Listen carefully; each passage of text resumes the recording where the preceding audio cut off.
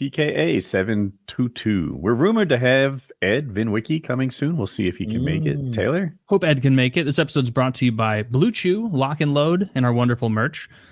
We'll talk more about that later, but we were all excited to talk about the final frontier, space. Elon Musk building Our favorite Starship. African American. Yes. The best. Everyone's talking about it. That's how Trump would say. But it's pretty fucking cool. Have you guys seen the footage?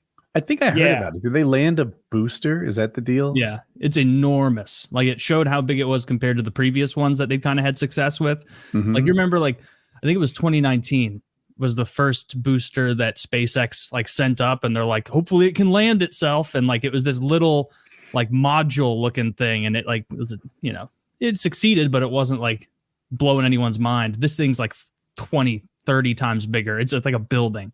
It's huge. It's really big. I think the idea is because, 250 tons.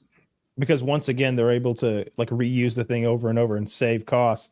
I think the idea is eventually to have like fuel stored in orbit and take one of those things up and then add a new fuel tank to it and then have it be able to accelerate all the way to Mars and then have some sort of plant there making methane fuels for the ride back. Yeah. I want us to get back to exploring more shit. Like, it's getting where do you hard. want to go? It's getting we went to all the close stuff. Yeah. It's like we checked out our Jupiter house. Now we need to go outside. This is hard. Jupiter has 4 moons with these ice shells with warm oceans underneath them. I want to know what's in those oceans so bad. If there's some sort of like the way we have that deep sea life here on the vents, those that's living off of like sulfur and evil at hundreds of degrees. Like one of them, I can't remember which. It's like Ares, Ganymede, Ceres, and Titan maybe. One of them has like geysers that shoot out because there's like activity down there. It gets flexed by the gravity of Jupiter, like the shell does, depending on which side it is, and that presumably warms the ocean through friction. What are the geysers shooting out? They don't know. Oh, really? They were all right. So they do that light spectrum like analysis or something. No, it was water. Oh, neat. Well, it's ice. You can see that it's ice. There's some residue on the cracks on one of them that shows up as like red, and they said that so does the kind of like bacteria that grows on those vents here, but that doesn't mean anything. It could just be some red shit. There's no way to know. I'm convinced there's life on a lot of planets, and it comes from this. Like, so obviously there's life on Earth in our crust, right? But then deeper in the dirt, there's life there too. Well, sure, that still gets like exposed to the sun and all the good, sort of juices that flow. But as you get deeper and deeper, they found life in Earth's like core and magna, right? Like, this is so where we didn't think life could live, we've now discovered it. Something under the crust, deeper than we ever thought, not in the dirt layer, but in the dead layer. They've discovered things that are alive, and it has caused scientists to reevaluate what they think the conditions for life are. They're broader than we used to think they are. So if you're telling me that there's no life on this Jupiter planet or moon, then I'm skeptical. I think something's alive there. Not intelligent, but there'll be something living, whether it be bacteria or whatever. I want there to be like fish. I want there to be fish. I want there to be like little things that could. Yeah, I want a real animal that I can see with my eyes.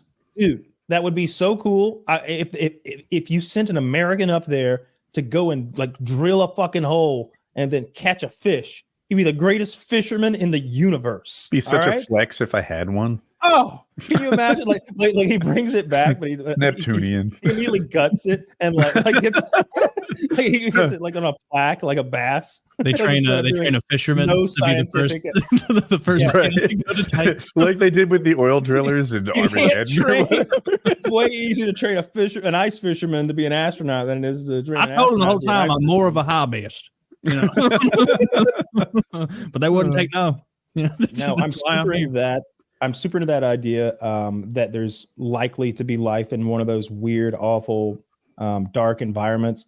And, I don't think it's fish people, but there's no reason it couldn't be fish people. That moon's been there as long as we've been here, could be fish people. I guess so. Yeah. So they caught the booster, which I guess what it used to happen is the booster would drop into the water, it'd sink to the bottom of the ocean. There'd be this like booster rescue effort. Then they'd have to really check it carefully to make sure it's ready to go the next time. Now that they can land it, there's a tremendous amount of money savings to be had. I wonder why they had to land the booster in like whatever, a big set of chopsticks. This is the bigger booster. So they landed the other things. It's just harder because it's bigger. I think it's probably just too heavy. I think it's gigantic. I don't know the answer to your question, but I presumed that this was just so much bigger that they needed the chopsticks. I didn't know about the whole chopstick landing capture thing until I saw the video, and it doesn't look real. That thing kind of comes in ass first, like gliding down, like something out of a. It's very sci-fi, and oftentimes the footage it looks surreal to see something that big move so unnaturally, and then land. It's super cool. Yeah, there's so much power. I saw a clip of Elon Musk saying the booster weighs like 250 tons. And he was saying like, oh, but we think we can get it to below 200 tons. And it's like, it's still pretty fucking enormous. Like, what are we moving? Hopefully, like this could be one of those things that like triggers another big increase in our ability to explore space, just like quick turnaround and everything. You know what I was thinking? I think it secures our safety from asteroids. I think that if we've got enough lead time, there's a bunch. They're watching most of the sky now. It's not like in the 90s. They used to always say, "This is a postage stamp of sky that we scan every year. The rest is open." And it's like, oh my god, that's so scary. But now it's like they scan the whole fucking sky looking for stuff. Yeah. As long as they had like a few years lead time, you would think Elon could fly up a bunch of heavy stuff, like a bunch of depleted uranium weight plates, and then stack them all together and then stick them on the head of one of those rockets and just hit the asteroid and push it away. NASA has this thing called DART that they already tested, and they redirected an asteroid with it. Basically, they just crashed the fucking thing into a moving asteroid, which is harder than you might think because the asteroid's moving at some ungodly speed. And then your probe that they hit it with also, it's like hitting a bullet with a bullet and doing the math weeks in advance. So they hit the thing and they thought they were going to move it some minuscule amount, but they moved it like 60 times more. It was 60 times more effective than they thought it was going to be, something to that magnitude. So they have a lot of confidence that crashing things into asteroids will move them significantly enough to, with enough lead time to save us from getting dinosaured. I would hope so. Is that still the prevailing theory on dinosaurs, meteor? They think that it was a double whammy of volcanism initially, and then the asteroid was the last thing I watched. And I also watched a thing recently. There's some paleontologists, they've discovered these fossils in, I think, Colorado that are like 1 million years too late. So they think there was actually, you remember the cartoon, the Land Before Time? Yeah. There was like that one valley where like the dinosaurs kept living for a while. They literally think they found that, where dinosaurs might have gone on living for like 500,000 to 1 million years longer than anywhere else on the planet ever discovered. I thought that was cool. Super fun. Yeah. Especially based on, I liked that cartoon as a kid. Land Before Time was great. Littlefoot and the gang against all odds, man. You watch that show and it's like, this is going to be the time the T-Rex gets him. No. They got away again. I felt bad for the T-Rex after a while. It's like, what's he going to eat? He's hungry. I hate plot armor. He hate plot armor. He killed his mother right away. They bandied. You gotta kill some main characters. Game of Thrones was okay. Walking Dead is the best character killer of any show I've ever seen. A&E's the best character killer. That's why they had to kill those characters off. Everybody quit. Okay. Yeah. I thought you were gonna be like, there's this show and that show and like. Yeah. No. But I do believe there's life up there under one of those ice shelf moons. And is that where you would pick? Like if you're in charge? That's what I would fund. Yeah. That's where the money goes. If Elon's like, Kyle, we've only got enough money to explore one celestial body. Mm-hmm. Where do we go? You're like fucking Titan. Yeah. Europa, I think is the one. I think that's the one. But I don't know. I've watched little mini docs about that's what Neil deGrasse Tyson also says. I think he agrees with you.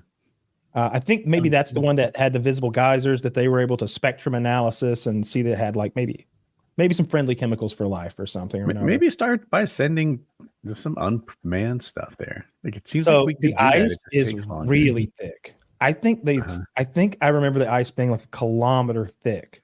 So we're gonna need a really cool Go in the drill. summer. What are you, stupid? In the summer. Go during the daytime. Can they bring perhaps a very long drill? Bring a fire. Like, just let a fire and wait. what the temperature of the sun would be during nighttime or something like that. Like something not enough. You know what I want is I don't know who Elon Musk's friends are, but I want one of his inner circle friends to get him like addicted to exploring the bottom of the sea the way he's addicted to space. No, I would like if he came up with a company that was like, the delving company or whatever the fuck, like just something, and he just became obsessed and started mapping the deepest areas, finding new animals. I would love that. I would be more interested in that. He does have a company. He has a company called the Boring Company that bores tunnels, right? Ditch that. Get to the ocean. What would you name the ocean one?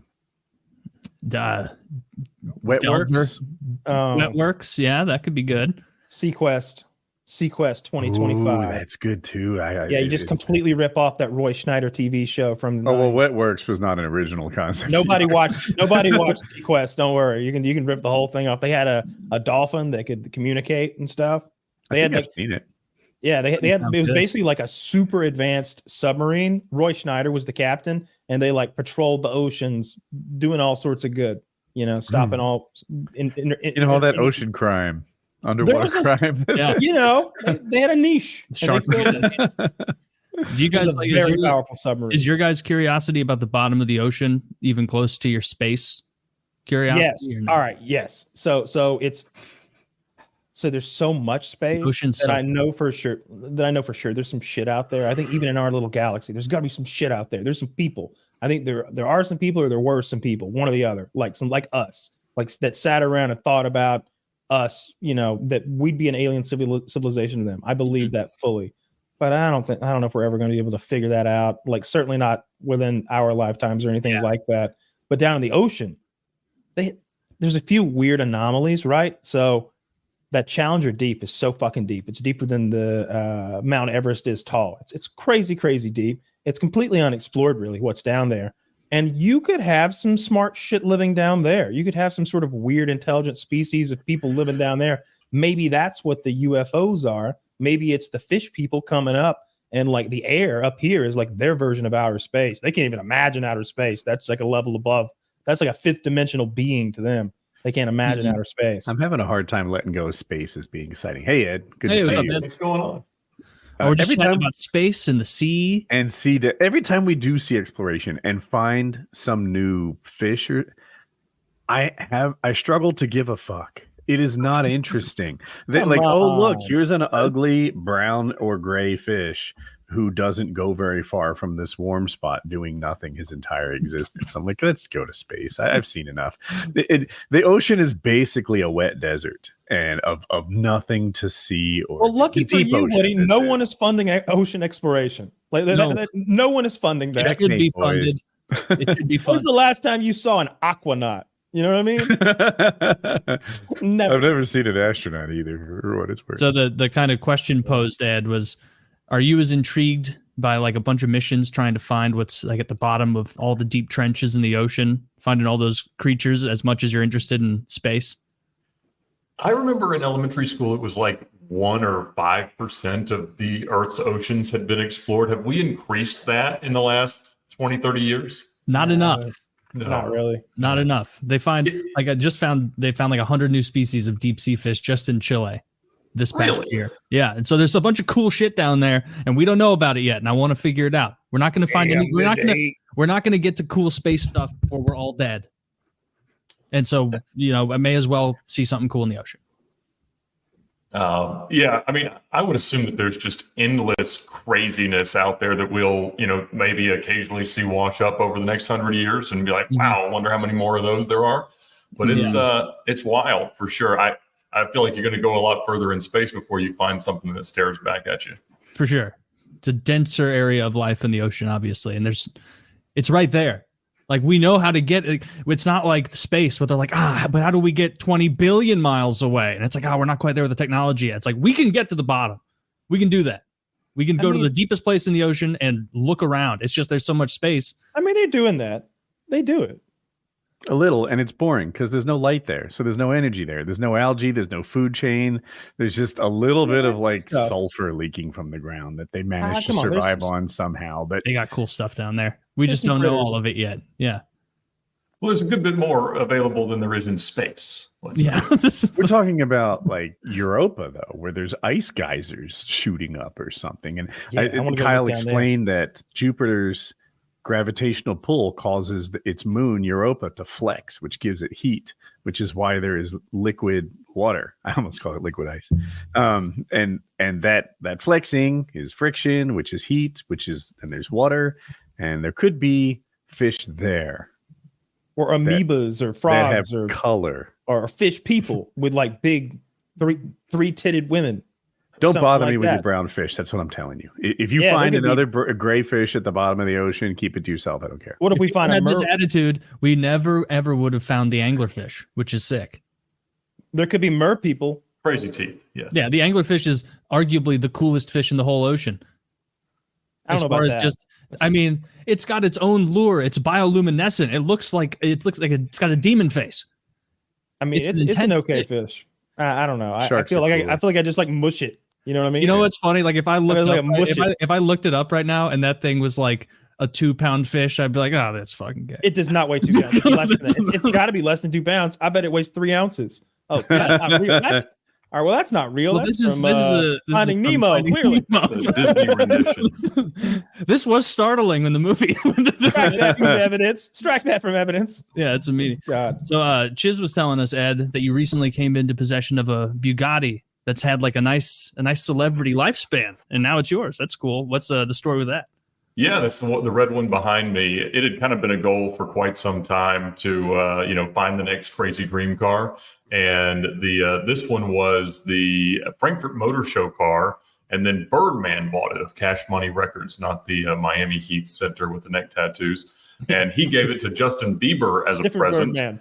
I didn't know there were any Birdmans until just now. Well, now you won't be confused as to which one it was. But apparently he had collateralized some massive loan on his house and his Bugatti, and so all of it got repossessed. And so then a bank sold it, and Floyd Mayweather bought it to preemptively celebrate beating Conor McGregor in that fight they did. So he bought it like 2 days before the fight and started driving it around to his strip clubs. That's just awesome. to show that he was going to win, and he obviously then did. Mm-hmm. I learned today that right after that fight, he bought a $25 million house in Beverly Hills that he's never spent the night in. So that guy loves his treats. He's like, I do need a little treat. This little $25 million mansion. That guy spins like he thinks they're going to take it all away at some point. He really does. He spins like he thinks at some point it's all going to come crashing down no matter what, and they're coming for him. Like it's crazy. Yeah. I've known a lot of people that didn't come from anything, and they do that. Like a badass private jet, like the kind of jet that like you throw 12, 15 people in and go to London from New York is like $20 million. $25 million to frivolously spend is insanity. Like I never understood how Mike Tyson could go through all that money until they laid it out in like an infographics YouTube video, and it's like with the pigeon budget. Yeah, he went through like $500 million, something crazy like that. That's it.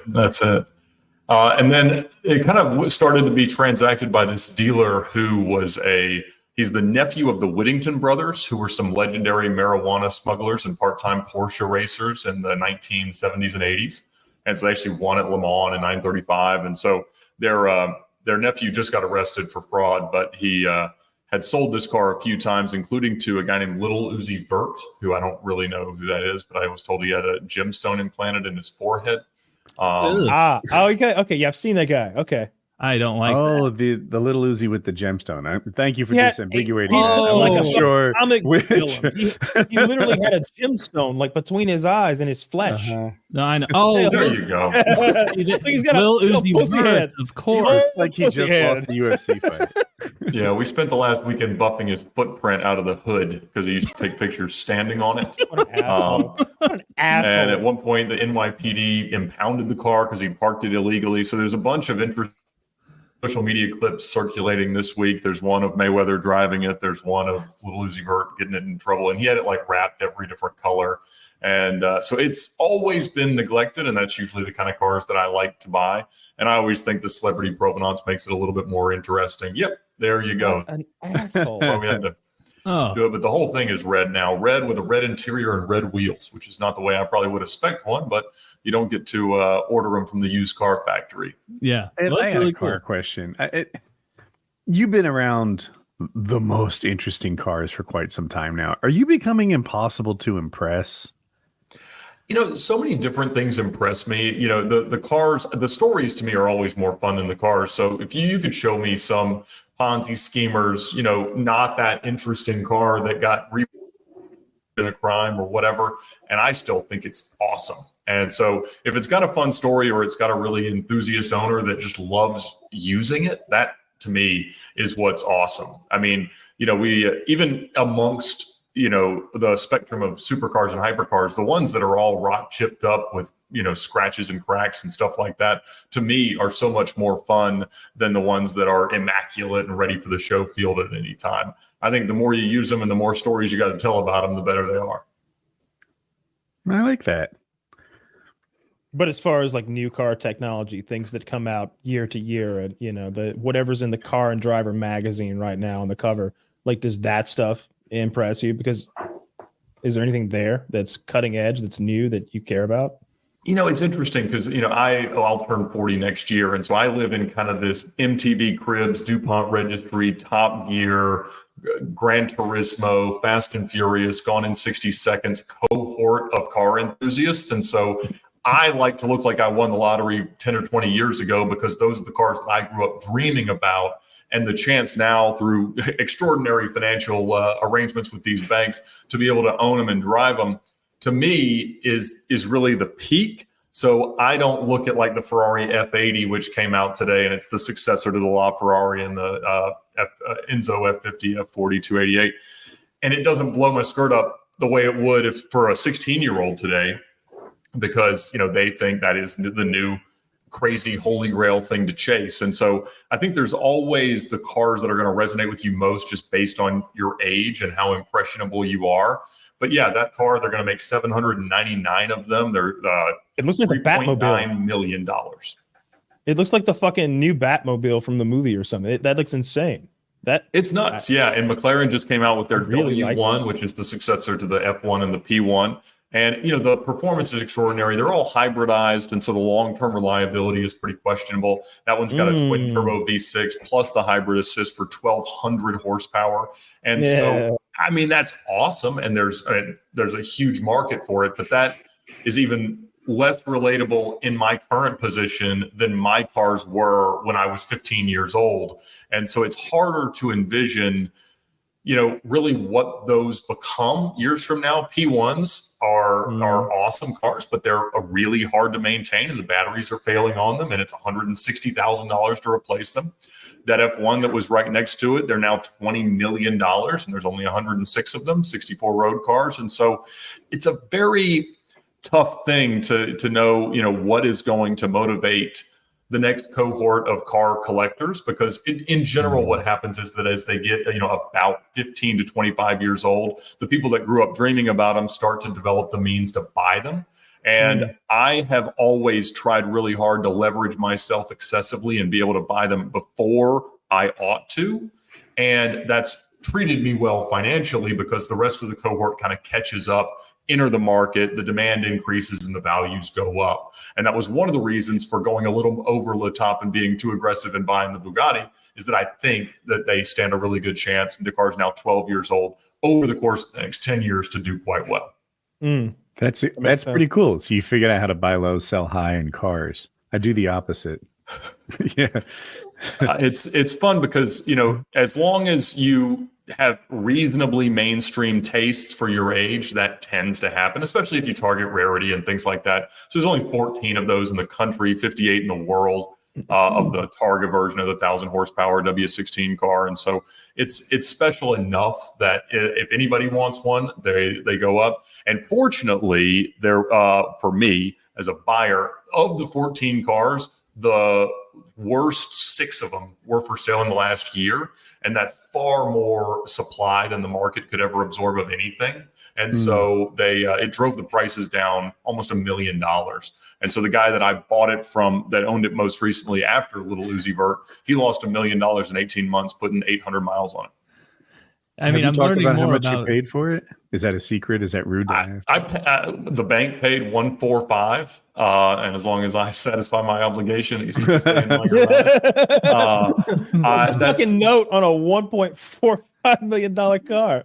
Well, I sold 7 cars for the down payment, and so it was a manual LP640, 3 Cayennes that we used for the Alaska expedition, an old Rolls Royce we'd raced across the country, a 6-wheeled Range Rover, and a Ferrari that was kind of all the Car Trek cars what a motley traded crew. into one. Motley crew. That's it. Yeah. So quite the variety that I've liquidated over the last year or so to be able to do it. So cool. So the payment's like $8,300 a month. Yeah. Which I can float for a little while, not 10 indefinitely. years, you said, right? That's when it should make some money. Right. Yeah. So that's the thought, is that, over the course of the next, 3 to 5 years, hopefully it moves in the right direction and I'm able to maybe refi some equity. Yeah. Good luck. Well, that's a awesome. big move. That's a cool move. That's a lot of balls too. And it requires a lot of foresight as well. How many cars did you say went in? I think of it like Pokemon cards. And then 7 for scary. 1. 7 for 1. Okay. Put it all on red. Right. I like that, Zach. Put it on. Yeah. Which car is this? Is this red car right here? It's the red. Yeah. Oh, That's so scary. I'm so unsophisticated in this because the red one and the gray black one closer to you yeah. look the same level of cool to me. Do you eat in them? I try not to worry about anything with them. I try to buy the worst examples of my favorite cars so that I can't make them any worse. I like to live in the margin between like really unacceptable and okay. Good and perfect, and that stuff is for the birds. You just get all stressed out about it. And so the Spiker behind me is, I bought it from Missy Elliott 2 years ago, and she hadn't seen the car in 5 years, and we knew it didn't run, but it actually turned out to be much nicer than I would normally expect the car to be. And so, of the cars back there, the red one left, the orange R8 turned into a Ferrari, and then that left, and that 2 Cayennes back there are gone. I've got 1 left. We had 4 at one point. I'm looking at those cars, and I think the red one's the coolest, but I might be attracted to red. Which one's actually the coolest? Well, my favorite ones are the 2 Lambos in the middle, the black one in the middle, because they're just the manual transmission LP640s that I grew up dreaming about, but they're all the same car, effectively. They're a 6.5-liter naturally aspirated V12 Lamborghini Murcielago from 07, 09, and 2010. So the red one certainly had the most presence to it, so you got good taste. Okay. And if that one there's only 44 of those in the country, but only 3 of them have manual gearboxes, and those are worth about $5 million. Mine was an E-Gear car that had the whole front knocked off of it during a group drive in New York. Damn. Man, this is a fun business to be in when you love cars. Just being like, I gotta work. I have to trade 7 incredible cars for the rarest car of all time. That's just another day at work. And the coolest thing was that the Bugatti logo is EB, and my initials are EB. And so I always wanted the license plate EB, but it had been registered for 15 years. And so our VinWiki app allows you to get the VIN from the license plate. And then I plugged that into Carfax, and I got the shop that had been servicing the car. I called them. They gave me the owner's number. It was a landline, and they wouldn't answer for years and years. But after I got the car, I Googled her name, and it was this woman that lived not too far away, but she passed away in January. And so I got her, the obituary gave me her daughter's name, who I followed up with and said, hey, sorry for your loss, but do you have any plans for that license plate? And she's like, I think I know where it is. And so she went to Mom's house and pulled it out. and I was able to get it. So I have the EB plate on the EB car. that's cool. I'm happy for you. I bet that was a good day when you got that done. Yes, feels good to have it. Cool. Sort of. What's the, all right? So this thing's $8,300 a month. How much is the insurance? Because I'm sure you've got fleet insurance, but you can't just slide that car onto the policy, right? No, but since it's with Haggerty and they kind of know that you can only crash one at a time, it's about $600 a month, which as a percentage of value is really low. That's smart. Yeah. Interesting. I guess. Yeah. Wow. God damn. That is quite a note. That's hard to imagine. 8,300. Well, there's another car YouTuber called the Stradman, and he recently acquired a Koenigsegg Gira, and he took over an existing lease for the car, and it was $35,000 a month at about a $2 million loan amount. Was it crazy lease terms too? Was it like 500 miles or something retarded? Well, usually what these are what's called an open-ended lease. So we have a sponsor called Premier Financial Services that does them, and it's really a balloon loan based on the way anybody would look at it, because it's not like a normal lease where you can just turn the car in at the end of it. So it allows you, it looks like that, except it's blue. And but for $35,000 a month, I cannot fathom. I mean, even being able to do it next month, much less like every month for probably a 5-year term. What does the car cost? It was probably about 2.8. He actually had a Bugatti that he traded for it that had been owned by a pornographer for some time. And he a pornographer, like a high-ranking pornographer? I don't believe so. Pornography business is good. Taylor, make a note of that. Was he like he's a grip? He's holding the boom mic over the people fucking. I can't remember his name. So he was really active on the car forums like 15 years ago, 20 years ago when I was a kid. And he was, it was always about like the first time a girl had ever been on camera. That was his like shtick. Mm-hmm. And so he owned a bunch of interesting cars. He also made a video with a gold Lamborghini Murcielago out on like an abandoned highway near Vegas going 219 miles an hour. And so then he bought this Bugatti and made some content with it, I suppose. So I didn't realize that Stradman hadn't told that to his audience. We actually did like a video appraising his entire collection. That's one of the things that I mentioned that like might come up if you were selling the car, that people might not love that about its history. And I guess he hadn't told his audience that, even though I thought it was kind of like common knowledge about it. I was going to ask you about Diddy, because I think that you're maybe the kind of individual to come in like a vulture as his assets are being liquidated and scoop up. Maybe he's got some cool cars and he's going to need to liquidate. I would buy some Diddy. Although, the question is always like, sometimes when you put out content, the dislike ratios can get out of hand just because the content is dislikable for logical reasons like pedophilia. And I think that it would probably do really poorly in terms of, YouTube performance. No, go lighthearted with it. Be like, Diddy's locking car seats in the back. Like you could have some fun making fun of Diddy's car and the pedophilia that probably happened there. This car would appraise for $1 million, but the baby oil smell is impossible to remove. You can't even look at that leather. Wheel. You know why it's so well preserved? This is a 2008 Bugatti, which means it's too old for Diddy now. Before Trump's Diablo ran at Barrett Jackson, I got offered the car for a lot less than it ended up selling for. And I mean, it's not hard to imagine that Trump's Lamborghini is going to be valuable long term, although there's about, I think, 6 or 7 Lamborghinis that he's owned over the years. But I was concerned that even if I got it and was able to flip it for a profit later, I thought the content would suffer because it appears that, give or take, 50% of the country doesn't approve of it. But that's it. That's a 1997 Diablo Roadster in blue Le Mans. There's no way he's fit in that car anytime recently. No, he has not. He has not. But I can't imagine him behind the wheel. He was funnier behind the fire truck wheel. Yeah, there's no way you can be overweight and drive one of these little things. A lot of us try.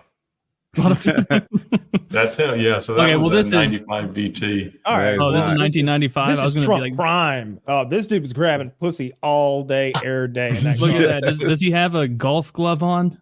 His hands on one hand. Well, that's how you wear a golf glove. You only have one. But I think he's a righty. Oh, Yeah. Really?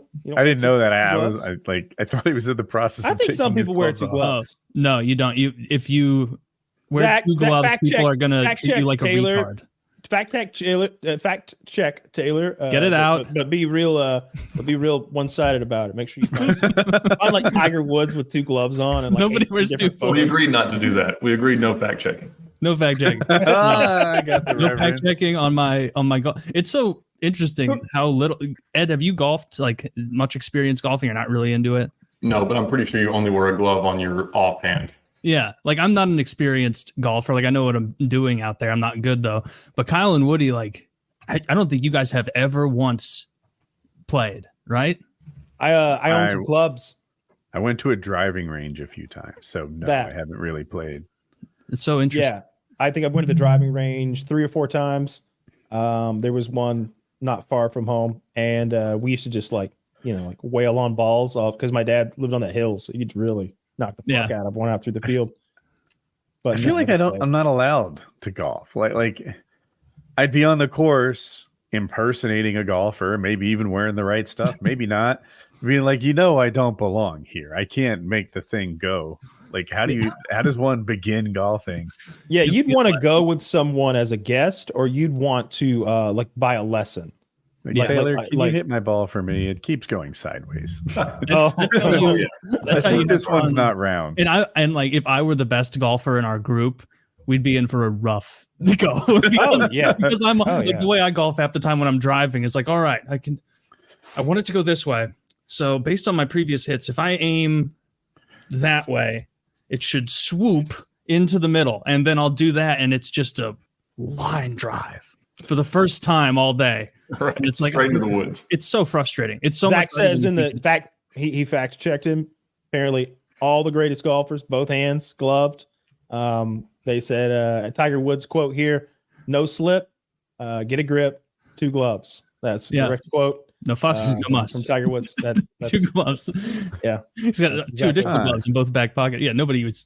My reading comprehension must be off. That's not what I'm getting. And it's a little blurry. It's a little blurry. You got a little smudge there. You're probably seeing some. You're probably reading a whole different paragraph that Jesus Christ. Yeah, to see there. There you go. A little microfiber there, and now you'll be better. You'll be able to see it. Good. I don't think the intersection of golfers and people with aeronautical lawn chairs is a lot. I think it's a very different crowd. Yeah, a very slim overlap in that Venn diagram. Yeah. Yeah. I want to be like competent at golf because it seems like one of the best hobbies to have when you get old. And I'd be too annoyed when I'm old to like if I'm 60, I don't want to go out there and be like, all right, time to learn this. It's like, no, like I at least you're getting a hobby for your elder years. Well, also because a lot of my friends never too early, and so like I'll go with them, and I don't want to make an ass of myself. Like if you guys haven't ever like golfed in a a group of 4, like a foursome or whatever, we haven't golfed. Like yeah, you never have. And so, like, of course, like is it like putt but for reals? But like it's like a silent look. The most embarrassing way possible. Yeah, the people will like give a sideways look sometimes. Like I've been the person in the foursome who's like the worst by far, and I'll be like, I'll tee off last, and you like watch everyone else hit, and it's like you're like I'm like hoping one of them shanks it really bad, and it's like no, those are all pretty good shots, and then like I hit it and it goes like 100 yards away from where it was supposed to go, and I can just feel them looking at the back of my head like this fucking retard is going to make this so much. Because then now the person who shares the cart with me, instead of going to the normal place where everyone hits, we got to take a weird loop-de-doo serpentine path through the woods where I'll like reach down and try and pick it up on the go. If I miss it, then I have to get out and take the jog of shame to pick up the ball and get back in the cart and then drive up there. It's embarrassing. Wait, you don't play it where it lies? Not in a scramble. Not in a scramble. No. If you're playing it regularly, then I would have to play it. A scramble is when you like have a partner or something and you use the best shot. Yeah, see, we've been shitting on Trump for years, and it seems like the cheating is part of the game now. I'm confused. Yes. So if you were playing regular golf, that would be cheating. You're not allowed to. Right. But if you're doing a scramble, like it's a way to be like, oh, Kyle, that was a really good try, but I think we're gonna play from Woody's ball because it's in play. And it's dry right now, and yours is in the lake. Dry. Yours just killed a goose. Yeah, I'm with Woody. I don't even want to get started, and then I don't want to buy the gear either. My God, I don't think that's my crowd either. I feel like I would rather do a hobby that involves maybe a little bit more redneck environment, like not all the way, but like a tan neck. Like I feel like there's some real pale faces out there. It's a I'd tan like some neck hobby. I'd like a black guy to be there. That's what I'm trying to say. Like Is that how you Yeah. see next? You like take the average of the group? Like, yeah, like that's one of the things I always liked about paintball. It's like, we got like 3 black guys here. This is fucking solid. This is a real hobby. What's a tan guy hobby that's not too exhausting? Swimming. Ooh, fucking what's that? The frisbee golf. That's a real dude sport. That's not as trendy as it was like 5-10 years ago, but yeah, it had its moment in the that. sun. Yep. Yeah, we got one of the. I played a little bit. Like I had one of those frisbee disc fucking. I don't know, the thing you throw at in the backyard, one of the official ones with the chains and shit. It was fun for like a day. I don't know. No, there's a It's nice like frisbee course. by yourself. You know what I mean? It's like then In you my walk area, over. there's a couple to choose from, and Colin's them got the all. whole like. This is his fucking putter. This is his like chipping Oh, yeah. frisbee. This is his driver. They're expensive. Yeah, I'm sure you may have bought a few. Yeah, I don't think he has the high end stuff, but They're What like I'm really saying is, dense like, it's- plastic or rubber. They're heavier than you'd think. Yeah, they may even be made out of something else. I always wanted a boomerang growing up. That's another one of those childhood. I wanted spurs and a boomerang. I had and you didn't know, have a gun. boomerang. Well, we'd go on vacation and you'd always find boomerangs and like gift shops and stuff, and I'd be like, "Boomerang, give me that." But it'd be a piece of shit boomerang. So I'd get it home and I'd throw it and it just break or whatever. I got a real boomerang like 8 years ago though. That thing's fucking cool. It would actually work. One of those triangular ones.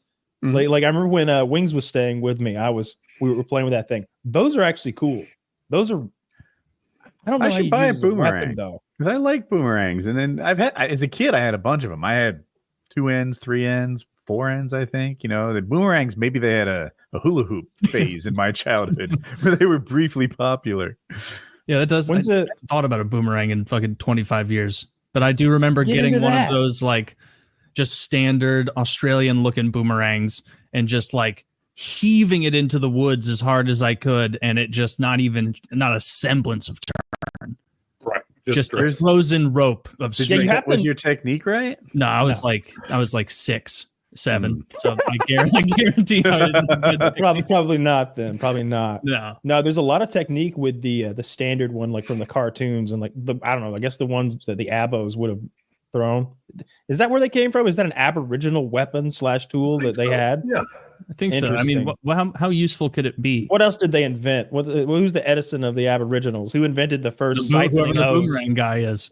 Some Pacific Islanders on surfboards, probably. I think those are hard to throw, but the triangular ones are super easy. You kind of just overhand that bitch and it comes back to you. Yeah, but then they curve way up high and then circle back down at you. Yeah, kind of do which helps you get in the right spot. Right, you can see it coming before it hits you in the face. I remember seeing like Discovery Channel stuff as a kid where they'd talk about using boomerangs for hunting, like the tribes in Australia or whatever. And even at like a young age, I'm like, I don't know if there's a ranged weapon I'd rather not have than that. A like, rock's better. The worst a rock is better. Ever. Oh shit! I caught me again. Caught my own head. If you had to, why do I keep throwing the thing that comes back? This sucks. We should invent something else. Nope. We're forging ahead with the boomerang. One guy got a cool stick once. It came back, and they're like, "We're all in." A nice smooth stone would be so much more effective. Just like a good baseball size smooth a bow and arrow, slings, an addle, a blowgun. Anything's better than a spear. Was the strategy that you threw it past the guy and he thinks you missed, and then it comes back and hits him in the back? Looney Tunes, yeah, the Warcraft of a boomerang. That's how the Aboriginals waged war. Is like one of the greatest victories was achieved by painting a tunnel onto the side of a mountain, and the enemies ran into it, knocked themselves out, and then they were boomeranged under. So that's fascinating history in that part of the world. Magic paint and dynamite was it until the cameras came by and stole their souls or whatever Zoolander taught us. They would trick them. They'd make a very ornate painting at the end of a cliff, and then they'd run through it, and then they'd look down and it would take 2 seconds for them to fall. They'd put a rocket on their back and shoot themselves. And then when the opponents tried to do the same, that rocket was a dud. Yes. So That's how they did war. A fascinating culture of fascinating people. I don't know anything about them other than boomerangs. About their warring and their fighting. I know they huff gasoline. I know that. Yeah, but this is old timey I'm talking about. They didn't have gasoline when they were boomeranging around. Right? I don't understand how huffing Probably gasoline works. It No? Seems like a terrible way to get make high. you All right. sick. All right. Well, it will make you Hey, sick, this is but Ed that's probably it. knows. Do you smell gasoline often? Yeah, Ed, tell us about huffing gasoline. Do when I'm not supposed to, when the cars are leaking it, which I have certainly experienced, not to the point of getting high off of it. Kyle, how does that work? I just remember there was a guy in high school and he would open the generator that we had in the tool room and welding, and he'd take like a brown paper bag and like get all the vapors in it, and then he'd like inhale the vapors into the paper bag. He was putting like a little bit of gasoline in the bottom of it so it would like vaporize and then hitting it. And like, all those chemicals and the lack of oxygen seemed to send him to a crazy place where he saw things and kind of blacked out a little bit and then giggled, and then he'd get a headache. Did he seem like he was having fun or no? Honestly, I mean, this was like an everyday thing. Like he was. That's too How were much. his soon as- grades? Well, Low. not great. Not great. great. But I no coulda kid, no guessed child that. left behind. This was George Bush era. He wasn't left behind. No. Yeah, this is No, kind he was of not. we may be You are putting the the cart law. before the horse here. I don't know if his grades would have been great prior Either to way. huffing. because he's Yeah, huffing there's gas. nature, nurture, cause, effect. It's hard to tell what's up here. Yeah. Yeah, but people It's huff really all in- sorts of people huff all sorts of things. Oh, have you seen the galaxy gas stuff that like kids are using now? I googled it. No. Isn't it just nitrous oxide? Yeah, bring up a picture of it, Zach. It's like they're just these giant canisters, and it's nitrous oxide, and people are huffing it and like making themselves retarded because like if you like it's the fastest track to becoming an actual retard is huffing this stuff like in your formative years. And like the company that makes it, called Galaxy Gas, was like, hey, can you bring up a picture that shows the full canister and also the flavors on it? I read an article It's that, flavored, so you're supposed to huff it. yes. So what they is like they had a little commercial that was like, this is meant for making premium cocktails and adding a flavor of zest to your martini or whatever the fuck with like our berry flavor. And it's like, no, this is for huffing. You're selling fruit punch flavored God. nitrous oxide. Man, I was thinking about making some somehow mixed drinks getting- tonight. How do I get these flavors? Yeah, and They then sell a Zach, they sell a mouthpiece. Like, what Is that on shelves now? Yeah, people. These people are going to be briefly wealthy. Show me the whole apparatus, if you will. Like I'm imagining the end, Yeah. like a vape. Wow. show shit. us a picture. Okay, of it's one of those someone, nipples using that you fill balloons, essentially, or even Yeah. do like frosting or whatever.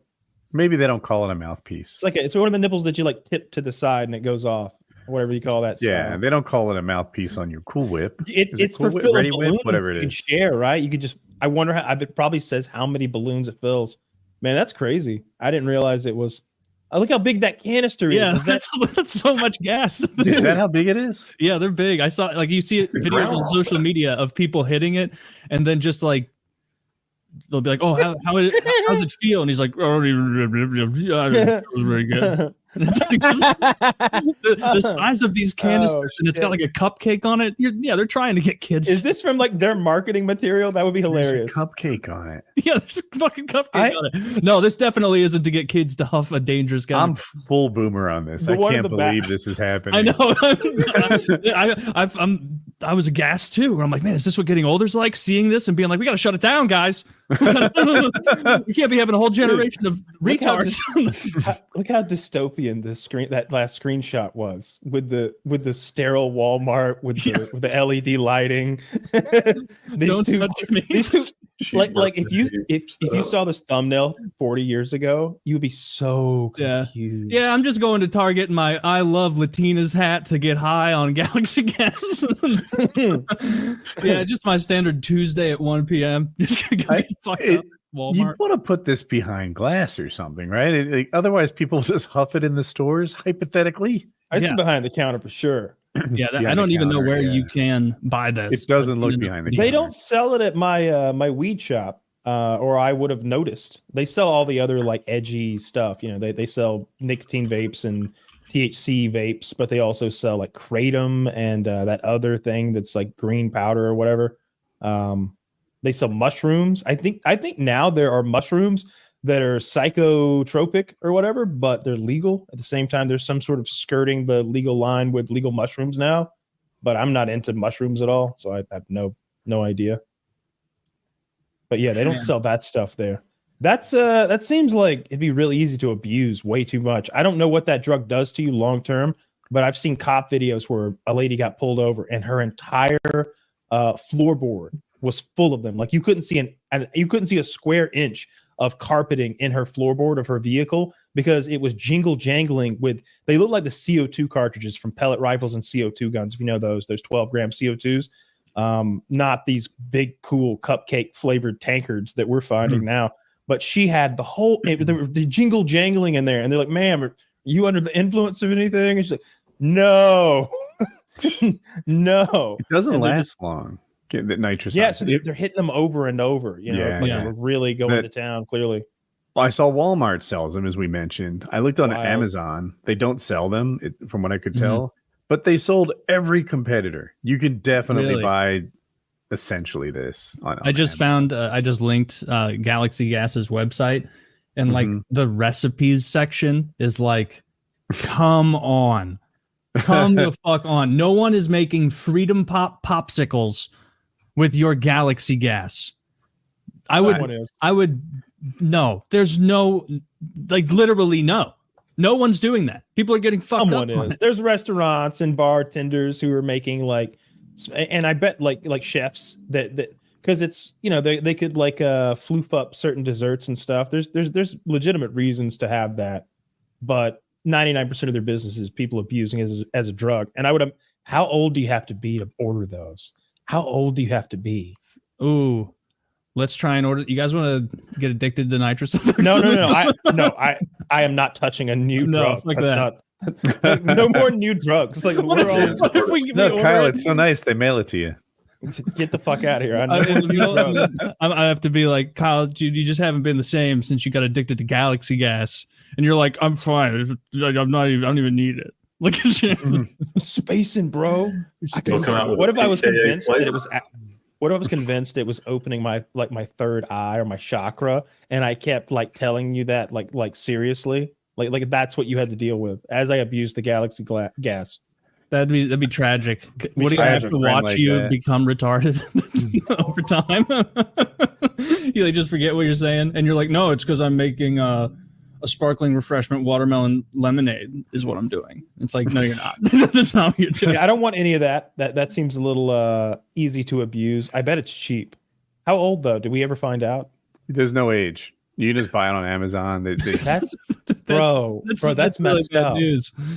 Bro, if you like search it on Twitter or Google and like try and find videos of people using it, it's all people that I would guess are under 21. Like probably a lot under 18. Because it's just an easy way to get fucked up. Seemingly. Well, that's my least favorite new trend. My most favorite new trend is the amateur PDF file hunter on YouTube. I saw one the other day, and it was themed. I like any YouTube channel that has a Halloween episode. That's how I know you're big time. When you got some seasonal stuff. All right, do a haunted car thing. It's Halloween season. Let's find a spooky car. That something like that. I enjoy that sort of thing. Rewind me 3 seconds. What am I talking about? Your favorite trend and your least favorite trend. Your favorite trend. Dude, it was the pedophile that they caught at. So they lure the pedophile to like Walmart or something, and then they humiliate them with their text messages. But it's not Chris Hansen. It's just a YouTuber. Just some dude.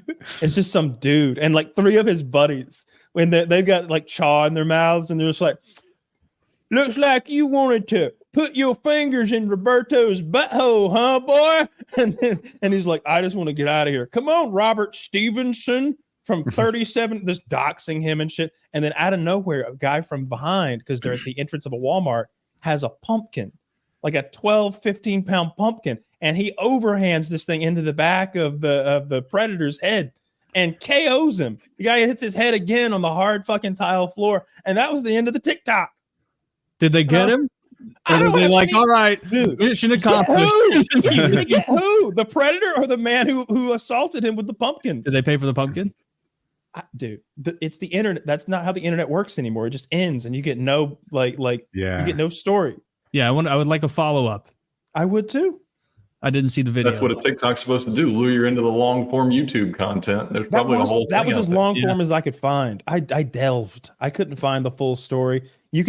They don't do enough of the I would watch a 30-minute video on To Catch a Predator stuff, but it's always just this 30, 45-second clip of them just kind of beating him up in a Walmart dressing room.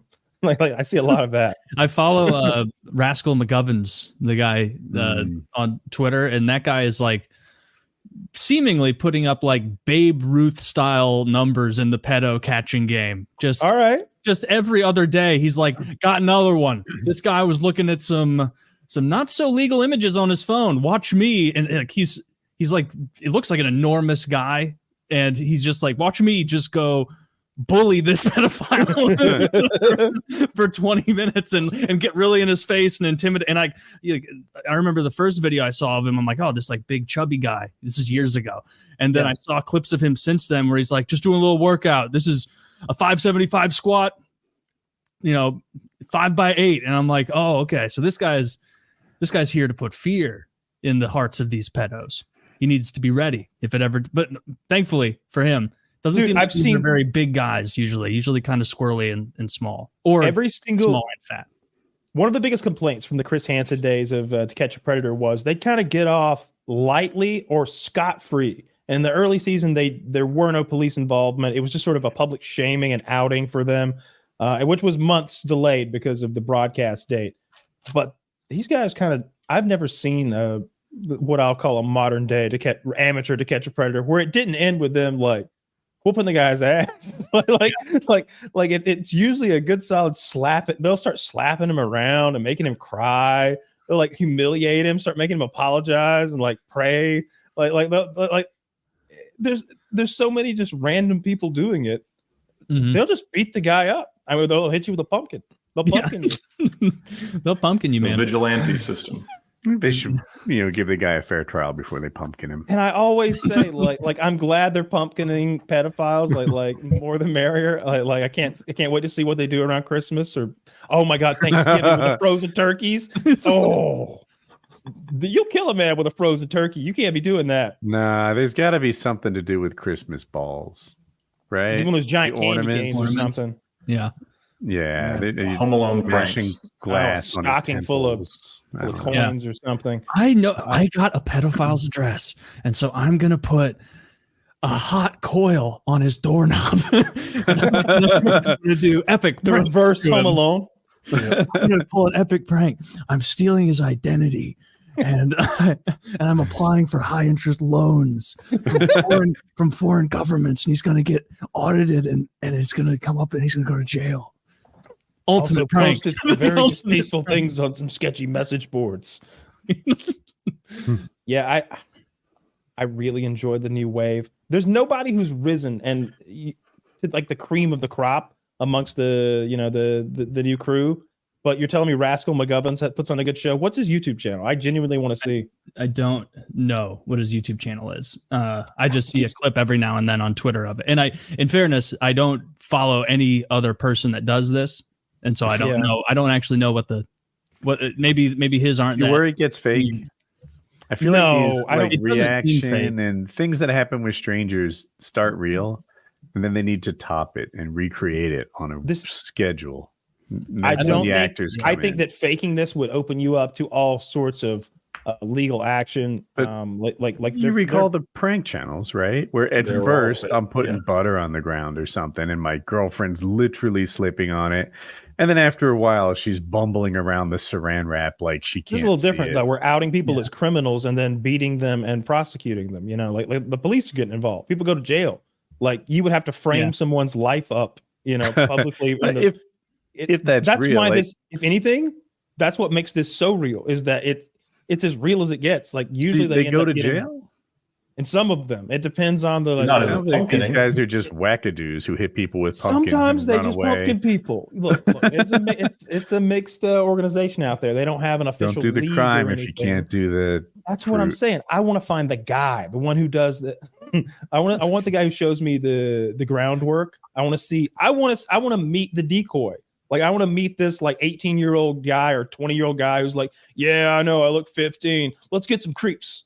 And like I want to see that whole portion. I want to see like the little room, like the LAN center with them with their AOL chats open, all these little bubbles open. Are the pedo hunters mostly guys, right? Not the hunters. I meant to say the PDF files, right? Those guys are mostly men. Mostly men. It's like 1 out of 30 will be a woman. What about the fake victims? Do they tend to be boys or girls? Both. Okay. I'm sure they mix and match, just trying to throw a wide net, catch whoever they can. They use all the they've got a bunch of decoy like profiles on various message boards or wherever the fuck people go to approach minors online. I don't know. I found his Poor Ed. Alex Rosen is his name. I fight for kids, and his tweet from 21 hours ago was scroll up. It was confronting pedophile number 2 for the day. So multiple people, and then he caught up to it. He's like, he just admitted to receiving child porn. Cops are on their way, and it's like, oh shit. All right, well, it seems like a lot of these guys, guy's getting them locked up. So I bring this up, Taylor, because it sounds like there's no regulation. Like we don't have to go get licenses to do this. We could just, get together and put some lines in the water. Let's get some lines in the water is all I'm saying. All right. You know what I mean? Like, we could outsource this. I'm with Woody. I think you would have some huge wins and you would catch a couple and produce these beautifully done TikToks that are 58 seconds long and get 25 million views and really have this crisis of like, as a social media content creator, like, well, how do I have another one of these flashes in the pan if nobody's taken the bait this week? And then you just, find creepy uncle and you're like, hey, I'm going to hit you in the back of the head with a softer than it seems pumpkin in the middle of a Walmart. And you end up. We'd have first of all, we'd spend 3 months coming up with a funny name. But once we had that down, and we'd get to work. All right. And we'd have integrity about it. And we'd have an assembly line of these guys. We would dress like the Ghostbusters. I swear we'd have to dress like the Ghostbusters. And we have like squirt gun packs. Like it looks like we got because I want it to be lighthearted. I don't want it to be I don't get murdered in a Walmart parking lot because we called somebody a PDF file. I would like to do like I confront him and I'm like, so you're here to meet 11-year-old Susie? How about you come out, 11-year-old Susie? And then Kyle, you come out like in pigtails and a dress, like you're wearing a girl's out. There was no reason; it was all online. But you're wearing it. And you're like, no, not such a young little girl, is she? No, that would be funny. Not what you were hoping for, is it? Well, no. I've got even worse news. Well, I'm sorry. We're either going to call the police or you have to spend 5 minutes in the pumpkin cage with Jared. We don't make the rules. We make all the rules.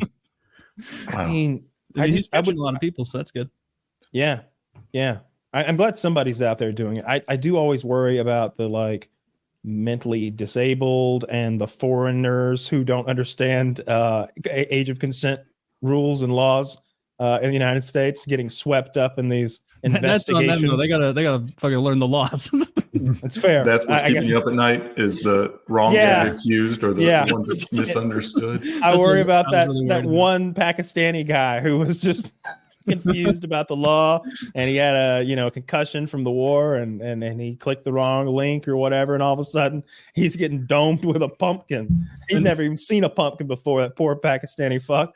What war did the Indian guy get? What war did the Indian guy get hurt in? The Kashmiri conflict, Yes, he got hit by a stick and that dance off that Pakistan and India do all the time. They're like, look how serious we are about war. I'm going to march at you so fucking hard. The border change thing with the big mustachioed guards. Yeah. Dude, I like the idea of that they've still got that sort of, to me, that's lighthearted enough that, it's not too serious, right?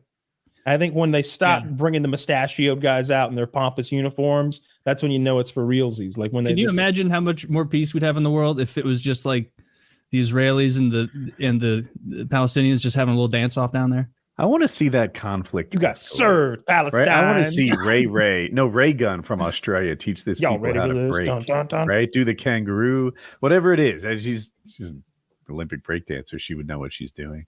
Oh, I forgot about that. That Yeah, chick. Ray Gun. What an epic prank. I'm She's team the best. her. I People were mad about thought it. I was alone on her team. I thought it was just me.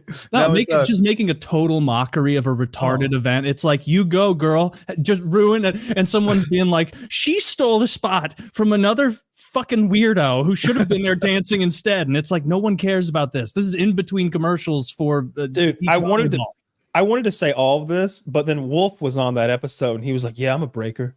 I've been breaking since I've been breaking it down since 1989, actually.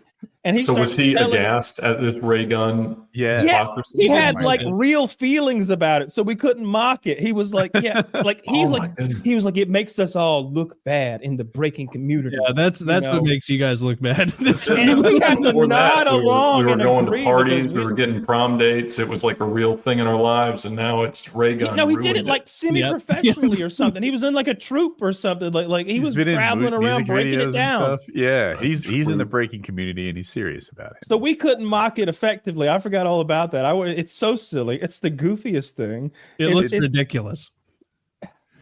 Honestly, I couldn't tell that. I saw this video where it showed her dance, and then like this is what it's supposed to be. Mm-hmm. I think it looked pretty comparable to me. I don't know. Yeah. One's the kangaroo, one's something I don't recognize. It's that's like, I like putting myself in her headspace, and like, I mean, I got to say, one of my top Olympians, frankly, all time. Lady. That's such a good prank. That's so funny. But like her, like just getting a free vacation to fuck around. But like, just imagining being in that headspace. You're like day 4 of your incredible vacation, fully paid. You got like 2 more days afterward, and you're like, all right, showtime. Like, and you go out there knowing that you're just gonna freewheel it and just kind of like snap at people a little bit. So to the shopping cart. Yeah, and then like the announcers having to be like, an interesting start off the start, because like they can't even immediately be like, this is absurd, because what they're doing as a whole is absurd. They bring. I felt like Wolf did. I every so often some 100-meter freestyler from Senegal makes it, and he can barely finish 2 lengths of the pool. That's 100 meters. Mm-hmm. And I'm like, man, I'd give my left nut. Literally, I would give my left nut to be in this event. And, this person makes it and they can't swim. They're hardly. But he's the best from Senegal. I like that. That is how it works. Yeah. See, all right. But see, you should be realistic. Yeah. Usually at those Olympic events, it's this split of like tenths or hundredths of seconds. And it's like, okay, I guess we were all about the same. I feel bad that the 4th place guy who was just literally a nose away, but including the Senegalese guy who can barely fucking swim. Now we've got a little gap. I wish the gap was deeper between 1st, 2nd, and 3rd. I wish there was more incompetent swimmers. Yeah. So what happens in America, where it's very competitive, is to even make Olympic trials, you need to have a verified time that proves that you're world class. It seems like everyone in the Olympics should be able to make that verified time. Just because you make trials, obviously most of those people don't even make the team. That's not too high a bar to clear to be an Olympic athlete, qualify for trials.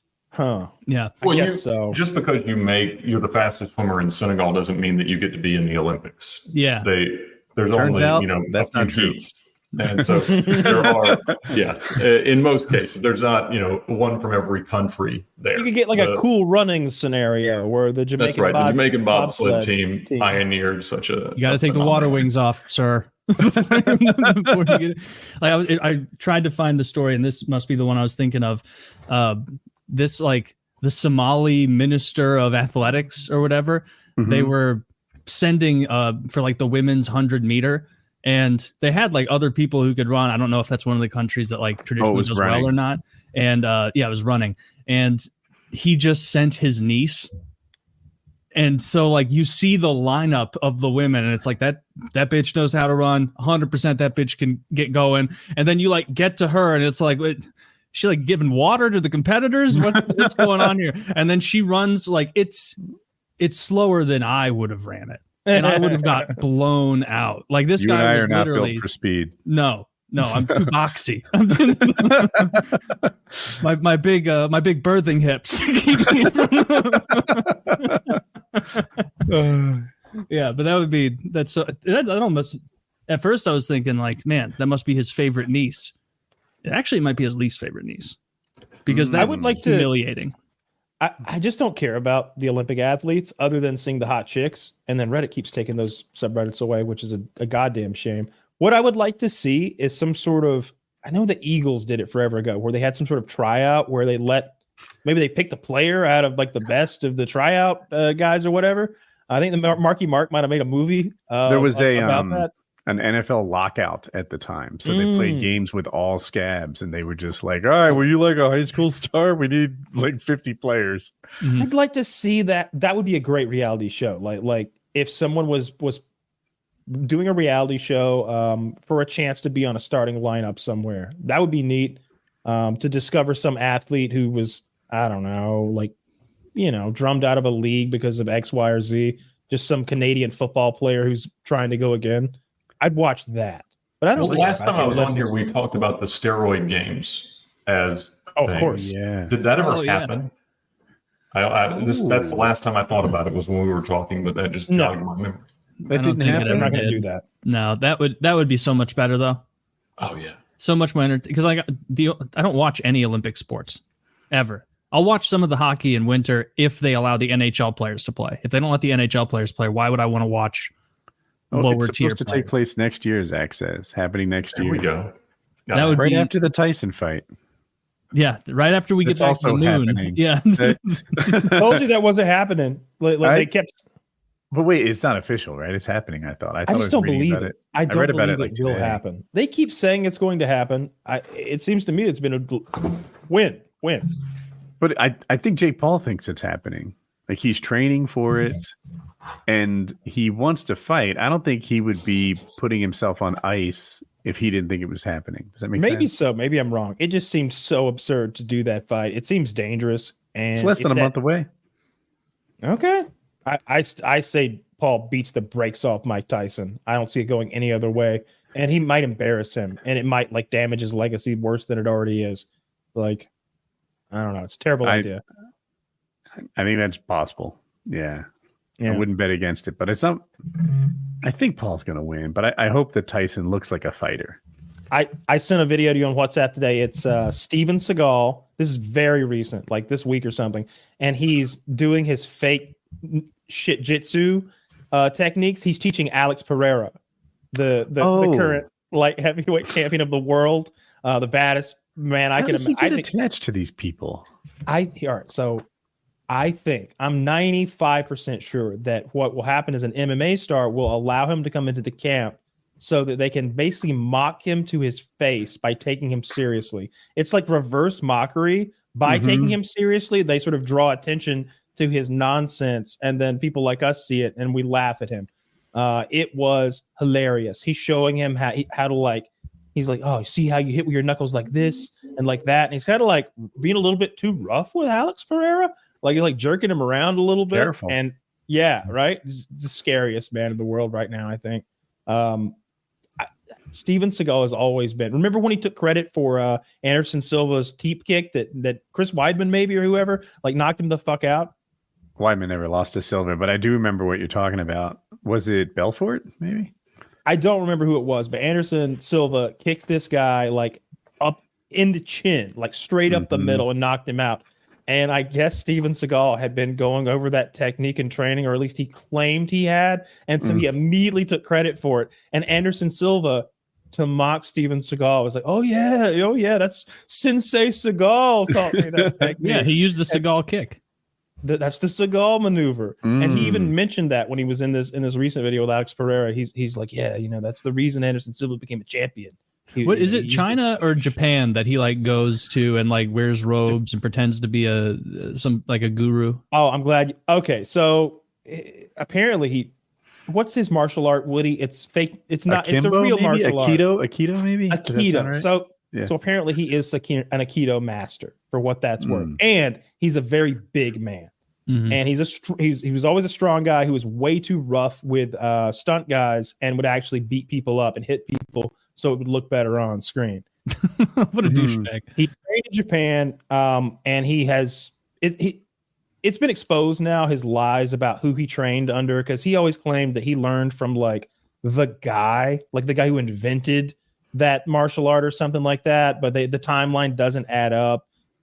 All that aside, more recently he's been licking Vladimir Putin's boot heels so that he can get in good. He has a Russian passport now and I think a Bulgarian passport that they've given him. Like, his quotes on Vladimir Putin are things like, he's the most magnificent leader in the world, a fantastic man, a hero to mankind. I don't know if it's a fake headline, but I saw where he was requesting to go to the front lines to fight the Ukrainians. And clearly he does. Clearly, what he wants is Vladimir Putin to be like, no, we'll keep you in reserve, Sensei Regal. Only in the time of greatest need will we send you. You know what? I'm going to call bluff. Get rid of this fucking retard. I'm so sick to death of him. Come up to me and grab back of my neck and say, you want to learn technique? That would be the most Russian thing of all time. If Vladimir Putin was like, if Vladimir Putin kills Steven Seagal, he let him go. He let him go into battle. So funny. Dude, the way it would happen is because you guys have seen the clips of Putin playing ice hockey, where he's not agile, he's not quick, and so all the other hockey players are kind of letting him steal the puck. But if he did a judo match with Steven Seagal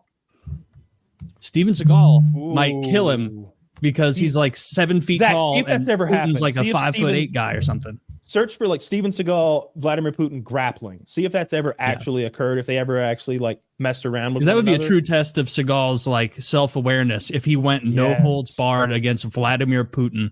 He's known for doing that with absolutely everyone. Like on Saturday Night Live, like he was hurting people. You know what I mean? Like they're doing a sketch on Saturday Night Live. Yeah, he insisted that the final sketch be him beating up a room full of oil executives because at the time he was very into environmentalism. Like it's oil executives like bragging about how much their profits and pollution. I need this oil for my hair.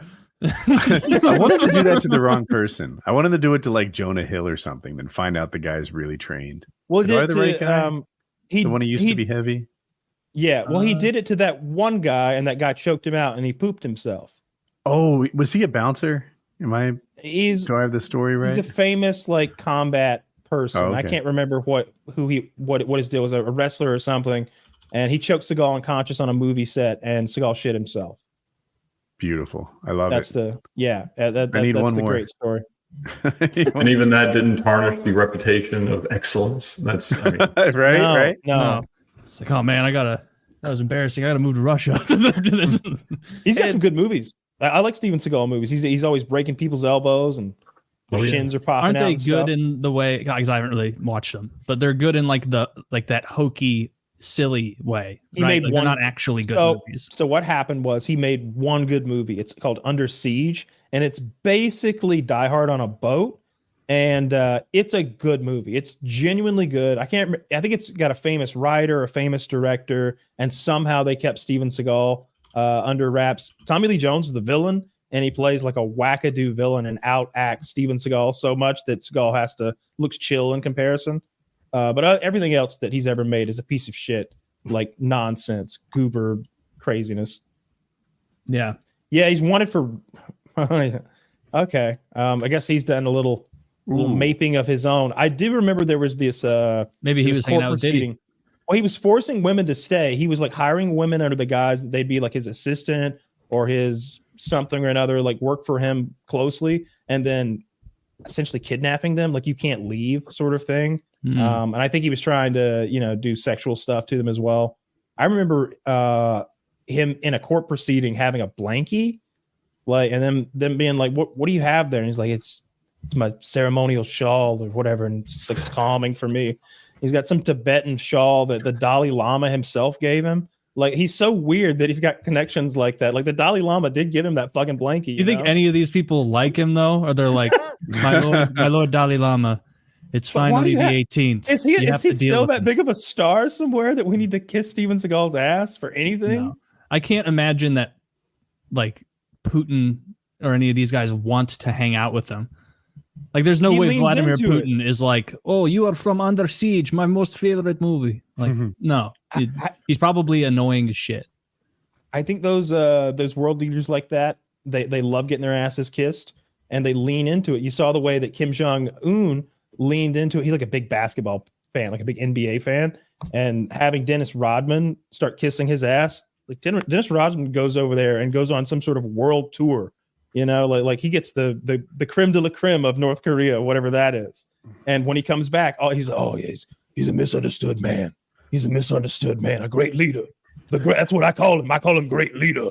I call him great leader. That's what Robin sounds like. Dude, wouldn't that be kind of weird though? Like, what if you went to North Korea and you're like 3 hours hanging out with Kim Jong Un and you're like, damn, this guy's the best. This guy's so funny. He's so friendly. He's giving me access to his harem and all these tasty. Yeah, it's like the interview. Yeah, you'd be like Simple Jack and not want to come back home. Yeah, Sony got hacked over that. North Korea hacked Sony and exposed all their financials and a lot of their projects and IP stuff because of that movie. It was an international fucking event. And I think that they censored the movie to some extent because in the unrated version, Kim Jong-un's face like really melts off slowly and really graphically. It's like out of nowhere because the movie is violent. There's some fingers that get bitten off earlier, and that's like crazy and silly over the top. But when Kim Jong-un's face gets ripped off in like the unrated version, it's like, whoa, well, that came out of nowhere. I wasn't prepared. Oh, shit. Well, he was on that exploding helicopter. Yeah. And so then they showed a lot of the death part of it. Yeah. Yeah, I guess they didn't have much of a sense of humor about that. So we talked about it last week. North Korea sending 10,000 troops apparently to Russia. So what I read, Woody, there's like 3,000 of them or some special unit that's been training in secret in Eastern Russia for the last like year or something like that. So those guys are being sent in. And the latest from Zelensky is if he's not invited into NATO, he's going to build a nuclear weapon. He says he can build one in as little as like a couple weeks or something like that. Because you may not know this, I didn't until today. Ukraine is where all the nuclear weapons were made in the Soviet Union. They've got like factories built and ready to go to like make nuclear weapons. They had the third highest amount of nuclear weapons before they gave them all up behind us and Russia. I know they have nuclear power, so it makes sense that like they're not just some idiots and with podcasts. Yeah. We don't have any nuclear power at all. Not one of us. We don't even know where to start. Nope. Have a little. Oh, come on. There's a YouTube video. You have to sell a lot of cars. You need a little. Kyle's like, I could do it. I'll start Googling. All right. So, dude, there was a. I don't know if you've heard this. Like 800 smoke detectors. I don't know if you've heard this story. That. I'll have to try, or maybe Zach can find the guy's name. There was this kid like a couple decades ago in like the US, like one of the Dakotas. I don't fucking know. But the nuclear he became Boy Scout. like, yeah, the nuclear Boy Scout. I'm not surprised. You know, this is the kind of thing you would know. This guy like got obsessed with nuclear power. And so like secretly started getting material that he could build a nuclear reactor in a shed in his backyard with smoke detectors. And it got to the point that like people were having to investigate because they'd like detect a huge amount of radiation coming from like this neighborhood. And he had radiation burns at one point. If he was from Zimbabwe, you guys would be mocking him. Well, except this guy, if it didn't work, I think we'd mock him. But this guy was killing himself effectively with how effective his nuclear reactor was. What do you got out there? Methamphetamine? You wish. You wish. No, this guy fucking wish. Yeah. I got 8 kilos of radium that I salvaged out of some old smoke detectors. Yeah, so he built like a functional nuclear reactor that was not like a real deal one. Well, wait a goddamn minute. Look at this. It worked enough that it created power and it had the power to kill him. Did he die? Holy shit! Look, I think he's still alive. Where is David Hahn now? I want to know more about his reactor. I think it's what I said. No, he's dead. Oh man, I was thinking PKA 723. David Hahn's in the studio. Unrelated. He died in 2016 at the age of 39. He died from intoxication of alcohol, fentanyl. Fell off a 4th floor balcony in Argentina. They took his reactor away. No, diphenhydramine. That is Benadryl, I think. Isn't it? They took Homeboy's reactor away, and he never got it back. Yeah, he probably OD'd because he was miserable. Yeah, nuclear energy isn't usually following the energy crisis. And nuclear energy isn't usually a hobby that people go into. It's more of a profession.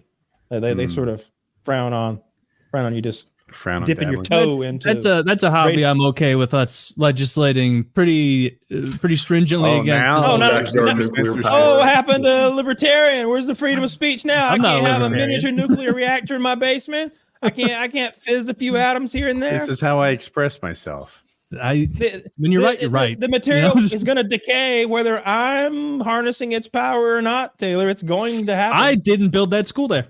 Keeping the government out of the backyard. They built that school there. Yeah, it's not my fault. The baseball diamond's glowing.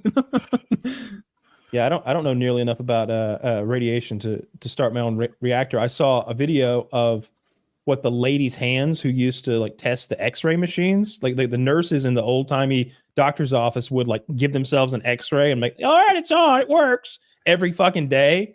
And so they'd be all rotted out and like ruined. Their hands would be ridiculous. It's like those radium watch lickers from like the 1920s where they would like lick the paintbrushes that had radium on it because they were painting radium to the watch face. And I guess back then they're like, bunch of radium on here, better straighten it out with my tongue 11 times every hour.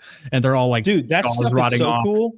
But I mean, at some point it's like, let's say you join that job and like one of your coworkers has like a whole half of her jaw missing because she's been doing it for 15 years. Like they don't keep her on staff, bro. They usher her out. For you think retirement. They get her out of there? She starts rotting away. They put a Hannibal Lecter mask on her. I was in a Russian armored personnel carrier, and its gauges were that stuff. It's radium, and even it's pitch black in there. The thing buttons up completely, and it's like everything glows with no electricity at all. Like the thing could be completely out of power, and you could be in the pitch black darkness, but you've got all your clusters and gauges and gizmos to operate because of the radium. It was. You can buy radium jewelry and dishes and stuff. Wow. Oh, that's uranium. Oh, am I mixing it up? Okay. Yeah, it's uranium glass. That used to be the only use for uranium was making certain types of ceramics and certain types of glass that glow under black light or UV light, one or the other, maybe both. Are there any nuclear cars? No, not. They're a little hard to carry around, nuclear reactors at this point, other than in Back to the Future, right?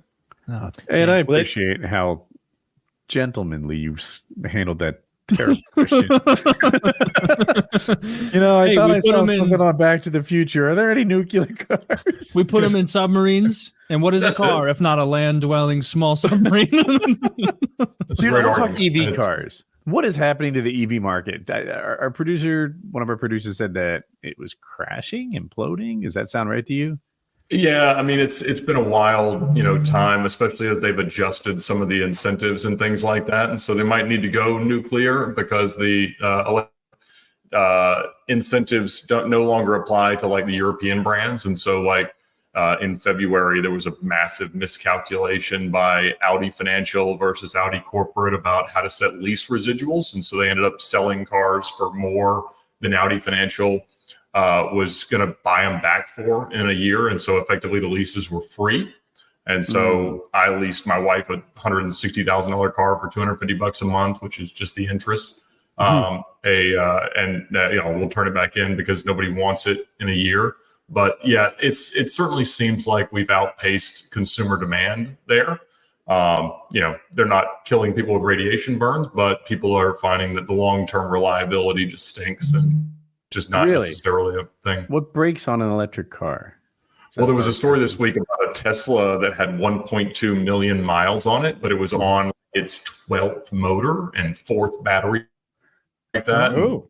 It was framed as positive by the people that like electric cars, but it clearly is, that's ridiculous because it's not as though a gas car is going to go 1.2 million miles either, but the consequences from a renewable energy perspective are a little lower. And so I don't think we're there. It's been heavily, forced upon the automotive world for a few years. But right now, like really high-end electric cars, high-end Tesla Plaids or Lucids are depreciating about 5% a month when new.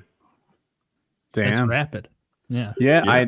This might be me projecting, but like Elon Musk has taken a hard right turn, and EV purchasers are often leaning towards the left. I thought maybe that disconnect was part of the sales drop. Well, seems like I wanted to ask you about this because Elon had, I don't know what that was or what he called it the other day, but he had his own like little trade show for himself where he unveiled the taxi, which is completely taken out of a couple sci-fi movies. That thing and the bus or the minibus van thing that looks very futuristic and very ripped off from that AI movie with Will Smith. But nonetheless, that's cool. That's cool. All right. Are those things going to be a thing? Like I remember when the Cybertruck was being teased and they said $40,000 for the base model. I was like, oh my God, that's such a deal. Like I'll get one. Okay. And now the thing's like $120,000, but they did make it. And I know it's got its issues, but it is what he promised. I mean, he made it and he delivered it. Is he going to deliver any of these taxis or what? I don't even know what he called the one thing, the bus or whatever. Zach, if you could find a photo of it, it looks ridiculous. They've been selling all of their cars with these self-driving features, some of which you can't actually get yet for a long time based on this robo-taxi network concept that you are essentially going to be able to make money off of your Model 3 or Model Y while you weren't using it because it would Uber people around and then go to some central location for charging. That is a pretty ridiculous looking vehicle. It's like a no steering wheel, like you sit in it sort of thing. You're facing all different directions. It's sort of like a party bus. And my first thought was, because I believe it was 12 people, and I was thinking, oh my God, the first disaster of that electric fucking bus thing there exploding and roasting 12 people that can't get out is going to be so. I just see the writing on the wall because his self-driving shit doesn't work yet. Like it doesn't work yet, and it may never work. Like I just can't believe that he's pressing forward with full automation here. I mean, that's cool as shit. That's cool as shit. I wish that worked. I'll say his self-driving stuff there are certain circumstances, like they gave it out for free for a month to try to get people to subscribe for like, $12,000 or an extra $150 a month. Pretty solid. In the couple times that I rode in it, most of the people weren't interested in increasing their payment that much. But I mean, the cars have so many sensors, and he, kind of took the same approach as like the early days of Uber of really ignoring all of the laws that made that not okay enough to get some real technology and market traction. And so the cars that are out there, I mean, they have the ability to do it. The problem is exactly like you say, it's a dangerous place out there, and you can get blamed whether you're driving or not driving for an accident that isn't actually your fault. And if that happens to something that could be the poster child for why self-driving electric cars are the, evil that we have to tame, it could go really, really bad. And so there's endless disclaimers, but we had a guy, literally our VinWiki story today was a guy who set the autonomous cannonball record, or I think you'd call it a semi-autonomous because you still have to touch the steering wheel like at gas stations. But he did a New York to LA drive with about 98% not touching anything. Wow. In a Prius that doesn't have self-driving. So he did it with a Comma AI plugin where you just put it in your OBD port, set up your phone as a dash cam. What? And it just uses the lane keeping and your phone. And so like, it doesn't even have side cameras. And he drove it 3,000 miles. I feel like that's what Elon is selling. It changes lanes, but if there's a car next to you, it hits it. Yeah. Oh my God. Well, that's not ideal. That's like 3,000 miles of like high stress. Like keeping an eye out. Yeah, I bet it's not as high stress as driving. I don't know. I mean, sometimes you're in these autonomous, like being a passenger and someone who's not really paying attention. So like they don't brake when they see brake lights. They brake when they notice the gap closing. And that's what always freaks me out, whether it's just adaptive cruise control or anything else, is like, I would be braking now, but I can tell my car isn't, and I believe it won't crash into that person. For the sake of my family that's in this car with me, I think I'm going to go ahead and brake, and then I've disrupted it and it'll start braking it. So, I mean, you have to have that confidence, and technologically, I think it's pretty much there. But it's horrifying by to somebody who loves cars. But I also, for my wife who curbs jump out in front of all the time, I can understand the allure. Garage doors. Yeah. Women have the worst luck. It seems. Terrible luck. I told you my mom was backing out of our garage when I was a kid in a minivan, and the sliding door was open, and it was like a Honda Odyssey that it was like the auto closing and opening doors was like new, and it was open, and she started like backing out of the garage with the door still open, and like just sheared the entire door off of the van. And so then we had to duct tape the car door closed and then drive around like retards for like 2 weeks, getting dropped off at school. And I'm like 8 years old from the duct tape van. And they'd be like, Taylor, what's wrong with your car? And I'm like, my mom's being retarded this morning. Just tore it right off. My wife crashed into a retaining wall because the snow was beautiful and she was looking at that instead. And to her credit, like, that's the story she'll tell you. Like, yeah, I was looking at other stuff. Correct me if I'm wrong. Like I think I've been in a car with Jackie one time, and I'm pretty sure she got into a minor accident immediately before we could leave. Immediately before her vehicle was parked in front of Woody's house, and we all went and got in it. And I could be wrong about this. He'll correct me. But I think she put it in drive instead of reverse and like rammed the retaining wall in front of us. Something like that. First thing. If I recall, maybe she got the running board or something by the door. It was like a bang kind of. Is everybody okay? Kind of moment. I stopped fixing that car for her. You broke it. That's what you get. This is your car. The lights on your running board will never turn on again because this is you'll live. I fastened my safety belt. I tensioned it up, tested it a little. Oh, we don't have to go to Red Robin. We can order in. I'm always like, it's hard not to coach her to become a better driver, and she's like, you can drive. Like, well, how are you gonna learn? Dude, remember, how are you gonna learn? me and Woody, Joe Lozon, and my associate Jeremy were in Chicago and the suburbs of Chicago on these little one-way streets trying to park at this pizza restaurant for lunch, and Joe Lozon was bullying Jeremy so much. Just bullying the shit out of Jeremy because Jeremy can't fucking drive, and it was stressful for him. And Jeremy's just got to take it because Joe Lozon's a professional MMA fighter, and Jeremy knows that. Like, they've wrestled before, it didn't go Jeremy's way. Shocker. Yeah. So, and I think a lot of us were kind of teasing Jeremy about what a poor job. It's like, hey, left up here, and he'd not do it, and he was just all wrong. I think Jeremy's maybe a guy who doesn't leave town very often, and just you put him in Chicago and he's just wildly uncomfortable and anxious. Dude, and you don't even know. I could not beat up Jeremy. Jeremy would whoop my ass. He's just so much stronger than me. But I'm sitting next to Joe Lozon, so I felt comfortable bullying him. Oh, we were all giving him what for? Like, you gonna get the turn this time? Because we're like making circles around the block. So you gonna get it this time? It's the left. The left. No, that side. Don't look at me. Your left hand makes an L. And he's got that fucking Bostonian accent back there that Jeremy's never even heard before. So he doesn't understand half the words. So it was nice. Is that a clash of accents? Does Jeremy have a thick Southern accent or not really? Very thick, and he's missing a lot of teeth. How long into your life did you have like a thick Southern accent, or did you never really develop it? I think I dropped it in high school.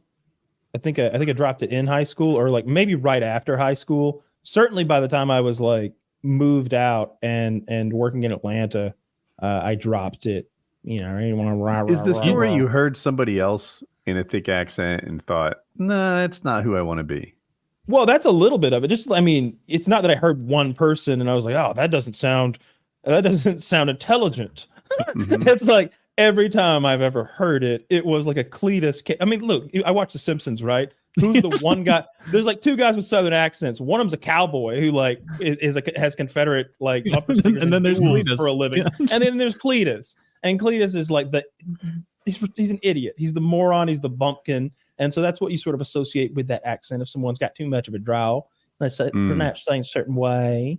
And so, like, yeah, I wanted to get rid of that. I don't like that. I don't like sounding like that. I get on the phone with my dad, though, and I'm like right into it. Or at least I dip my toe into it enough that it sticks to me for a little bit.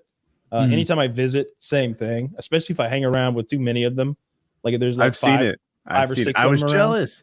Kyle seamlessly blends into any group. He's just socially that's the car salesman like that. He's just good at mirroring. I'm just friendly. Good at mirroring. He is. No, I didn't mean that as an insult. I don't know if it came out as such. But okay. I was envious of the talent because I did not fit in this group. Which group was it? Were you like, well, after yeehaw, your fellas? friend died, I came down to see you. Oh, God. Yeah, it's good old boys. Well, howdy, partners.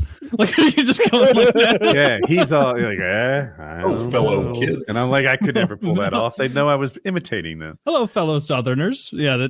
I mean, I'm definitely not as down home country as some people are, but I did grow up, wearing camouflage and shooting deer. And there's like embarrassing pictures of like chubby cheeked me on a tailgate with a deer all covered in blood and shit like that.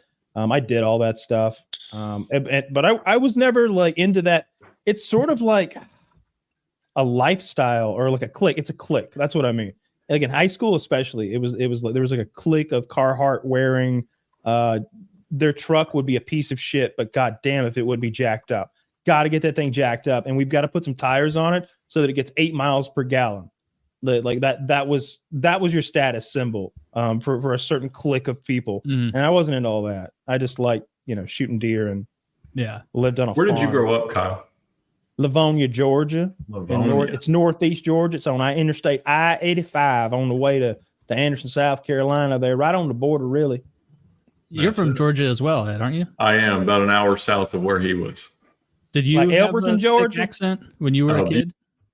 No, I think I watched enough British crime dramas growing up to feel like just adopt more of a worldly. We watched accent. Matlock.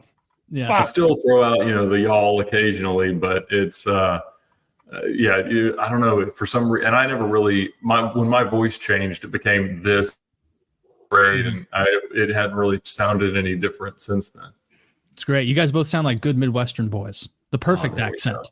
It's nice that people from the South decide we want to sound totally cogent and understandable to everyone. Let's talk like a Midwesterner, but less nasally. It's basically perfect newscaster. That's basically about. I was gonna say, like in the newscasters and such, they all do that. That's it. Yeah, but you don't want somebody with like an Appalachian accent or like a deep, like a Florida Panhandle accent, like that's or a Boston accent. Like people, weatherman. That would be kind of cool. Cajun's what regional accent that I find charming as fuck. It might be it might be the most charming American regional accent, Cajun, because you don't assume that there's any ignorance or stupidity or inbreeding as some people might associate with an Appalachian Southern drawl type situation. It's much more like exotic and maybe even a little mysterious. This was funny. I watched an episode of Wild Boys today that they went to like a Cajun community in Louisiana. And as you're saying, like they seem smart, they seem suave. I'm picturing this guy, and this guy was like, all right, Chris, we're gonna get you a bit of swamp jewelry. That's what we're gonna do. And then they like had Chris Pontius standing there with his shirt off, and they took a crab and they put one pincer on each nipple and like let it hang from his chest. And the Cajun guy's like, oh yeah, that's a deep down swamp jewelry right there. That was good. That feel good to you? Or is it hurt? And like it's like in like a goofy ass accent. And I'm like, man, full Gullah accent. That's these strong. people are fucking hilarious. Love it. It's the French good show, sort of mixed with the redneck thing that I enjoy. I like a good Cajun chef. I like those YouTube videos. I like that. Did you watch the guy I recommended like a year ago who does those big old pot with all the crawdad, the crawfish? We're gonna make it tasty. Or it's gonna be the best thing. I watched like 5 YouTubers that would be described in that manner. Yeah, well, that he like needs subtitles almost. I've been watching this black guy fry chicken, and he's got like a medieval apparatus to lower the amount that he drops. Like, I'm talking, he's cooking like 30 pounds of chicken laid out on this. It looks like a steel grate that you could lay a body on. And he starts turning an old timey iron wheel. It's like, and like 4 chains lower this giant metal flatbed down into oil. And look at all that color. Look at all that color we're getting right there. That's that good color. Oh, that sounds good. I love fried chicken. I don't think there's anyone on earth who dislikes fried chicken other than vegans. And that's not dislike. That's just like them throwing a fucking tantrum. It's an aversion. They're just being whiners about it.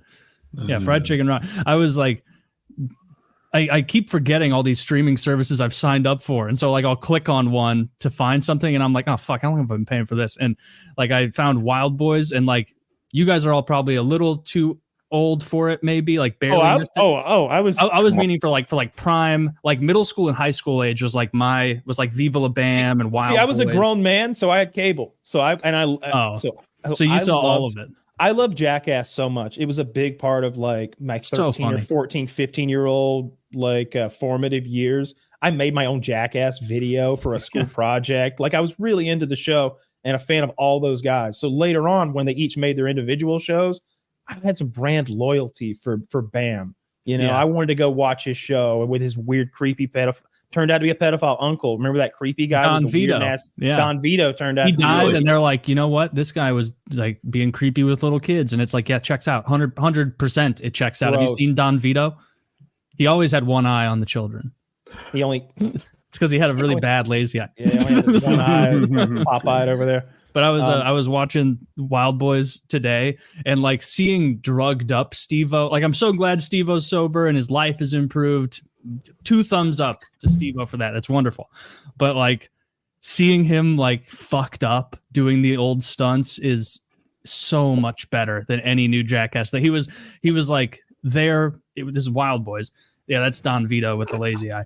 But he was like running around. Can you imagine trying to lure a child looking like that? What a hard life. Oh, that's tough. That's on hard difficulty. Without the internet, really. Yeah. With that, oh my God. I bet he leaned on that Bam fan. But Steve-O and Chris, like they would often like go meet tribesmen. And it wasn't that like well structured. They'd be like, all right, we're here hanging out with the Magubi tribe in Kenya. And like literally he went and hung out with these Kenyans and he's like, these guys have the best game ever. You go to this giant beehive in the ground and then they'll like go catch a bee and then run up and sting you with it. and so like it was just showing the cameraman and then like some African guy who's just like, that's his tribe, like sneaking up behind the cameraman with bees to like sting him. And they're like, oh, fuck, man. And they're just cracking up laughing. It's like, man, diversity. Yeah, that was the early days of MTV reality that's what made reality TV what it became. It all became fake and nonsense. But I remember Breaking Bonaducci was the first reality show I saw that was like real life, because Danny Bonaducci just happened to be going through like a life-altering divorce and also reconciling with the fact that he's not a movie star anymore, while in the bottom phases of alcoholism. There's a scene where he chugs an entire bottle of Absolute vodka and then skateboards into like traffic. And do you think it was real vodka? Yeah. No, I thought it was all real. I think he got arrested on the show. Like he was getting in legal trouble. He was going crazy. He was always screaming.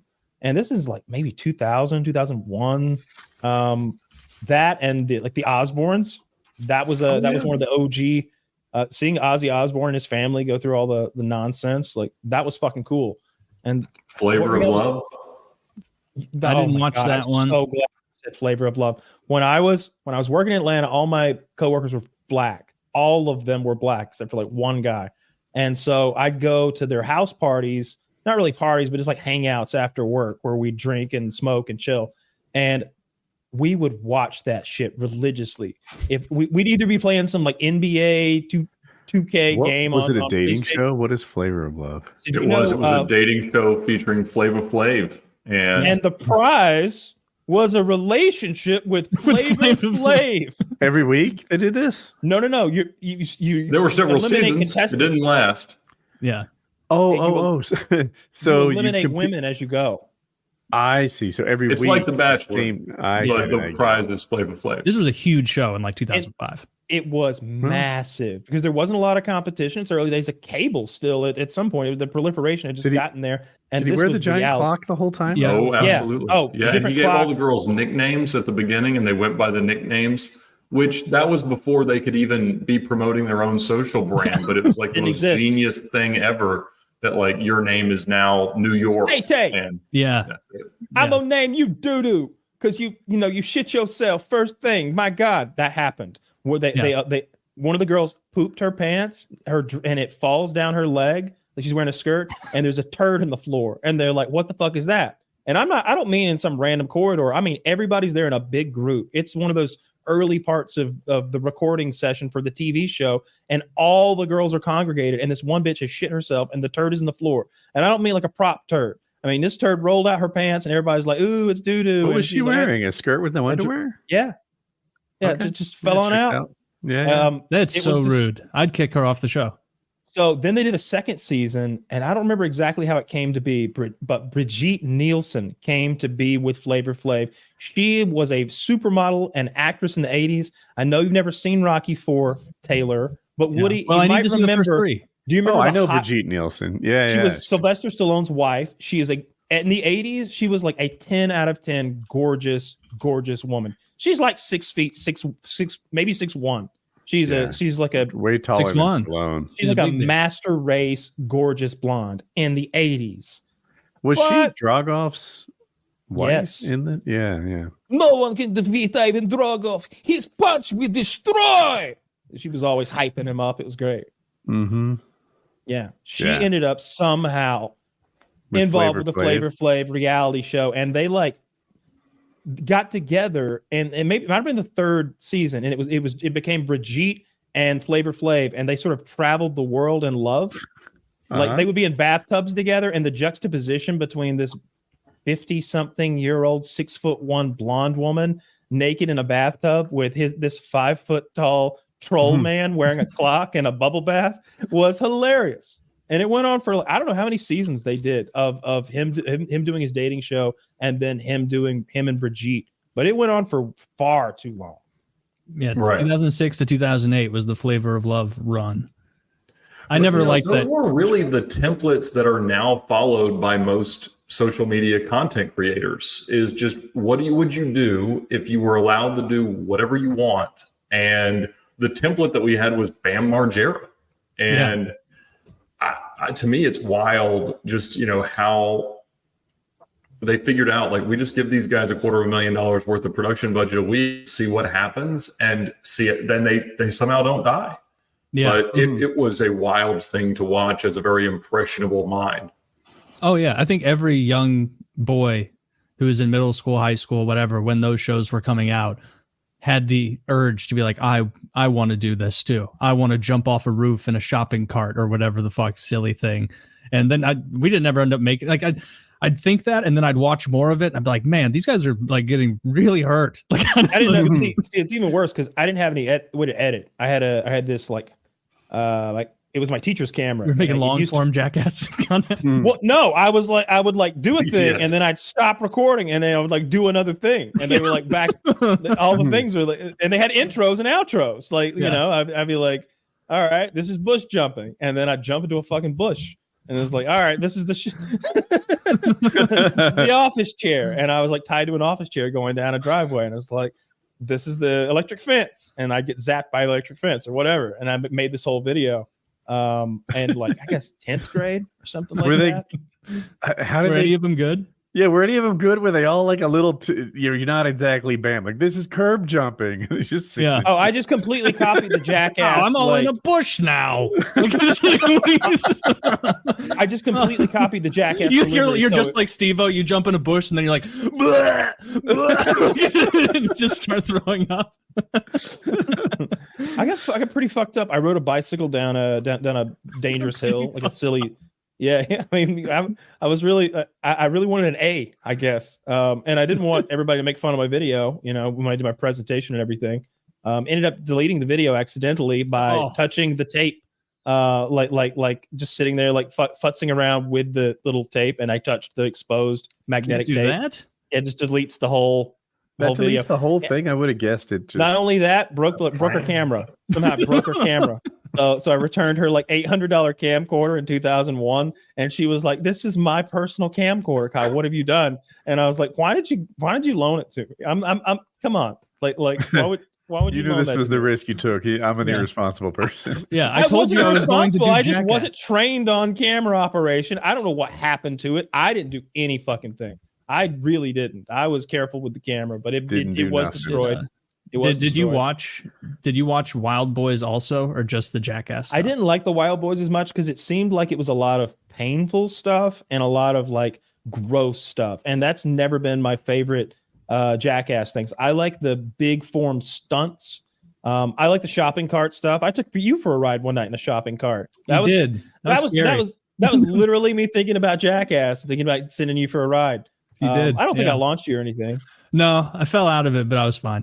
Or no, I didn't even get knocked out. I just banged like my legs up against the front part of the cart. And I was like, man, this guy plays for keeps in the parking lot. I was like, it was like 8 hours into meeting Kyle, and he's like, hop in. And I'm like, all right. Here we go. I remember being in the cart and being like, he's going faster than I thought he'd get going. Long strides. Getting that speed. Yeah. That might have happened. I can appreciate I like the sillier stunts more than the like over the top painful ones. But I like just sometimes the total lack of creativity of Wild Boys, where it's like, we're here with the coconut crab. What are we gonna do, Chris? And they're like both like clearly just fucked up. And they're like, we're gonna put it on your ass, Steve-O. Hey, why do they call it the coconut crab? And someone's like, it is because it can crush a coconut with its claw. It's like, all right, put it on Steve-O's ass. And then he's like just crying there. He said he regrets a lot of the animal stuff, that he wouldn't do it now. You know, the stuff they did with all sorts of animals. They did multiple seasons of that shit. Yeah. I do like that. They're all so old now. I saw Johnny Knoxville like the other 50. day. Johnny Knoxville the other day.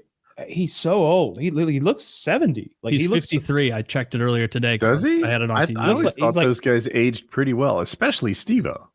Find me a really recent photo of Steve-O's got kind of a slick shaved look where he could be any age. He's just kind of gross looking, but Johnny was a handsome guy at one point. He just he went like stark white hair. Yeah, well, he stopped dyeing it during the pandemic while they were filming the last Jackass movie. So he abruptly showed up gray, and it was shocking because he'd been black hair for so long. And what happens? There you go. Wow. It's a good look, though. Yeah, it looks good. He just doesn't look young. Steve-O on the right looks young to my eye. Right? Oh yeah, those veneers are doing a lot. The veneers, absolutely. Yeah. I think it's because they busted out so many of his real teeth. Who the hell is on the left? He's fit. Like they added a lot of people. I guess they had to. A lot of these guys. Man, Preston looks old. He's the fat one. Oh, absolutely. Yes. Wow. Oh. Where's Wee Man at? He's still alive, right? He's still alive. He's out of frame. Does their kind live for longer than us, or like how does that work? I don't think it works that way. Yeah. Is it like dog years? Is it like dog years? You're getting my hair fella? is graying from the back. So like the front of it's really dark, but the back of it is like totally white.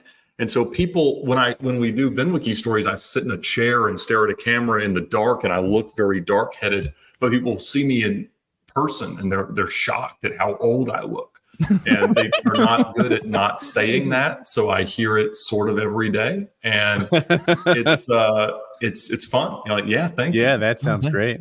Dude, my hair gray is weird. My gray hair, almost all of it is right above my ears. It's like the silver streak, and it's completely hidden with my headset on camera. I feel like people have no idea I'm graying, but I am. You're pulling it off. That's it. I'm not trying to pull it off. I feel like I'm gonna get exposed as gray haired or something. But no, you like going gray on the sides. Nothing wrong with that. It looks good. Like I'm happy with my hair. I got lucky with hair. I saw a photo today. Zach, see if you can find this of because I think Elon may have retweeted it. God, some some of his tweets are so questionable. They're childlike that you got to look at everything else he does through a different lens. But it was it was Ted Cruz. Ted Cruz retweeted this, and the tweet was something like, "If Donald Trump grew a beard, the election would be over in 30 minutes." And it's a picture of Trump with a fake beard, and it's like, but goddamn, that does look good. Does it look good? It looks so good. You know what? I never realized. I never thought about this. I've never seen Trump with even the tiniest amount of facial hair. It looks like that. Who used to play James Bond? Pierce Brosnan. Pierce Brosnan's been rocking like a really distinctive beard the last few years.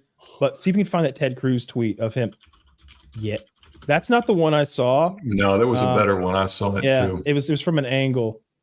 But it very looks dramatic. Good. I guess it probably the makeup hides the stubble in most cases. Oh yeah, but I'd like to if he can grow. That's it. Oh man, yeah. If he could grow a full beard, I'd like to see it. I like to see a little more dabbling. I like that JD Vance has stormed that beach, getting beards back into the high rank. That does look good. There's no guarantee he'd grow that beard. For sure. Of course not. No, just glue it on. Just glue it on. Get some special effects. It could be. He has a on. That's very Trumpy. Maybe it's very patchy, and that's why he doesn't. Or maybe he just thinks it's like he's from a time where maybe in his mind, like that's very low class. I don't know. He should have a whole rally beard thing where he's not gonna shave until election day. And but he's already got like a paint guy. Now he just needs a body guy. Go full paint and body, stick a fake beard on there, make it seem like he grows that in like 3 days. That's it. I'd like to do like some sort virile. of. I think that Oxford or someone should do like a meta-analysis on the net impact of presidents by facial hair. Like if our bearded presidents have been more net gains, or if they've, the clean face ones have been more net gains. Because like who think of, just like how good the country's going. I don't know. I haven't thought this through, man. But like Lincoln beard. That's got to be a pretty good one in the beard column, right? Grant, beard, another good column. Taft. Actually, no, I think Taft, even though he was a big fat person, he's actually known to have been a very good president, wasn't he? I like how you put that. Even though he was fat, in spite of his obvious deficiencies. He overcame that to be a competent leader. Holy cow.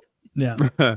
I don't know who else. Woody, I'm always keen when I come on to hear like how the podcast is doing. Like, what is growth like? How's it been? I don't even know. We're still dude, I am playing video games right now, and you're bothering me with something else. We famously don't even look at the numbers. I literally don't know how it's doing. It seems to be doing good. 722 episodes in, and we got to be doing something right. I'll pop by and like look at the YouTube views, and it's like, all right, fucking looking good. There we go. But I have no idea. It's because like most of our viewers or listeners, because most people don't actually watch us sit here and talk. Like most of it's coming from the other sites, and I have no idea what those other sites like Spotify. Yeah, we're like iTunes. 4 times bigger, typically audio only, than we are on YouTube. Yeah, and I don't blame like if I wouldn't sit here and just watch me talk. We're not pretty. We can't be any funnier, if we wanted to. So this is all we got. You know what I mean? It's like sometimes Captain Kirk hollers down and he's like, "Give me more power." And he's like, "Giving it all she's got." That's us. This is it. Like I don't know about this number. What are you gonna do? Like be extra funny this week? Yeah, this is all we got. Sometimes we try for like Halloween round numbers, PKA 800, maybe we get like more guests or something. You bought a whiskey company or started a whiskey company? What's sort of, yeah. So we go through a lot of liquid courage here at the VinWiki studio as people come in and try to tell their best car stories. And so they need a little lubrication for that every once in a while. So I started, collecting bourbons and enjoying it for, the last few years. And I thought it'd be fun, mostly because the name VinWhiskey sounds fun. And so our local craft distiller is ASW here in Atlanta, and they make some really good stuff. And so I had some meetings with them, and I'm like, hey, this is what I have in mind. And they had some like 8-year aged, really, really good stuff they'd sourced. And they were like, this would fit really well. And we tasted a handful of different things, and it was awesome. And so, yeah, that's kind of a different way to not necessarily leverage the social media following, but just embrace the different opportunities that we have. We made VinWhiskey. And so it's that. So that's what you're sipping on right now. Yeah, it's delicious. So we have a launch party this weekend here in Atlanta, and it's got pictures of Lamborghinis on it and things my hand are covering. But It's big. It's like, it comes out of the barrel at like 118 proof, and we proof it down to 110 so we can put state legal labels on it and things like that. But it's been fun. It's been kind of an interesting process because the spirits world is such a strange business, but I've enjoyed it. Nice. So can you are you sophisticated enough in your bourbon palate or whiskey palate that you can sip that one you have there and be like, oak? And yeah, so I kind of told him most high proof is going to be pretty oaky and a little hot, but then hopefully resolve into some interesting flavors. And so I like coffee and chocolate and things like that to come out eventually. And so it does. And so as I described the kind of stuff that I liked in terms of flavor and in terms of products, I like Eagle Rare and Old Forester 1920 and some Heaven Hill stuff. And I was like, do you have anything kind of like that? And they're like, oh, we have some great stuff. And so after trying, I don't know, probably 10 different things, that this was kind of right down the middle of what I was looking for. And, we'll find out over the course of the next few weeks if the audience agrees. But so far it's been quite positive. It's a limited run thing. It would be no different than you guys partnering with a supplement or whatever, that it's just, really a co-brand effort, as opposed to me starting a spirits company. But it's super fun, and it's a nice one to have on the shelf. Yeah, I was going to ask, because it was 8 years old. Where do you get more 8-year-old whiskey? So you're just doing a run. Exactly. Yeah. So we can probably do 5,000 to 6,000 bottles of it, and then try to figure out what Then Whiskey 2.0 looks like. We wanted to go real high quality to begin with, so even people that are real big whiskey fans will enjoy it, and then we can be a little bit more experimental, which means we can go with some stuff that's a little bit younger. That if we decide to keep it going, which I hope we do. So it's been fun so far. It works out. I don't know how to hit it back. We had supply chain issues with our cum enhancement pills, but they should be on shelves soon. They should be on shelves soon. Speaking of which, Woody, excellent segue. Right. This episode is brought to you by Lock and Load. 9 pills a day. 9 pills. Well, we're getting soon that number down. Quite a bit fewer. Soon to be fewer. Oh my goodness, the scientists have been working overnight. That's literally true. Yes, Derek's been getting his scientists on the case, and we're getting it to a lower pill total every day, with that same gushing result. And so more. Check over the next week, even more. Check over the next week. It's going to be in stock any day now. Code PKA or code JIZ, and that also works for everything. Might be, yes, good call. It might be in stock right this very moment. So check that out. Also use code PKA10 for any of our merchandise. You're going to love it. High quality clothes, mugs, stickers, hoodies, shirts. We don't have any pants. Actually, high quality stuff we turned down. We didn't want our brand sullied with only the best. Clothes. Yes, I made them send me a one of everything before we moved on with it, because I wanted to make sure there weren't those horrible shirts that fall apart in one wash. So check that out. Use code PKA10 on the merch. The stickiest of stickers. Yes. While you're dressed to the nines and you're coming a lot, you want your dick to be hard too. This episode is brought to you by Blue Chew, folks. Let's talk about sex. Guys, shouldn't you always be at your best? 2024 is the year to maximize your performance in the bedroom. Listen up, BlueChew.com. Blue Chew is a unique online service that delivers the same active ingredients as Viagra, Cialis, and Levitra, but in chewable tablets and at a fraction of the cost. You can take them anytime, day or night, so you can plan ahead or be ready whenever an opportunity arises. The process is simple. Sign up at BlueChew.com, consult with one of their licensed medical providers, and once you're approved, you'll receive your prescription within days.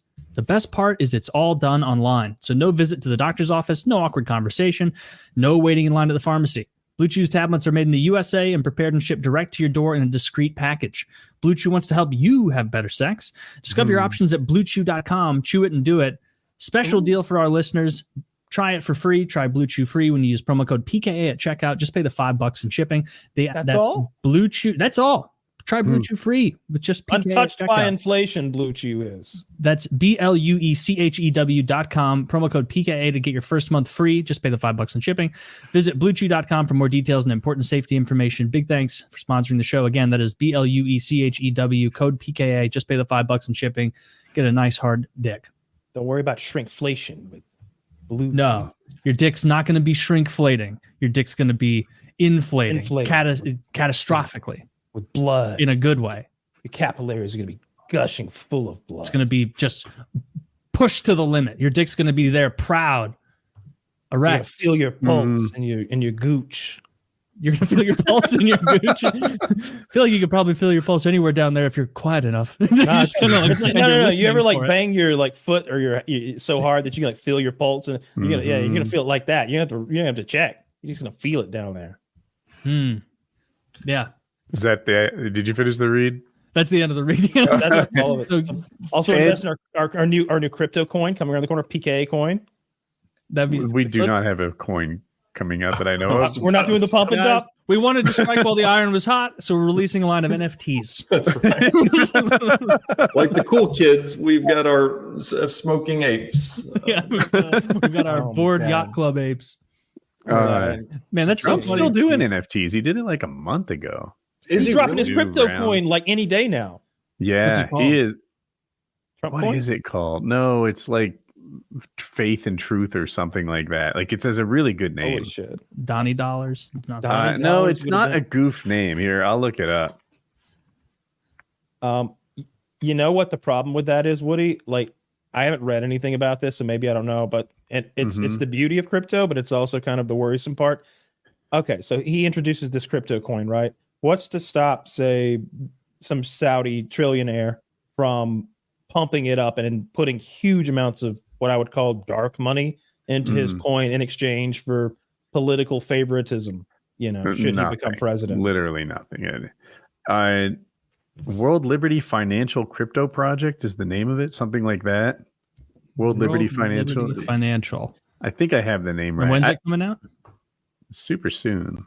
Like days. Like this was always a liberal talking point that I rolled my eyes out, but they always pointed out that Jimmy Carter gave up his peanut farm when he became president because he didn't want any what do you call it? Conflict of interest or something. Dude, like what was he gonna do? Have you heard about him? I just assumed Carter. He was like an old feeble man. Obviously he's 100. I had no idea that like he hasn't been able to communicate whatsoever in like over a year now. Like he can't talk, he can't respond. He's like I didn't know that, but I inferred it from the He pictures. voted. Yeah. Oh. Yeah, I'm sure he did. Yeah, I'm sure he filled it in with his fucking dead hand. I think I could guess which way he'd vote. I think all right, well, let's keep playing that game then, huh? Well, I do see the risk I propose there. Yeah, I'll play guesser. Regardless of what way he votes, we shouldn't be letting fucking 100-year-old people vote. You got no stake in the future. Yeah, it's like you're over 75, you're over 80. All right. I was going to draw it at 100, but I see your point. He doesn't get a say. It's just like he's 100 years old. He's very likely. He has no idea what's happened in the world in the past year. The dude's getting wheeled around. That guy is sharp as attack. Yes, Taylor, this is a conspiracy you're putting out about Jimmy Carter trying to act like he's incompetent and elderly. He is the leader in that room, okay, Taylor? He is the guy at the head of the table running that office. That would be so. He like does an interview, like he's running for office, and he like just doesn't answer anything. That afterward, they're like, Jimmy Carter puts on strong, stoic face for fearful nation. And that stoic face is him laying backwards with his mouth agape. Yes, dude, that was such a fucked up pic. He's just that dude is so bad. He's like a Draugr in Skyrim. It's like you've awoken him, and now he's. It's such a bad picture. Honestly, so they wheeled him out. For those who haven't seen it, they wheeled Jimmy out. Former President Jimmy Carter. They wheeled him out for his like friends and family, and then they did like a military flyover for his 100th birthday, which is a nice idea if the person receiving the flyover is, with it. But what happened instead was they wheeled this poor guy out into the open air, and then they flew scary planes over him. He was probably terrified. He's probably living corpse right now. Like, I don't wish anything bad upon him, but I do wish him death because I don't think that's bad at this stage. Yeah, he doesn't want to keep. Why would you want to keep going? There's no way he has any quality of life. That's like a prison. Your body. If he was my dog, that with Michael Schumacher last week, they said that he went to his daughter's wedding and they let people come be there, but they couldn't have phones, and so. Michael Schumacher's been kind of like Schrodinger's cat, like dead and alive for the last, I guess 12, 13 years since the accident. Really? And so apparently he's like not really able to communicate normally, but he was there. And so nobody really knows what that means. Can you tell us about the accident? I don't know. I'm thinking my viewers might not. He had a skiing accident, had a traumatic brain injury, and it was unclear for years if he was alive or dead. But really? He's probably mid-50s now, give or take. But how old's his kid? 22? Something. I mean, Mick Schumacher's 25. Yeah, Mick. So did he basically lose his dad? Sister was getting married. Did he lose his father kind of when he was 15? Does that sound right? Well, I think he was brain dead for a while, right? Yes, yeah. And so I don't know nobody knows, right, other than the family and, the really close circle of exactly what his condition is. But same kind of thing, like, the family's been very, very delicate about what they do with him. And because they want to be as respectful and keeping him, in the highest esteem. And RM's about to sell one of his Formula One cars for $15 million. And so it's like, he's, arguably the most legendary driver of all time. So to try to, manage that is not that dissimilar than trying to, deal with 100-year-old Jimmy Carter of like, well, how much do you let the world see? Not at all. I'd have kept Jimmy in the closet somewhere. Jimmy looked rough. But there's no way. Last time I saw Jimmy before that, I remember he took a tumble. He fell somehow, and he fell on his goddamn face. So he's all busted up, and he's got that old 95-year-old skin. So he all busted apart. But they still wheeled his ass out there so he could tap nails at one of those houses they built. And it was like, that's a good sign of solidarity for the crew. I mean, I like that, but he's way too old for that kind of thing now. I saw Georgia early voting is apparently bonkers right now. It's breaking records, they say. And I saw Jimmy got his early vote in, and I was just like, man, see, this is years ago. This is before he got old. This is years ago. This is it's 5-6 years ago at this point. This is before Father Time caught up with the spry fella. I think that said 2019 on his windbreaker. So that was half a decade ago. He was fucking roofing, plumbing, you name it, drywall man mostly. He could spin that whole piece. Yeah, they shouldn't do that. The way that the Schumacher family handled it seemed much better.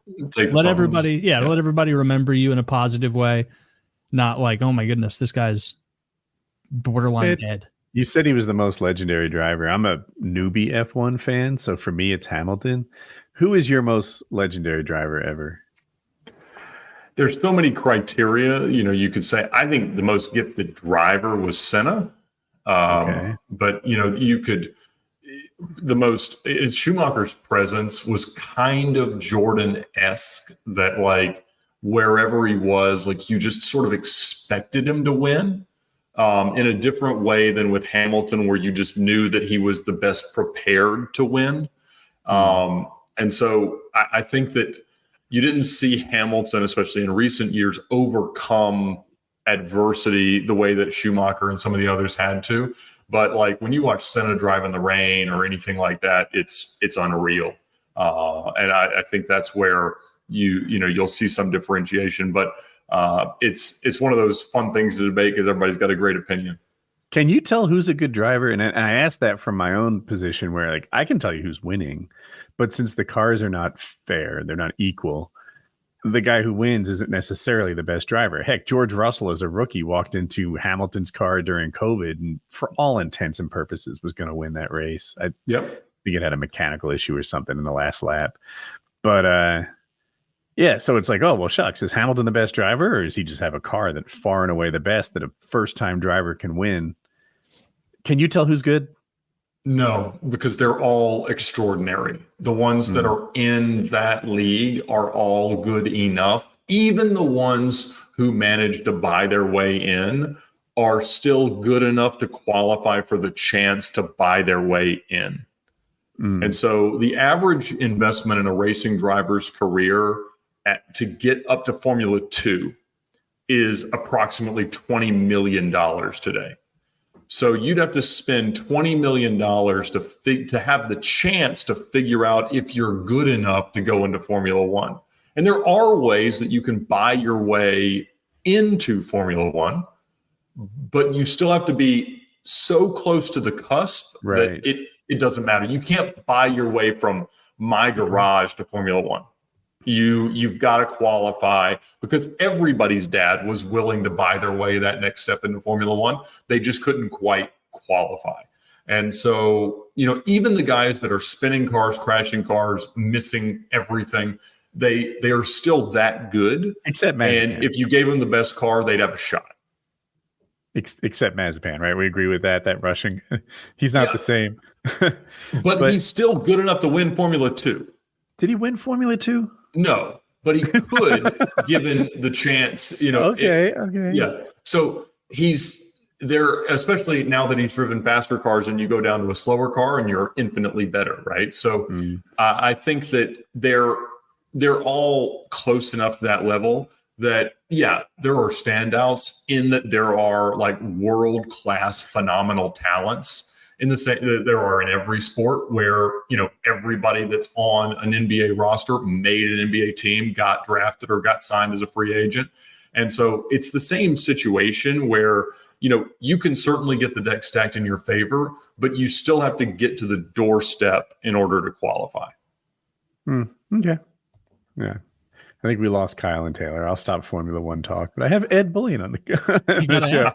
Yeah, I just wish I knew enough about it to even ask. I'd like, dude, my questions would be like, how fast do the cars go?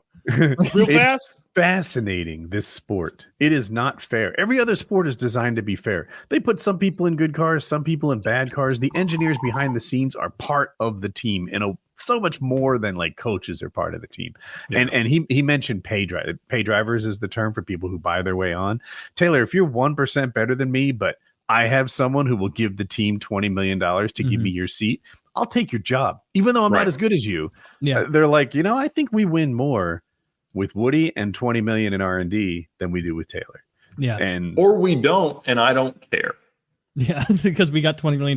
Right. Possibly. Yeah. And it's just something about the unfairness of the sport and the fact that they're not really trying to make it fair. Football, basketball, worst team gets the first pick of the new players, right? They're trying to achieve parity. These guys, they're like, fuck you, go out and compete on your own. There are no gifts in this league. Spend more money. Figure it out. Well, there's budget caps now, which is interesting too. Yeah. But so like Verstappen, did he win 18 out of 22 races? Something like that. If that's not right, it's close. It was the most dominant performance by a driver ever. And I can tell you he's a good driver. I can't tell you if he's the best because he had the best car. Right. Yeah. Another, like, he won like 18 out of 22 races. His teammate won 2 in the same car. Right. And then, there's no evidence that he's won in a substandard car in a meaningful way. Right. Yeah, I can't point to that. Yeah. So, the of the 22 races, he got like 18 wins. His teammate got 2, and then the other 18 drivers combined for 2. Wouldn't you rather watch a racing series where it's like bumper cars and we all just get assigned at the beginning? IROC.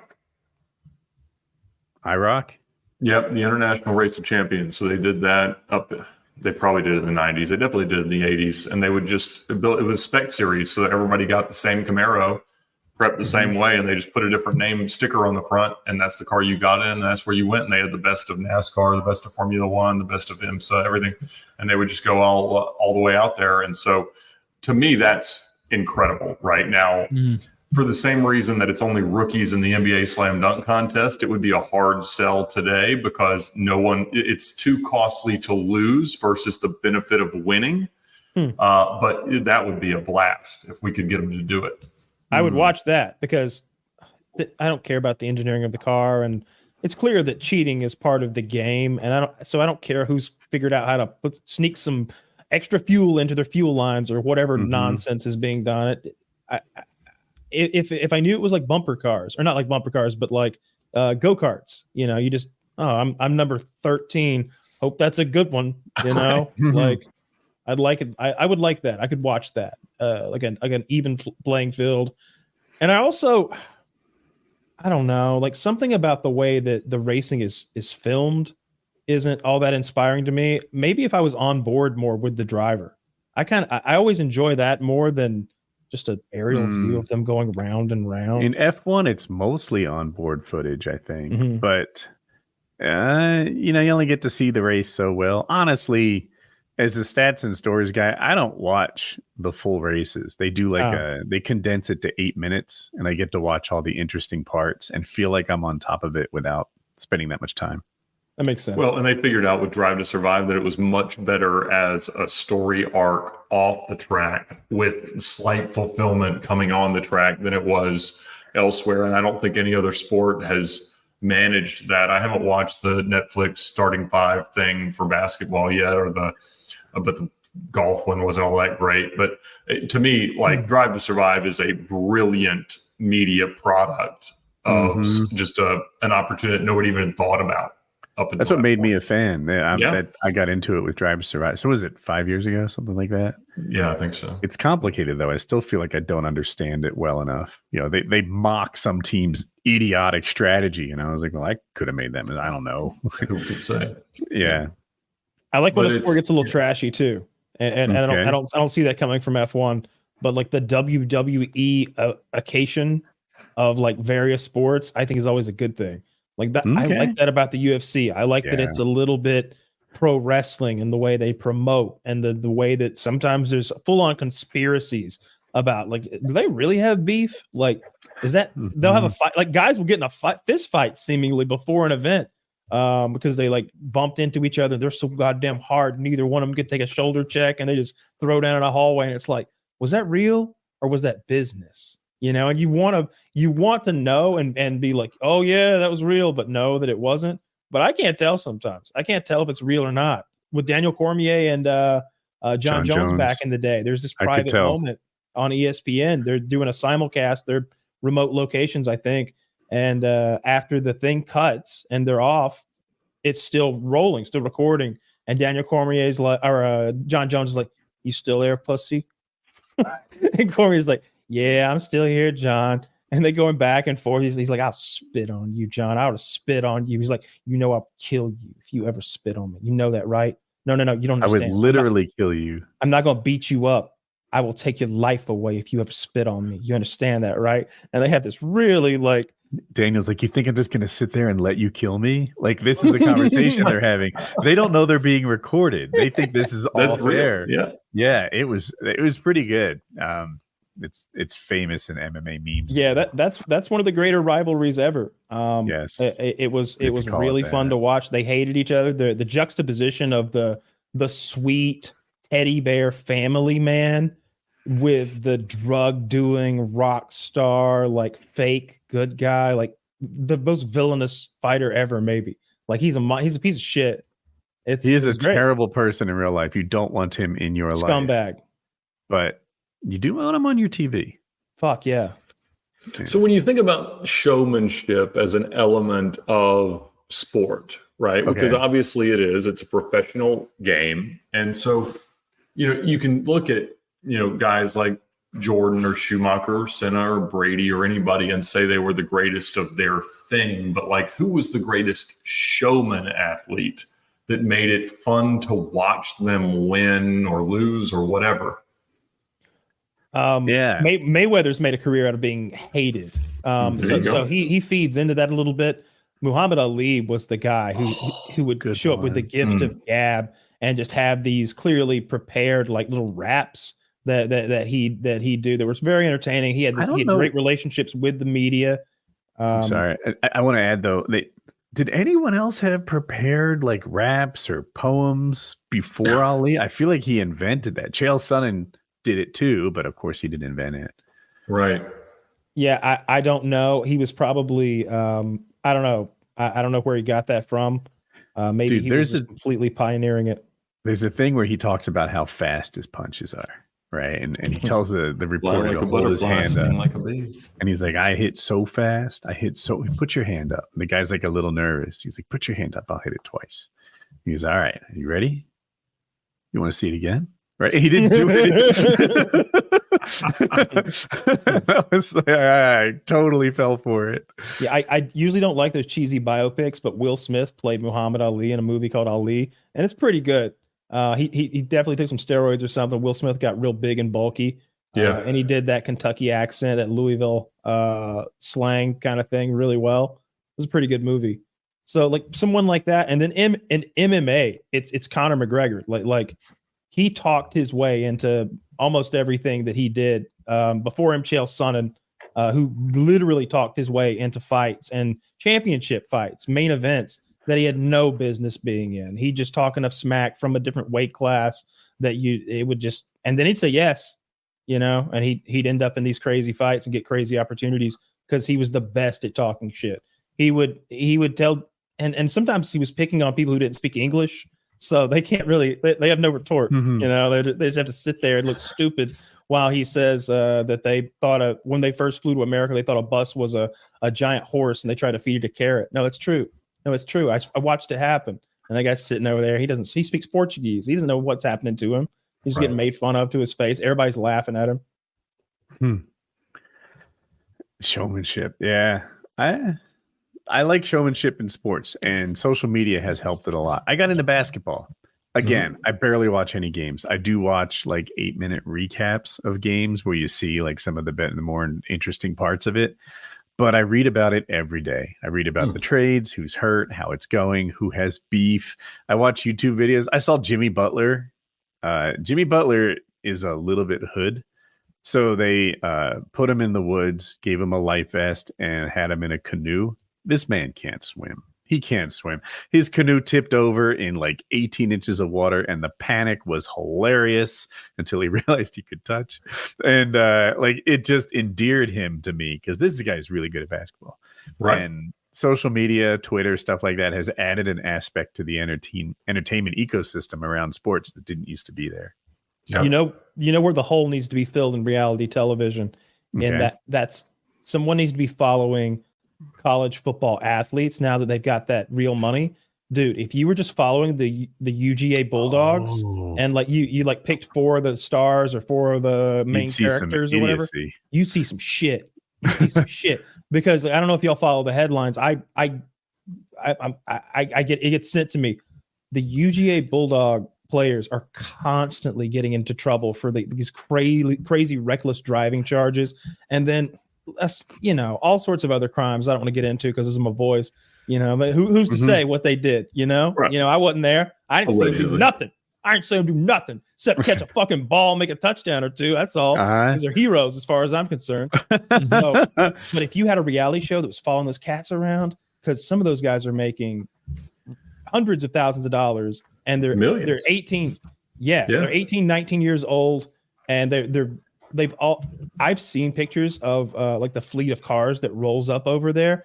Everybody's got a fucking fast car, and they've got Trackhawks and shit, and they're tooling around Athens, Georgia, and getting these ridiculous speeding tickets and putting people at risk. And they can't be doing that anymore. Now they're down at rank 5, lowest they've been, and not in the playoff. Yeah. There's 12. Is it 12? You're probably right. Yeah, it's a beautiful system because you can lose a couple. The problem is day after tomorrow they play number 1 Texas, right? So we're going to see what's going to be a tough day, yeah. So do you think that they'll be faced with the idea of walking the NIL stuff back at some point where they're like, I mean, I know it's a bell you can't unring, but like, are they going to realize, we really shouldn't have had this funny. happen? I was just thinking about that. So we had Mr. Beast on the show. And if you remember his early videos, he used to give like tons of money to strangers, waitresses, whatever. He gave a homeless guy 10 grand, which I thought was a really kind act. Like, imagine how you could clean up your life with that. And he's like, regrets on that one. Turns out, if you give a homeless man 10 grand, that is not the act of kindness that you think it is. Yeah. He's going to make a lot of terrible decisions that hurts himself. Like, so Bums night out. I wouldn't do that one again. Anyway, circling back to the football players on UGA, like, it's not entirely different giving these guys 100 grand than expecting them to live straight and narrow lives. Right. I mean, they got to pay them though. Like they have to pay them something. That old system, and I'm not that plugged into it. Athletes. The student athletes, like Cartman says, like they were making payment. I feel like it should be more than that because it's more than studying accounting.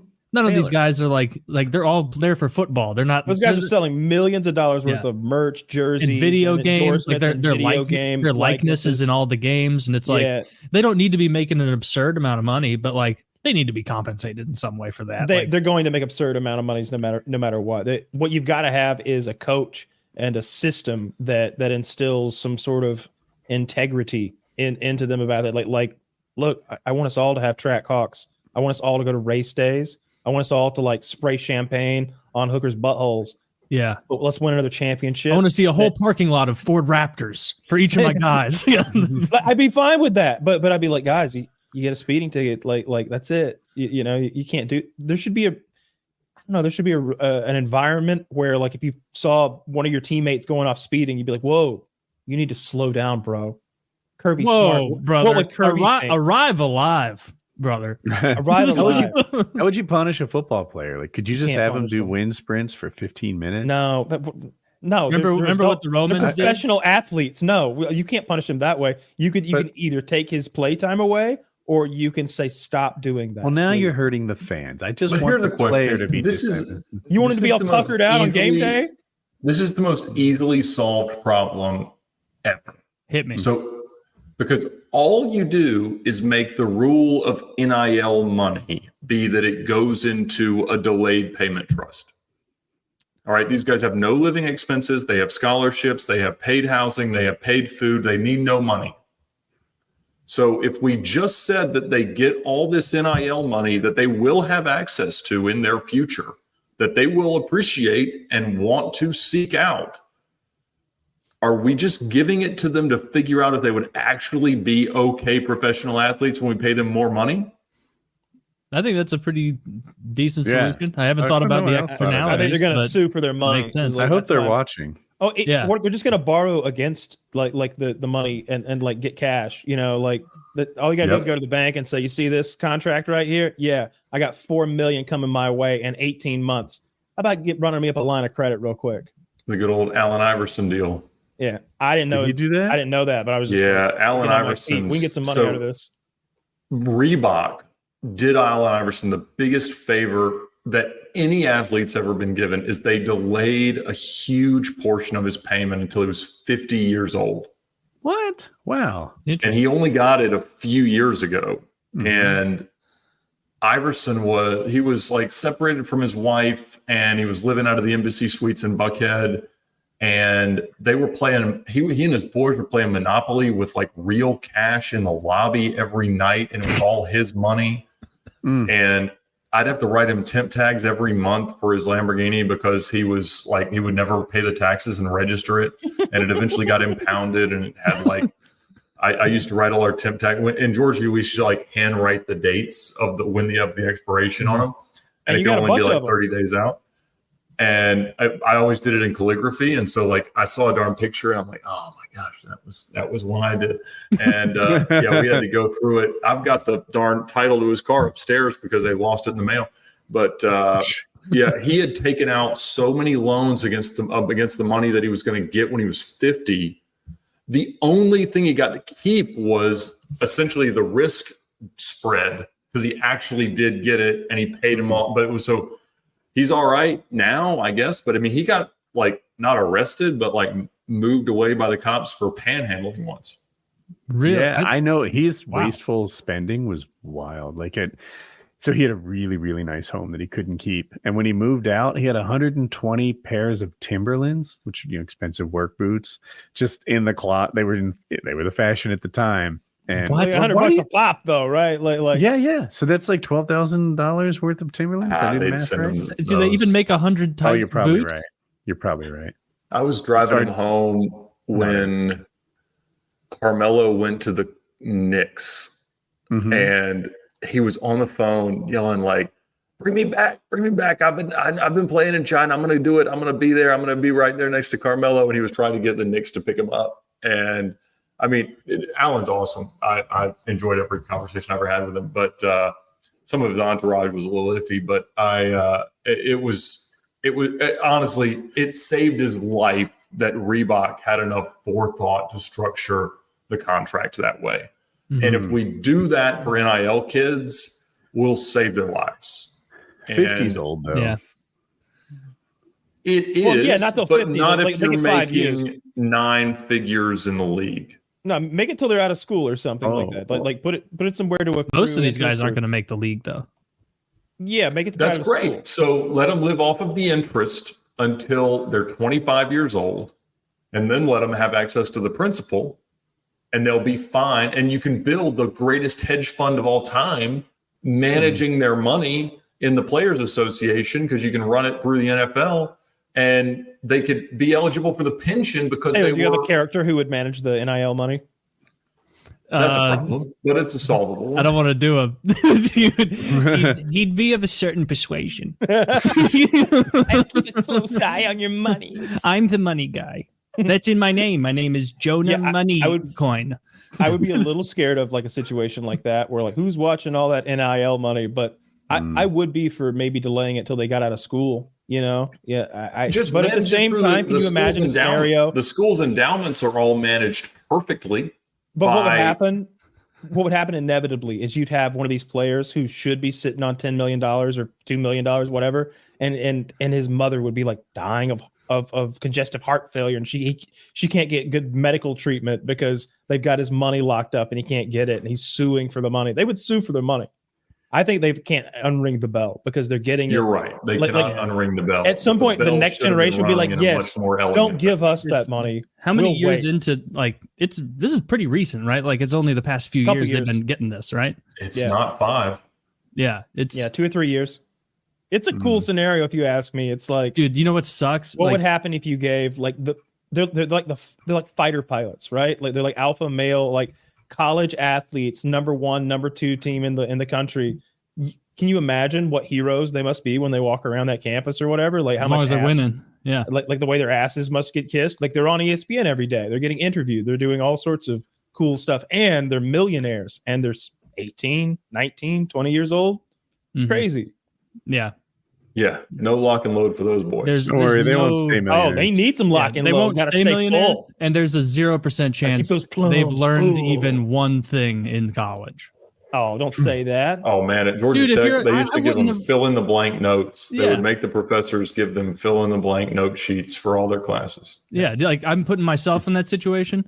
I'm worth millions of dollars and I'm in college and I think it's likely I go pro in a sport. I don't give a fuck about any class at all. At all. Who gives a shit? I'll beat up some nerd or I'll pay some a nerd. I guess not beat up. I could just pay the nerd to give me the answers to the test. Look here, Money Steen. Well, but No, your it's plan Jer- B it's is Jeremiah not go Coingo. use your world history degree. Your plan B is coach high school. So that's a deep plan B. right. But that's it. That's what they think, and that's what they do. Well, I'm going to fly the B-2 bomber stealth plane, and my backup plan is a bus. You know they fly Right. those out of Missouri. Yes, they do. We have a lot of Boeing is a Missouri-based company. You guys struck. I say you guys. I mean your local B-2 stealth bombers. You guys struck. yeah, some I'm tight with targets, them. some Houthi targets in the Middle East. Like today, you flew nonstop from Missouri to the Middle East. That's the worst Bomb- place to put them. Missouri's not close to any other country. I think that's the idea. I think it's because it's so far away. It's like we should. These are pretty expensive. Let's keep them safe. they're keeping them safe. They're keeping them safe. Yeah. And they just refuel a couple times. They refuel Maybe once off the safer coast. in New Jersey. They're not going to get attacked from the ocean. I don't think. I think NORAD knows where to put its I have bombers. no idea. We got a lot need to more, watch the we've got a show. lot more space here. I don't know. You're Let's like look Woody's at it. right. Oh Cost my of real god, that estate, blue shirt yeah. guy. See, that's the one kind of.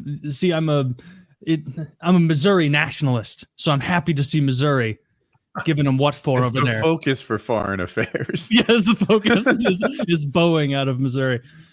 It's weird, like some of the companies based out of Missouri, like you wouldn't expect, like Monsanto, like some of the giant like Boeing, Monsanto. It's like really, I would have pictured that being like in fucking, I don't know, Virginia, one of those states that New York that you think of being likely has something to do with your lax laws there. And I'm not even being like jokey about that. They're very lax around so many odd places. Like we've talked about how you can get all those exotic animals there, and you have the drinking and driving laws are very lax. Like you can have open container in their cars there.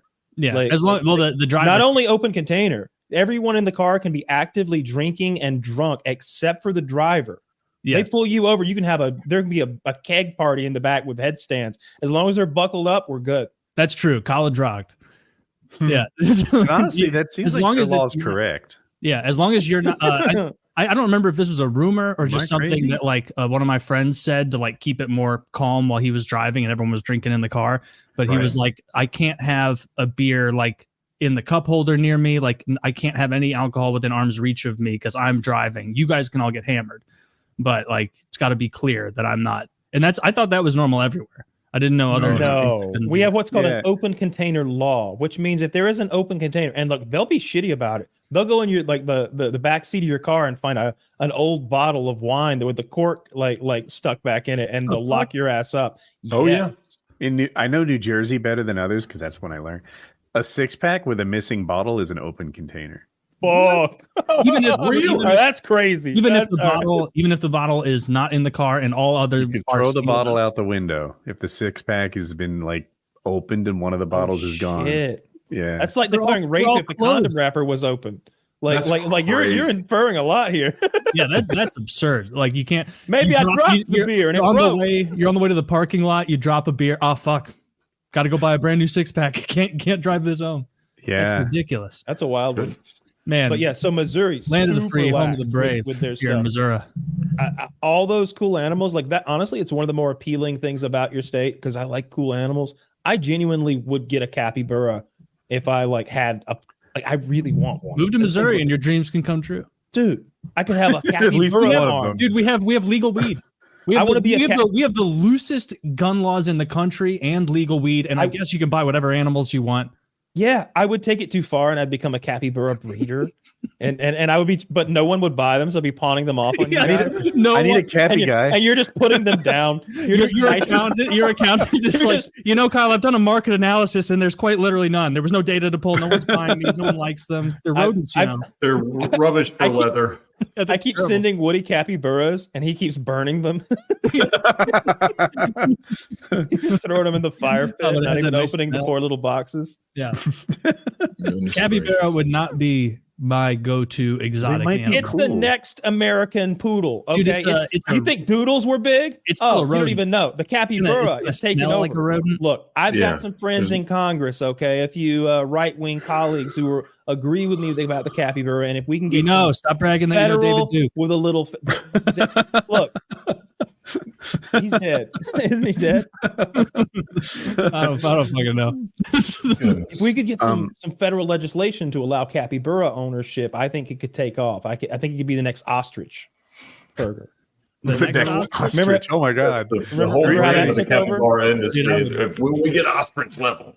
I would rather Remember have a Happy capybara. Bubbles? than- Nice. Can they be house broken? Yes, very No. much. So. And their poop No. is like these little pellets that are I like had a rabbit, dainty. left those pellets everywhere. You cannot Yeah. house train an You ostrich. can absolutely look, not an ostrich, a capybara. a capybara. What we're aspiring is the capybara lobby to get ostrich status. Okay. Look, not only are they Good luck. loyal, they're loyal house pets. They live 8 to 14 years probably, and they are delicious in a pinch. You want a 14-year-old rat in your house? That's disgusting. Master Splinter for the win. I get a whole. I You think get Splinter four smelled fucking good? turters. I get I four can't fucking argue with turtles, that and I logic get right I there, get a Art. If it's fucking I Teenage get a Mutant Ninja Turtle capybara. worthy, it needs pepperoni Halloween, pizza. I dress I'm them here up. for it. I dress them up for Halloween. The turtles, the fucking capybara as Master Splinter, it'd be sick. You know what exotic animal? I don't, actually, this is probably an animal you can get in most states. This is a YouTube channel you talked about years and years ago, Kyle. This woman raises foxes, Oh yeah, and other than Finnegan Fox. Finnegan Fox. They have to they cannot be indoor animals ever, apparently, because you can't train them out of marking, and they have incredibly stinky pee. And so even if you have a very domesticated one, it's got to be an outdoor animal. But they have such big personalities, and they like make these little chittering, like laugh, almost hyena sounds when you pet them. They're adorable. So, Kyle, given this enthusiasm, what is the wildest animal or the craziest animal that you have personally domesticated? Oh, I don't know, but I haven't personally domesticated. He has a any retarded dog. He does. I had to put Rocky down. It was a very sad day. I'm not ready to talk about it. It's tender part of my heart. Wait, are you I serious? put- Yeah, had to put poor Rocky down. I would Yeah, not have it's said gone. that had I known. It's okay. He's gone now, though. I'm sorry to hear that. Yeah, I'm too He's sad about it to go pick up his heaven ashes. now. They got his ashes in a little urn down the road. I got to go get them in a couple days. Got to go pick them up. When did this? Or his metal parts in there? Yeah, I hope so. Yeah, a couple weeks now. He had to go. He was very ill. He was suffering. He had cancer in his snoot, and it was going to be $10,000 to maybe give him a couple more years. So sent old Rocky down the. I think my dog has cancer. I'm handling it by not going to the vet, so we don't know. It's Schrodinger's cancer. Yep. There's no. Well, they don't feel a thing. You know, they don't feel a thing. Either way, Woody, that was pretty fucked up what you said about his dead dog. Was it? No, he knew about the dog. Old Rocky. He's eating paint chips in a better place. Well, Rocky 2, the capybara, is coming soon. Rocky 2, the capybara. I love it. The sequel. Oh, the poor fella. But at least now there's more space for Murphy. I was making a fucking scene at the vet's office. I was all crying and shit. Yeah, of course. Like, it's your dog. That's awful. I was like, can I pay before we do this? Because I just want to get out of here. It's paid before we did it. But it makes me wonder. Idea. It makes me wonder why we don't execute people using a similar method. Because I always hear about how executions go awry and people suffer and they have a hard time. It takes a long time and it's iffy. And then sometimes they talk about maybe the person's paralyzed because there's this series of drugs they give you. And one of them is a paralytic. And I think the idea is it's paralyzing your lungs or your heart or something, which sounds dreadful. But supposedly you're not aware of that. Why don't they just do exactly what they do to dogs, which is give them a sedative that puts them unconscious, like probably a bunch of ketamine, and then a big dose of painkillers that immediately stops their heart. Mm-hmm. Like it just seems like a really good more humane way to do it. Yeah. It is super humane. I've done a couple of dogs and yeah, they're not suffering. Yeah. We had to do that early this year with my boa constrictor. And I know that sounds ridiculous, but it had very aggressive cancer. And I always had her taken care of at the UGA vet clinic because their zoological medicine school is incredible. And at the very last minute, one of the research docs came in and was like, hey, we have this radical idea that if you put bee venom in the tumor, that it might stop it. And I'm like, holy cow, man, I've come here like ready to kill my snake. And you're like, maybe if we put bee venom for ridiculous amounts of money into this tumor that you and your colleagues have known about for a year and a half, this might be a thing. And it was like, I ultimately decided against it because there was actually no research that this was going to work. But it's like the worst moment for a sales pitch in your whole life. Yeah. That sucks. How long did you have the snake? 11 years. Damn. Yeah. I'm sorry about your snake, and I'm very sorry about Rocky. But the snake thing was a long time ago, it seems like, right? Yeah. I'm healed from the snake, I think. We have another snake now. You got a new snake. A new snake. What kind did you get? Another boa constrictor. Best pets ever. Yeah? You can feed it once a month. It poops once a month. It's friendly around children. You can leave it for weeks at a time Loves if you need to. That's it. Yeah. It hugs my 4-month-old so tight sometimes. Oh, that's it. Real affectionate. Quite the huggers. He only poops once a month. Yeah, it's super low maintenance. Prefers to do so outside in the summer. Yeah, it's great. Does he definitely know who you and your wife and like people are? I think so. I mean, it's, a reptile's kind of like a cat in that, like, if it's calm around you, it's probably happy with you. And so that's pretty easy to, interpret. Mammals only. I had a short experiment with a water monitor between the two boa constrictors, and that was much more aggressive. I lost a lot of blood over that. How long was the water monitor? How long was it? He was young, so he was probably only about 18 inches long, but sharp teeth. He was aggressive with the snakes, or he would try and nip at you? At me, yeah. It was just one of those things that would never calm down. I mean, with some time I could have, but the problem was that I have young children, and it wasn't that I was going to it wasn't going to meaningfully hurt anybody. It was just not like anything you could engage with. And so there was no redemptive value in this pet whatsoever for a child. And so we were like, I realized we were probably a year away from any hope of them like being able to meaningfully interact with this thing. I'm like, that's just not the pet for this chapter of our family. So it got traded in for a lemon law. Snake owner tips for this? Like, oh yeah, we all wear welding gloves when we handle the bitey one. Not really. I mean, you just don't treat something like it's about to bite you, and it generally doesn't bite you, and you only do so with things that if it did bite you, it wouldn't be that Taylor loved the sound of that. I didn't like that. Oh, yeah. How many times don't did you show any fear, bruh? Don't show any fear. How many times did you get tagged? That's really freaking me out. 0. Like never with either snake. Like it never was like snapped at you.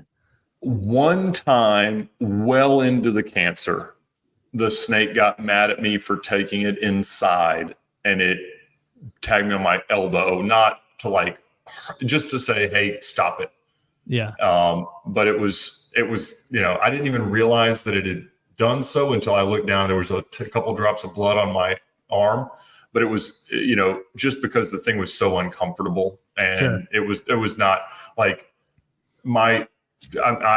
I had an 11-year-old snake with a 9-year-old son. So the kid's been around the snake his whole life, hitting him on his face. And it was just like, nothing to worry about at all. Not that it would ever be like unsupervised or anything like that. Yeah. But it was, it's nice because so many people have, different concerns and presuppositions about snakes. And if you put them around one that's friendly and they don't have to worry about, then it's kind of cool for them. So in the same way that not being afraid to drive a Bugatti through a McDonald's drive-through is the same kind of way. So, a snake is a fun pet for your friend to have. There you go. Like I can go over there and be like, this is kind of fucking cool. Don't want this in my house. Don't want it anywhere near me. Don't look it in the eyes, Taylor. This is pretty neat today. And no, Taylor, the eyes. Don't look at the eyes. Apologize if you already clarified, but are they the only kind of python I know that's pet? Is that called a ball python? Like they're very friendly. Ball pythons are easy to keep as pets because they don't get very large, so you never need a big cage. They're honestly not super duper friendly, so they're super nocturnal. They never do anything. Both of mine have been boa constrictors that are nicely active and easy enough to handle if you want to. They don't mind it. They want to be around. They want to crawl around. And so, boas are a little bit easier, and not that there's anything wrong. Burmese python or a reticulated python, they just get big. But these top out at like 7, 8, 9 feet, which sounds crazy, but like a 8-foot long snake would fit in a shoebox. So it's not that big of a deal. Oh, okay. And so the ones you had, the biggest they got was 9 feet ish. Yeah. That's a pretty fucking big snake. I'll be honest. One of the fears of just being around the snake even would be like how, if it does bite me, like how aggressively do I correct that? I don't want to break your snake, but at the same time, I don't want to allow your snake to bully you, ravage me or anything. I've seen them bite people on the internet, obviously. Of course, that I was going to handle a rattlesnake one time. I had agreed to handle it, and then I got there and I saw it, and I was like, "That's like an alpha male rattlesnake." I didn't know you had like a starter rattlesnake, man. That is not a starter rattlesnake. They had the Arnold Schwarzenegger of rattlesnakes in this. They've been feeding it rats all the time, and it was big, and it looked at me, and I swear to God, it looked so angry. It looked so fucking. They have those crazy. Yeah, it doesn't want to be there. I think it was a diamondback rattlesnake, and it's so fat. Like it's so big around. Oh yeah, possibly big around. I had no idea. It was, I don't know how long it was, maybe 8 feet, 9 feet or something. Huge. They get big. And it's in this fucking glass jar. And they're like, yeah, that's old Tex. You're gonna handle him tomorrow. That's the one and I'm like, fuck. And he's I didn't get that apostolic gift, dude. You're gonna have to chill out. Yeah. He's got Clint Eastwood eyes. I swear to God, he's got those like he's rattling the tail, which to me is him screaming like a battle cry. And that night in the motel or hotel or whatever, I dreamt that snake bit me like right here in that like meaty thumb area, and then that it rotted off, like it got necrotic. I dreamt that, And the next day I was like, we're not doing the snake thing. We're not doing the snake. Yeah, thing. something came to me in a dream, and we're not doing this bit. Yeah. Genuinely, yeah, that was it. I had visualized it, and I felt like that was some bad juju. I'd already created some fucking pathways to that outcome. A rattlesnake isn't a good starter snake to be fucking with. No. I mean, I've like fucked around with like those black snakes, the like rat snakes. A rat snake. I catch those by hand all the time. And they get big. Yeah. Like a rat snake can't hurt you though. Like no, I don't think so. It makes you bleed a little bit, but it's no big deal. Yeah, never been bitten by one. And we would have. We get them all the time. I make posts in our little neighborhood group. Like, if you've got a bad snake, I'll come grab it and put it in a bucket and bring it over to the house, and it'll eat all the chipmunks. It'll be a beautiful thing. Do you ever feed other snakes to your snake? Is that part of their diet or not really? Boas don't eat other snakes, but I did have. So as a response to that kind of post, I had a neighbor call me, and they were like, there is a snake eating another snake on my back porch. And it was a king snake eating a rat snake. Yeah. And I went and got it, and I moved it over to my yard just to kind of like let it finish. And the problem was this stupid snake had decided to eat a snake that was longer than itself. Oh. So it's going to die. Well, I checked on him the next morning, and he was like a zigzag snake because the other snake was so stuck in him back and forth. So he threw that snake up. Oh, geez. And he was totally fine after that. And he hung around the house for a little while and whatever. But like an evil beast. Yeah, they really are. Our ancestors knew what they were doing. Dude, snakes, spiders. There's a reason we're ingrained. Like, hey, get that away from me. That's right. I had a friend that had a bird. I don't know birds, but it was one of the ones that has the big like crown of feathers on its head, and it would talk. It would say interesting things. I remember it was an expensive bird. It was rather tall, and it had tons of plumage. It was a big, talky bird, and I thought that was cool as shit.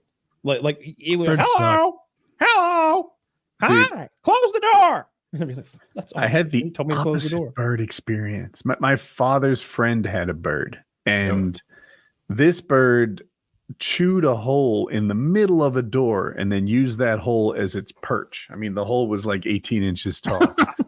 And it plucked all its own feathers out because it was bored. That's stress. Yeah, they were growing back or not fully plucked or something. He was just a little, semi-plumaged.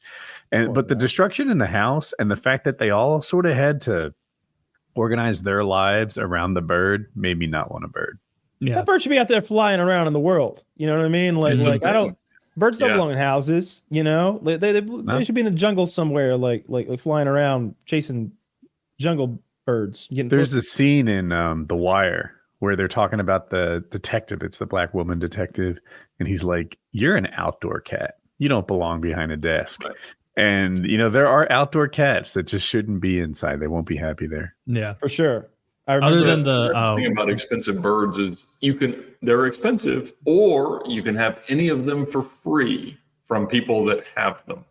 So we adopted a macaw, like a full-on blue and gold pirate bird when we were kids, because I thought it'd be cool, and my parents weren't very good at saying no to stuff that we could afford. That's great. And and so we got this big free bird, but it had been taught every inch of profanity one could imagine, and it used it, of course, in proper context in our very Christian household. And I mean, it would like drop a nut that it was trying to eat and unleash the most ridiculous Chris Rock spree you've ever heard in your life. And so he would get frustrated. Was the bird dropping N-bombs? No. But it was but you got him to by the end. Right. It took a while. He was resistant. But I'm an animal trainer. I'm a bit of a trainer. Man, we have to let everybody know that bird's adopted, and we're still warming them up. But they require so much attention. Like, we ended up letting another family have her for a little while, and now it lives in a veterinary office, which is perfect because it's like endless interaction. Yeah, and a little comic relief for the people who are there. They don't talk when you're around them. They only talk for attention. And so if you're engaging with them, they usually won't talk. But if they're like in the other room and they think you're having a good time, they will make sure that you have to give them attention. You know what I want to decode? I want a lot of money in science going to decoding how animals talk to each other. I want to know. Elon, get on it. Birds. I need a fishes, translator. The mammals. Start wherever you want. It'll all be fascinating. I want to know what those whales are saying to each other because I think they got a pretty good. That's an excellent place to start. I watched a thing recently. So whales used to have ears because they were land animals, but now it's all grown over. But they still make earwax inside their heads. So what they do is when you got a dead whale, they can take out this big long tube of earwax out. Is this the plot to Avatar 2? No. This is, but it's going to save humanity. Just give it a chance. They get the earwax out, and then they can test it to see how the whale was doing health-wise during its long-ass life, because they live like 150, 200 years or something. And they can go back to in the 70s when whaling was peaking, and you can see its stress hormones were peaking like on a perfect graph with the whaling throughout the years, because this thing like lived through the 70s. That's pretty. These are like ice core samples for whales. Yeah, exactly. Yeah, that's sick. Do they get hurt by the removal of the earwax? Like, do they need it? I think it's posthumous earwax removal. They're yeah, right. Yeah, you got to shoot them a bunch of times, but once you're dead, you can get to that delicious earwax and figure out what's really stressing them out. Right at the end on the tip, they're stressed the fuck out. Right, this is gonna hurt me more than it hurts you as you're just reloading and reloading your harpoon.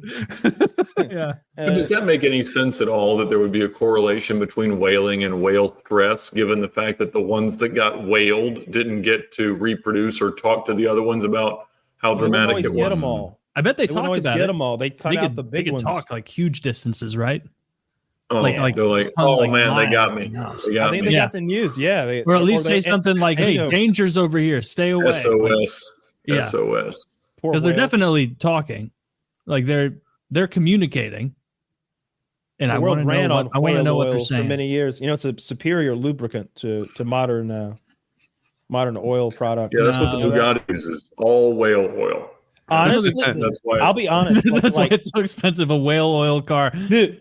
It's funny you say that. Like, it is a superior lubricant. I wonder if somewhere there's some like super artiste car manufacturer who's like it runs on whale. If we were still allowed to do this, the potential is he's endless. slaughtering his own way. He's got like a Japanese guy he's paying off for that delicious. This is the whale oil model, and over here is the children's tears. The windshield wiper fluid is the tears of the horse glue. Yeah. That's it. It's the most evil God ever devised. I put cotton balls under the eyes of those Congolese boys in the cadmium mines, and I mine it. I get their tears. 2 for 1, 2 birds, 1 stone. That's so maniacal. That's actually that. Remember, it's the villain from Hannibal. He would do that. He would collect. He had these little cotton squares, and he would collect the tears of someone when they were under like great stress or like fear, and then he would put it in his martini and like drink them. Like that was a fellow who had his face ripped off, and he has this really kind of grating cadence, this timbre of his voice. That's pretty close, isn't it? It's pretty close. That was pretty close. Pretty close. Gary Oldman played him in the movie, and then the kid from Boardwalk Empire plays him in the TV show, and just kind of copies Gary Oldman, which is fine, but for me, Gary Oldman really rocks. You can just copy him. Hannibal Lecter convinces this guy to cut his own face off and feed it to dogs by drugging him. And it's real gruesome. Hannibal is so over. If you plug me into that, if they're like, if I was friends, Detective Taylor, who do you think's behind all this? No, I wouldn't even be a detective. It'd be like the Jack, the black detective, is like, I'm bringing my friend Taylor to dinner, Hannibal, and then he'd be like, oh yes, you. And then it just brings me, and then Hannibal would be like, today we're having pork loin over something very fancy, and then Jack would be like, this looks delicious. And he's like, oh, if only you knew the person I'm having you eat right now, because I'm a serial killer. And I'd be like, he's telling you the whole thing. That dude, like I'm watching that show in the background. It is fucking hilarious. The dinner conversations Hannibal will say. They'll be like, "Oh my goodness, Hannibal, this is divine. It's to die for." And he's like, "Well, I'd never expect you to die for it." And it's like, no, who says that? Who would say that? And every time he's talking in the dinner, I'm like, this doesn't seem like a fun guy to hang out with. He's so ghoulish and like overtly scary. And he's always making these little double entendres that imply that maybe he's eating people, which is really all the time, really all like the time. And like maybe normally, like if he were like a violin teacher or some shit, or if he was like a pharmacist or something, if he had a regular normal job, like, but no, he's like involved with their investigation of cannibal cases. Like people are turning up ritualistically murdered and their liver is gone. And that night he's like, liver pate, anyone? Yeah. And they're like, and they're eating the liver pate. And they're like, I don't know if we're ever going to solve this one. This guy's just always a step ahead. And he's like, yes, I am. Yeah. They're like, what? I said, "Well, try some ham." Yeah, try some ham. What's okay. Hannibal, where did you pick this pig? Oh, it was a very stubborn and indigent little animal, wasn't it? And it's like, why would you, if someone answered a question like that to me, I'd be like, what the fuck? Like, He's what's wrong with you? Creepy. I was asking for like we had all these clues. Yeah, he's beyond obvious. He fucks the hot chick in the show. Like somehow she's attracted to his weird reptilian ass. But there's a scene where she's hanging out at his house is badass. His kitchen is sick. He's like a professional. It's a nice kitchen. Like it's bad fucking ass. His house, the whole thing. It's like something to aspire. He's pretty cool if we're being real. Dude, other than the weirdness, like if it was a normal bro, you'd be like, dude, you're killing it. But it's him, so it's scary as shit. But they're hanging out, and he's like, would you like something to drink? And she's like, I don't drink wine. Don't look down on me. I like beer. And he's like, oh, well. And he goes, and he has crafted a beer just for her. He's like, it's aged in like wine barrels or something, X amount of days. And it's in these like fancy ass cantilever cork bottles. Yes. He like pops this fucking shit open and pours her the most handcrafted beers. And she's just like, that's good beer. So she turns into Sam Jackson from the fucking Chappelle Show. And it's like, why are you falling for this? That's so creepy that he has crafted you your own beer just in case you pop in. Yeah. Dude, he'll like serve people what is clearly a forearm, and they'll be like, and what's this we're having tonight, Hannibal? And he's like, oh, it was a mischievous little rabbit. And it's like, no, it wasn't. No, what? Like he'll serve a detective, Lawrence Fishburne, who I think that's who it is. He runs he runs like the special crimes division of the FBI. He'll be served head. He'll be served like a giant organ. He'll be served like a sauteed heart or lungs on the same day. Someone had their lungs cut out like 4 hours ago at work. And then Hannibal will be like, yes, I learned this in France. It's pig lungs. And it's like, no, it's not. No, it's not. And then the Jack is like, oh, Hannibal, you've done it again. That's absolutely scrumptious. I let this slip by. First of all, it's a really good show. We're like picking on it, but like it's fun to watch him do his thing. The Hannibal guy's a good actor. I like him. So Mads Mikkelsen is so evil and creepy and ghoulish. But yeah, he would never get away with all that shit. He's so. They add this one thing to it. I let it slide, but he's like a ninja. Like he can beat the shit out of anybody. Every now and then someone will find him out. They'll like, because I think part of the fun for him is flirting with disaster. So he's got like drawings of how he murdered somebody just sitting in his office under some other papers.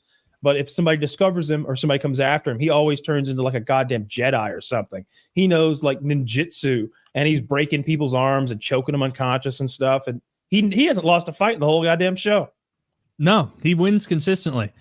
He must win like 5 or 6 like different fist fights throughout the show, like handily.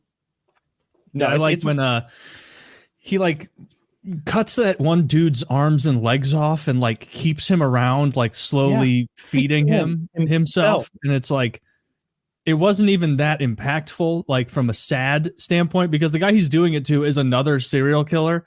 And is like it is too deranged to even be upset by it as much. Like he's not even freaking out. He's like, what do you think's going to happen when they do this to you, Hannibal? And Hannibal's like, well, how about you finish a piece of your own flank first, and then we can talk about this. And it's like, you fucking weirdo.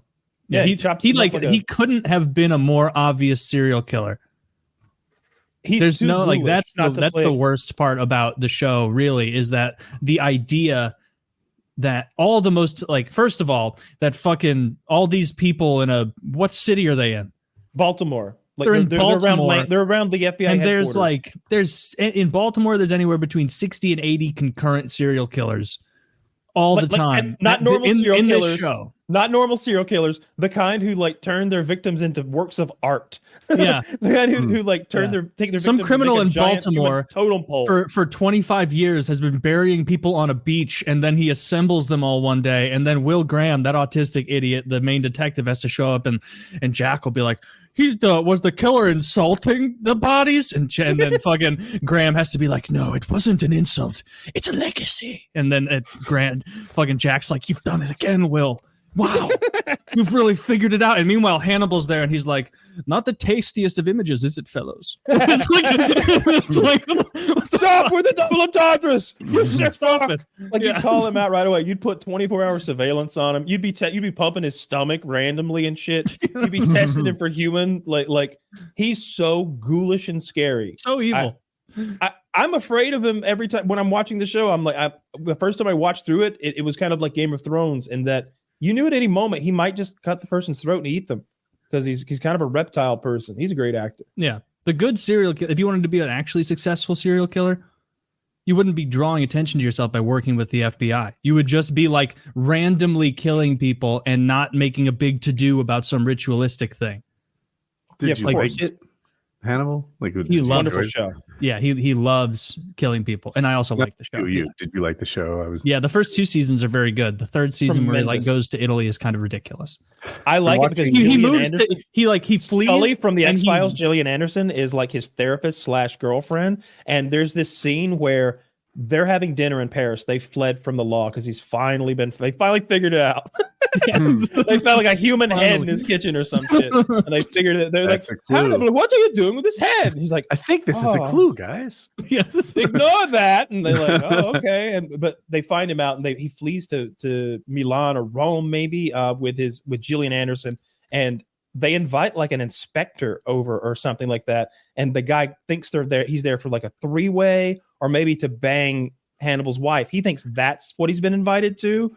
And Hannibal's feeding Gillian Anderson like snails and acorns. And Hannibal's like, it improves her taste. And the guy's like, oh, like her pussy is what he's thinking. He's thinking that Hannibal feeds his wife snails and truffles and stuff to make her pussy taste good. But no, he's thinking about eating her. He just hasn't quite decided because he enjoys her company. It's great. That's a dilemma that every husband goes through.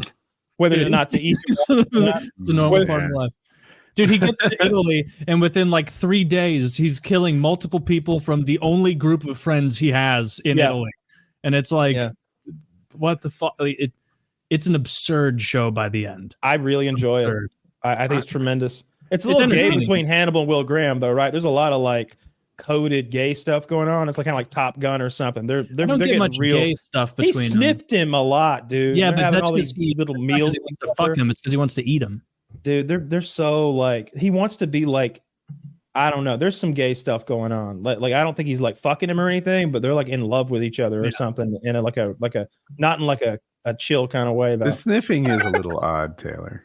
But it's because he already eats people, and it's like been established till he's like sniffed at people he's killed and eaten. It's weird. It's weird. Gillian Anderson's so fucking hot though. Yeah. That I pigs and cows, enjoy the later season. Oh. Yeah, well, this guy, he's not normal. No one will say he's normal. He's really gross. He's a bit of an oddball. I asked if you like the show because I watched 2 movies lately. Deadpool and Alien Romulus, the new one. Both. 2 misses. Not good to me. I would rather watch YouTube videos. Videos about video games. My wife is addicted to this guy that seems to rehabilitate hooves. You know, they get ulcers in them or something. That's fun stuff. All right. Dude, she has become a subject matter expert on how to fix cow hooves. She's like, he's going to have to get that pus out. Farrier and draining. She likes the draining. She goes on. And I am sometimes forced to watch these videos because I spend so much time with her. And better than Deadpool. I gotta give him that. please. Man, I hope this is suggestion. your final straw with the superhero shit. I hope this is the date I can look back. Dr. to Doom's coming, and we're gonna Woody watch. Splinters Dude, off and goes not for me anymore. Dr. Keep it. Taylor, Dr. Doom is coming, and I'm going to Oh the wow! theater to watch. You think he's that gonna shit. pull it out? You think Look, he's gonna win in the end? You think listen, he's gonna get it? Listen, he might win, but You what I think he's gonna said, get a couple snappy quips before Dr. he's Doom taken doesn't out? sound like all a I'm good guy. saying is Woody's not done Perhaps with him. wall because broken, Dr. Doom hilarity is coming. ensues. Dr. Doom's coming, so I can't be done with him yet. I'm with Who's Kyle. not- I'm not done. I'm a slow learner. But I was like, between Deadpool and Aliens, do you think they spent $250 million on those two movies to put them together? Rough, yeah. That's Probably like 100, right? Probably low on Deadpool. Like I probably think did like some 100. guy who spent $7.37 making YouTube videos is better. It's better. I've got a content than movie for you. Please watch Strange Darling. It's on our Plex. It's tremendous. It's Is such it a scary? it's more of a thriller. There are some scary moments where it's like, whoa, how far is this going to go? But it's more violence. It's not like a boogeyman or a ghost or a goblin. There's nothing supernatural at all. It's a one night stand that's going wacky, and it's filmed it's presented sort of with the story out of sync, Tarantino style. And so it begins with like chapter 3 and like crazy shit's happening. And you get like 20 minutes and it goes chapter 1 and you see what happened at the very beginning, and it sort of skips around introducing it out of order in that way. It's an hour and a half long. It's not one of those, it's not a long movie, so it's not a big amount of time to commit. It's shot on 35 millimeter film, if you care about that. And it seemed like, I don't know much about artistic cinematography, but the colors are really pretty to me. I'll say that. And it feels like they're color coding certain emotions or sort of how the couple's emotional love romance feelings are flowing by using blues or reds or yellows. And it's a really pretty movie to watch. It is violent. There's crazy stuff happening. The more you read, the more it'll like spoil it. I promise it's good. You'll really enjoy it. The Rotten Tomatoes reviews are super high. Yeah, that's where I was headed. I looked up the reviews. Rotten Tomato has it at 95% fresh. IMDb has it at 8.3, which is a high score. And that you've been right about your last couple reviews, like according to me, obviously, you always right to you. And I didn't want you to be. I wanted to like Deadpool more than you said I would. I wanted to like Aliens more than you said I would. And you don't win them all. This is something new. That's the thing. It's hard. You're never going to recapture the magic that was 1979's Alien or Aliens that sort of reinvented the wheel and turned the standard. Alien is basically a slasher movie, but with an alien instead. They're creeping around, taking the characters out one by one, sneaking up on them. It's a slasher, but with a slick paint job on it. And then they make the second one, this crazy action movie. How are you going to recapture the magic of the first time you learn what a face hugger is or what those eggs are, or when that thing shoots out of, like, every time you see that egg now, you're like, all right, is the thing going to slip? Is it going to come out? Is it going to pop out? Is it going to pop? You're waiting on the thing that's going to happen. There's no tension. You know what's coming. You're just waiting on the same old thing. So I don't know. You need something indie like this. The movie that I'm recommending there is $4 million movie. That's what it cost to make. And I think it is way more. I've watched a bunch of movies recently, and that was the one where we came away from it going like, wow, that was great. That's the best movie I've seen in a while. Like that's I don't have like a list ready, but it's one of the best movies I've seen this year for sure. I remember there was a couple other things that I liked earlier in the year that came out, but most recently, this is my favorite movie that I've seen in the last several months. Really good. I added it to my Plex queue. We'll see if I can find it again. I never used that feature. How many movies? It's already on there, like ready to go. How many movies a week or a year are you watching? It depends. Like right now, I'm doing kind of a Halloween thing. So I'm watching 2 or 3 movies a day, maybe sometimes. Wow. But sometimes I'll do like a binge watch where I'll watch all of a series, even if it's a shitty series, because I kind of want to I don't want to see all the Friday the 13th, but I want to be able to say I've seen all the Friday the 13th and have some kind of a knowledge of what happened through the years and be able to do my trivia. So I watched them all. They're dreadful. That's true. So I watch a bunch of movies. It just depends if there's anything good out. Sometimes I'll go weeks and weeks without watching movies, and I'll do a way more like video game stuff and video game videos. Taylor and I are about to get into Skyrim together, which allows multiple players to take on the Skyrim universe together. Yes. You should do Elden Ring. To form a Why am I bond Taylor of money brotherhood. Elden Ring. No, thank you, sir. 2023, possibly game of the I year. shall play Versus Kael. what? Some Dark elf prince of the 15-year-old woods of Skyrim. We'll have to. Oh, dude, what do you? Skyrim rocks.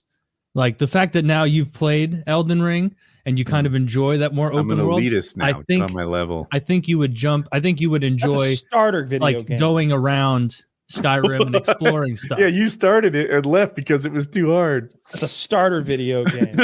It's a Yeah. starter video game. You want to finish your video game? Skyrim. There's a reason that people are playing Finish it your video decade, game. more than a I'm decade resting on later. that- People on that playing dig that thing 'cause it on was ice perfect. makers. I think you would. I I think you'd played enjoy Skyrim. it. I beat it.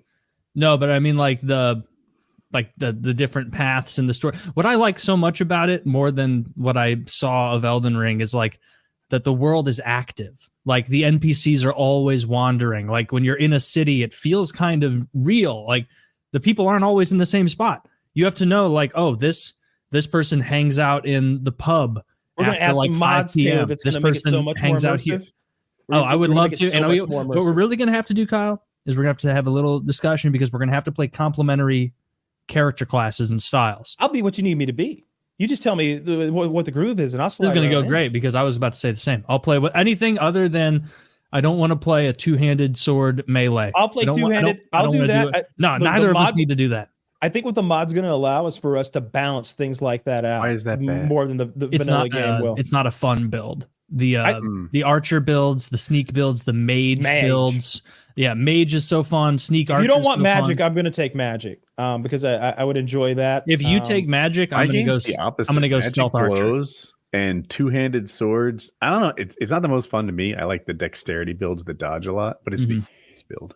A lot of people. This is more like In Skyrim, World often of you're Warcraft. surrounded by so many like low tier enemies that it's easier to just, or it's more fun to just cast a spell or use archer, like sneak archer, to like kind of slowly whittle your way through the group. Whereas if you're like an orc or a Nord who's playing with a sword, like your only strategy is just I might be a cat girl. Is that okay? sprinting into the battle. I don't care what you are. Actually, I do care what you are. And I'm I want gonna it to be immersive for me still. I don't want to. Can I be a something sexy cat girl? Is that chill? Like a Khajiit? Be a Sonic that hedgehog literally that a just Khajiit. rolls into people. There's got to be a mod for a that. Sonichu. Dude, one of the most fun characters I ever did in Skyrim was a Khajiit because they're the cat people. They get higher sneak on start and they get higher one-handed attack on start, I think. And I just did the sneak build, but with no Zach, show archery us whatsoever. a picture of a Khajiit. Yeah, for- show for us the Khajiit. uninitiated. This is I, important What's stuff. the first letter? K. Okay, okay. I think it's Helping out Zach, 'cause I KHAJIIT or something. Maybe there's 2 I's in there. There's definitely I a don't J. know.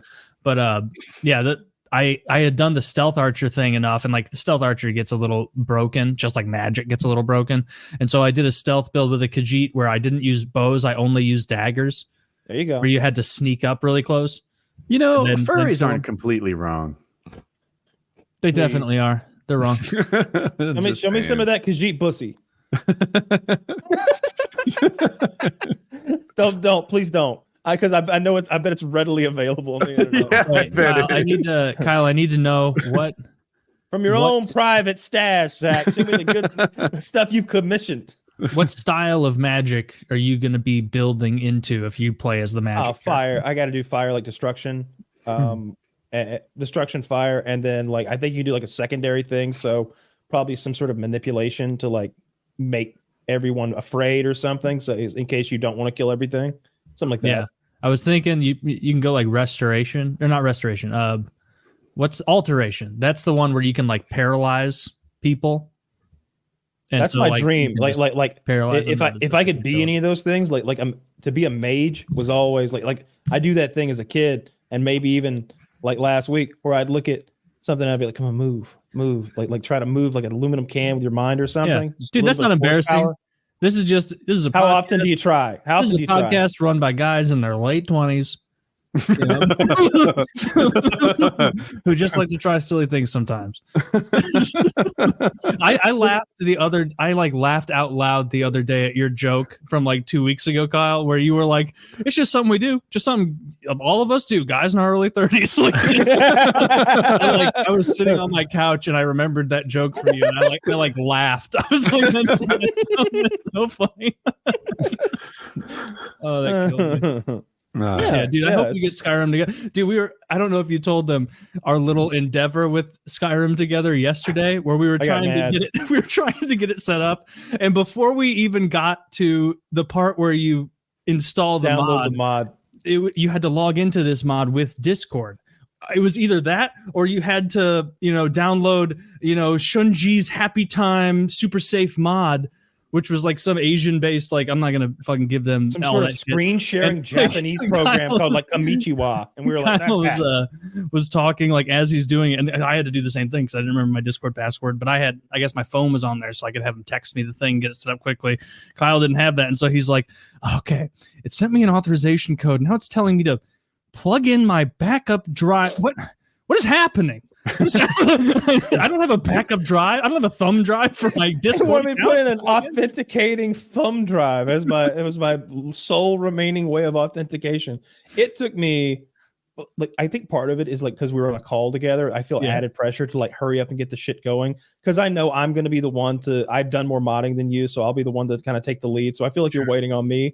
And that was stressing me out so much. No, I was patient. I know you weren't, but I feel it anyway. I create it and put it on myself. So I'm getting so mad that I can't fucking reset my password. After we got off the call, I solved the whole problem and got in and got everything done in 10 minutes. Like I got through the problem we were on and like got the mod downloaded and like got in the game and like made it work. It looks like it's super easy. I'd like to do it. It seems like has Skyrim gotten better looking? I know looks are not everything in a game, but it's old. So has it been updated? You can mod the shit out of it. Like you can make it look better than any game currently looks like on release right now. We both got really good computers. His is even better than mine, and he's got a 4090. I think I got a 4080 or something like that. So we'll be able to run a bunch of mods. I think we both got 64 megs of RAM probably, so we can run a lot of mods, and we can make Skyrim look like a pretty new game. And how big can I make my titties before you're not before it ruins the immersion. As long as like you have a suit of armor on and shit, like there's any size tits. Do they have armors that will like cup 6 titties? I wish you wouldn't. See, I want my character to be like Toro or whatever from Mortal Kombat. Actually, no, cats do have like Goro. Remember Goro that had the extra arms of Mortal Kombat? Yeah. It's that, but titties.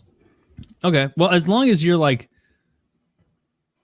tacking up in the right trees and we're still like rolling. I won't do that to you. I think I'm actually going to play like some sort of a ghoul or something, or a goblin. I'm enticed. If there's a way, can you make a woman in Skyrim? All the way, dude. Some of the mods Kyle was talking about were like the most useless. Like he was like, "Hey, we can download this mod that makes the starting dragon in Helgen's head."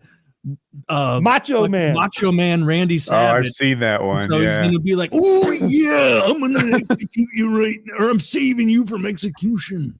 Doing that shit, and the dragon lands. It's all dragon version. Macho Man's head. Yeah. Well, if you're picking a magic character, I may fall back into the fun of Stealth Archer.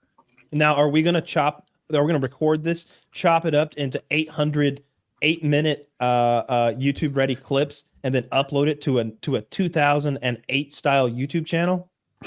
That would be kind of funny. That would be kind of funny. We chop it up into 10-minute segments of us playing Skyrim, the entirety of Skyrim. Which actually, I didn't think about this because I bet we might have a little disagreement on where to go first off the start. I don't care. I haven't played in so long that I'm like a blank slate. I'm happy to like be your, like, you can be the main character and I will be like your companion. You can be the like the Frodo Batman and I'll and be Robin. Because I know I'll Robin up. We could. Solid. There's a Batman mod so that we could play as Batman and Robin, but I want to be in like the tights. Like from the Schumacher films, they got a gig how to make the Batman movies in the mid '90s, and he was like, let's see, I want to see cod pieces and nipples. And so that's what they did. It's just cod pieces and nipples. All those close-ups on George Clooney's cod piece. What the fuck was that? Well, I don't want you wearing a fucking cod piece in the game. Too late. Oh, Too late. dude, I went to that one Renaissance fair and I saw the benefits of the cod piece, and ever since, like Ren Fair every day with the cod piece. It's a hell of a fashion statement. I'm shocked Kanye didn't do a cod piece because he does those football pads and all that nonsense. Are you against any form of cheesing? Like cheesing stats? Like quickly, like ranking up like a stat you're going to use a lot. No, I don't care. And there's mods where, like, if we want to just speeds, you can skip the first 10 levels. Like, that's a good mod to start with. Yeah, I don't know about that. I like immediately make a character that can. You got to grind a little bit. Yeah. I mean, you can grind from there. I'm sure there's mods that make things interesting. But no, I look forward to it. I'll play whatever character you that'll be fun as hell. You don't want to play. I haven't played Skyrim. I'll play whatever. Really long time. I've had fun with every single build you can be in Skyrim, other than Melee. Discord. Like for sure. People would hang out with you and watch, and it would be a fun thing. Yeah. And maybe Woody, maybe we could role play. We sell you on it. Maybe I've beaten Skyrim. I'm a master. The way you play Skyrim, maybe it might be the most upsetting thing to me about the way you game is you were like, yeah, I went and I killed Alduin, and then that was the end of the game. And it's like he didn't go to he probably didn't discover like 9 of the cities. Like he just sprinted through the. I just right up the middle, smash mouth Skyrim. The only thing I always do the same in Skyrim is you can join the Imperials, or you can join the Stormcloak rebels, who are like the Skyrim belongs to the Nords people. And no matter what, I'll always go into Skyrim like maybe I'll play a different path this time. No, Stormcloak rebels always. I want to get off games, but you should know. Hang on, before we go though, please. I'm sorry, I didn't mean to interrupt you. I guess you can. I was going to say in Elden Ring, I'm doing the opposite of that. Not only am I killing every boss, every optional boss, every character, every version of every boss. At this point, I'm killing every common so often that I have every article of clothing and every weapon they have, and then I cosplay the game as them, and I just walk around as like a noble skeleton for a while. You need a new game, brother. With bad shit. You beat that one.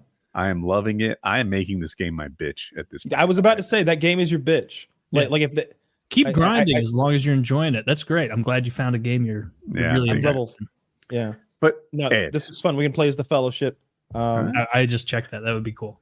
I watched this Donut Media video where the charismatic, chubby, blonde guy, I mean to say, I don't know his name, but I bet you do, was explaining why he left Donut Media. Does this sound right? How close am I coming on this? Yeah, so James Pumphrey, who is that person, and he recently left the channel probably after some earnout in the wake of their acquisition by Recurrent to, join a larger conglomerate, as we've seen happen with Hoonigan. So the whole auto industry is doing that. Like the YouTube auto area seems to be getting bought out. Yes. Yeah. It seems like it's a logical kind of target of acquisition simply because there's high CPMs and big opportunity in the space. And so it's been a little bit of a, detonation of sorts of late because like a company bought Hoonigan and then declared a $1.2 billion bankruptcy sort of in their corporate entity, which is unfavorable. DeMuro's channel got bought in the midst of the Cars and Bids investment and things like that. And so it's a very different world now in the world of car YouTube than we expected. But I mean, there's nothing wrong with that. I mean, I think it demonstrates some frothiness in the M&A market, but also maybe some challenges in the execution. How does that work? Like tomorrow, right? Without him, his channel is worthless, right? Yeah, and that's always been the question. Like if somebody bought PKA tomorrow and started subbing in different personalities because they didn't want to talk about video games for 15 minutes, would they then change the way that the system works, and would people still watch? And the question is, who knows, right? And, it was him doing car reviews, and the question was like, does it still work? And they increased production or content output and tried to change it up, and it hasn't yet. maybe it will, but it hasn't He yet. had a unique way of acting like a cup holder was interesting that is hard to replicate. You know, he'd be like, look at this thing. It's got tabs. This is wild. He'd find a funny line in the instruction manual. You know his channel. Right. And you know, this thing comes with a better heckin' jack than you'd expect. And you know, he's just telling you all these odd things about cars that other car reviewers didn't do. I couldn't think of someone. Well, it's hard to think of somebody more tied to the channel than that. Like, you can't just replace him with somebody else. It's a unique talent. I don't know why anyone would buy that. And I generally get approached by somebody every month or every quarter that wants to come in and buy all of the automotive YouTube space, and they want to understand what it looked like for me to turn all of these poorly run entrepreneurial efforts into employees. And it's clunky, obviously, but I mean, I think that, you know, I would honestly be curious to think, like, you know, do you see what you do on social media as an indefinite opportunity, or is there a world in which it gets bundled into like a larger multi-channel network or conglomerate? Because I think that's what we're faced with in the automotive world, is like, do we entertain or accept or, you know, accelerate that path? Or do we really think like, no, this is a whole lot of fun. We have a great time every week and doing the things that we do, and we want to keep it rolling. Yeah, I don't know where it's going. I've always thought it was going to be more short-lived than it turned out to be. I thought, you know, like the TV show Friends, maybe the most successful TV show I can think of, right? You know, it lasted 10 years, right? 10 years was 2019 for me, right? So it's incalculable. No one knows. That was a while ago. And so we're 15 years into a 10-year project, and 10 I thought was the long case. You know, I thought it'd be more likely to be 7. It's twice as old as I ever thought it would get. So what happens from here? I don't know. When I switched to YouTube full time, my expectation was that it was gonna like hurt my computer programming and like IT career, but I wouldn't regret it. Like, imagine your passion was golf and you spent 5 years as a low tier PGA player. And sure, your computer programming career has been delayed by 5 years. But on the other hand, you know, those are maybe 5 great years and you don't regret doing it. That was my expectation going into it. It has been more successful than I considered best case scenario. So what happens from here? Well, heck, I'm not 100% sure, but I think I'll be okay. In the jizz biz these days. The jizz biz. I need to talk to you about the jizz biz. It's a thing I keep forgetting to tell y'all, but like, you know, probably should tell you. Shoot us a text about the jizz biz. Tell us about the jizz biz. Hopefully we can keep it in stock. It's good stuff. It's good stuff. Well, thank goodness. Yeah, it's good news. Good. Oh, so good. I was not getting that vibe. No, I was getting bad news. No, this is like the best cummies. Oh, the best cummies? Yeah, all the best cummies. Don't say that anymore. You don't like that? I don't know if I like the best cummies. All right, at least one more time. I'm not gonna tell you the news. I'm gonna like whisper the news to Woody. You're gonna text Woody. And you like look at his. Hey, I'm gonna do it right now. I'm gonna like text Woody only. Like what it is. Oh, that's fucking gay, dude. Yeah, I like it. Will you send that message to Woody courtesy of Taylor, and then he can, and then you'll burn it before it gets to me. Yeah, and then he'll burn it. He'll delete it. Damn. Well, hopefully, it is excellent news because I'm really proud of the product we made there. I know it sounds so silly. Kyle and I put so much effort and research into coming up with cum pills, and then to have our efforts validated by someone as legit as Derek. All right, now Woody has read the news about the cummies. Now look at Woody's face and try to judge. I mean, he's smiling, but he could also be smiling because a joke is being played on me right now. So, wow, no, it's good. I'm not going to tell you. Can you please send? Kyle, can I tell him? No. No, there's no fun. I want to hear it. What's the great news? Yeah, maybe 20 minutes. In 20 minutes, maybe I'll. Ed, are you on WhatsApp? You got WhatsApp? I'll tell you what it is. Is it less than 9 pills a day? Is that? Oh, it is. Oh, we've already released that. That's a little tidbit that I have leaked. We have lowered the amount of pills. We have gone to a gel cap, I believe, and we've replaced some ingredients with some other ingredients to make it more powerful, more potent, with a lower dose. We were always kind of annoyed with the like 5 pills in the morning and 4 pills in the evening. I know Derek hated that, but we wanted efficacy. We wanted it to really work. It had to work. Yep. Maximum efficacy, but that's an ethical dose. I'm messing up the word, but we didn't want it to be like, this is 80% of ideal. That's not what we did. Yeah. We wanted to blow the competition out of the water. Exactly. Paint your ceiling. Yeah. It is comically gay. effective. You should text me about it. Yeah. Right. I would, but Kyle's not letting me. He shouldn't tell you. No, it's more fun this way. You don't need to know. You don't need to know. It's like official business anyway. You don't need to buy this. This is like the warrior pretty little head kind of thing. I mean, I'm a part of this comm enterprise, so I mean, well, then why don't you know the big? I guess I don't. I guess you know, like everybody else knows the cum news except for you. I'm just gonna text Derek. Yeah, that's what I told him. It's top secret. He said he won't release it to anybody. No, do you have your security thumb drive? I don't have my. Then he's not going to tell you. He's not going to tell you the Cummy news. Fuck. Do you need to turn the key also before? All right, we're starting a Cummy app. Okay, and I wish you hadn't said what you said earlier, but you know, we'll be coming at each other left and right. It's going to be great. it's a load sharing application for your load sharing application. We're going to get prizes out for viscosity, pearlescence, and of course magnitude. There's also going to be a scale that's based on impact force.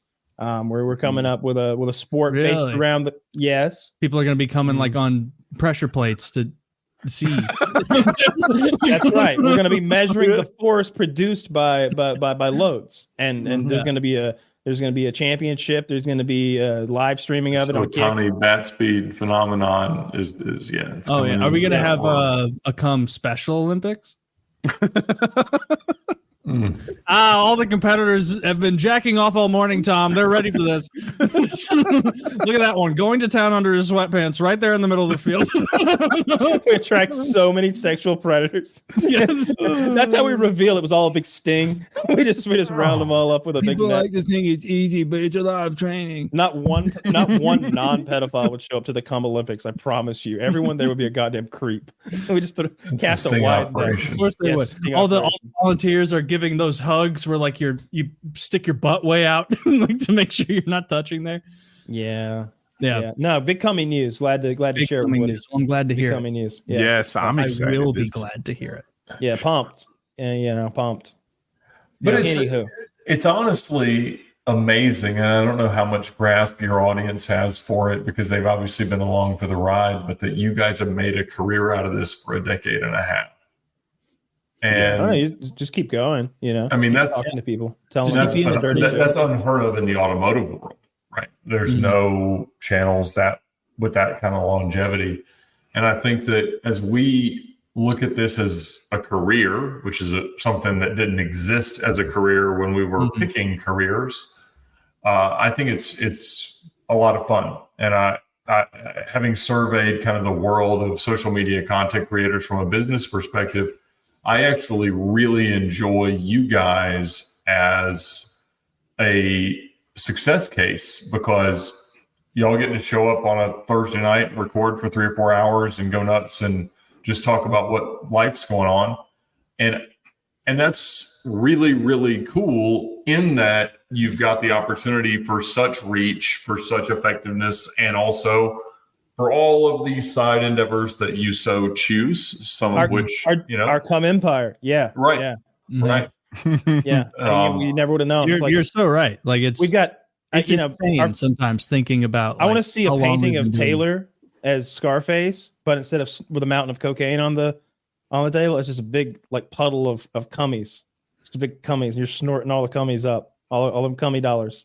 You heard him, folks. Get me snorting cum on the fucking desk. You remember when this was like 4 years ago now? I made a joke about someone contributing a picture of me, and I had a lot of people send love those of my ugly mug. Dude, I so underperformed in the cum tribute. I can't tell you the levels of envy I had over the splooge splattered pictures of you two. There's like one or two stragglers who chose me. Most of them, it was all about you guys. Oh, That's just all right. I laughed out loud, imagining some dude who's like, can't wait to shit post on Twitter and send this to Taylor. Just standing over a picture of me jacking off. And it's like an angry, spiteful jerk. To think that guy was like, I'm totally pranking him right now. It's like Marsha. Yeah.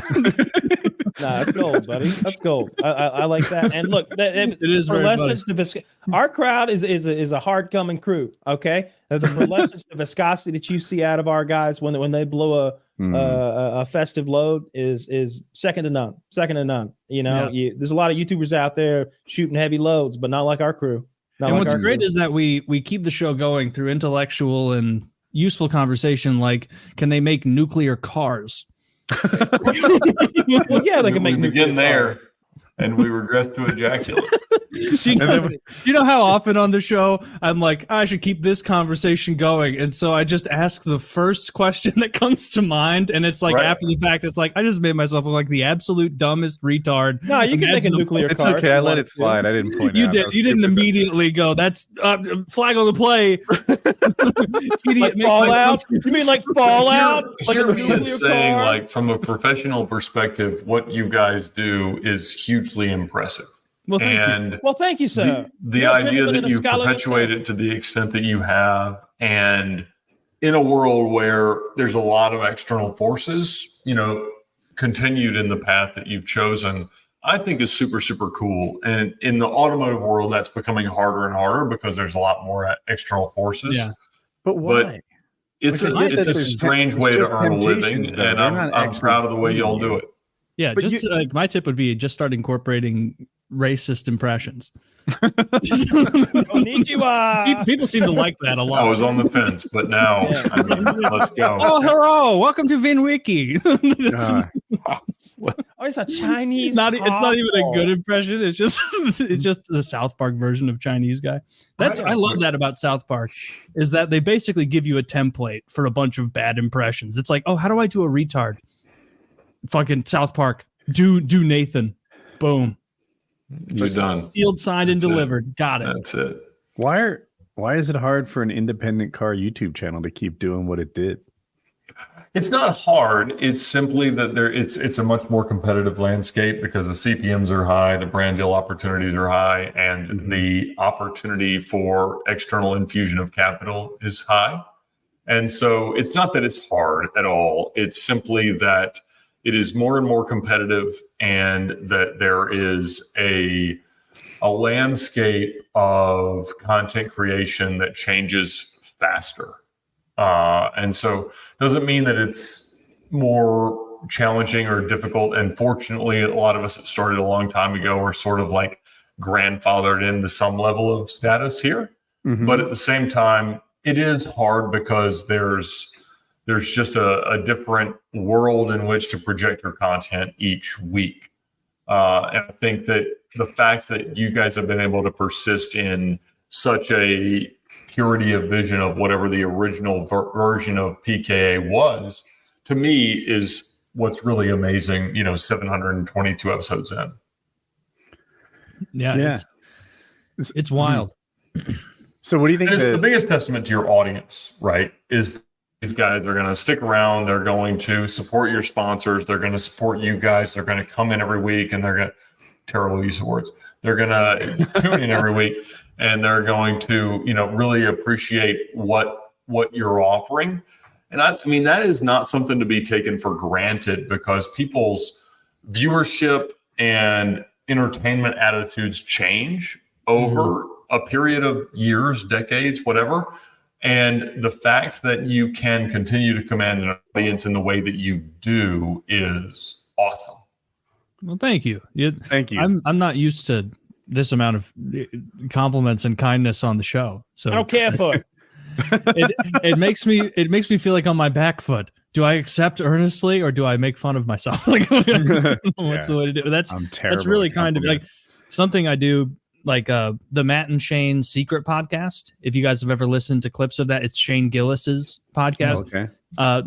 Shane Gillis and Matt McCusker, and his co-host Matt is so fucking funny, just hilarious, and they have excellent banter.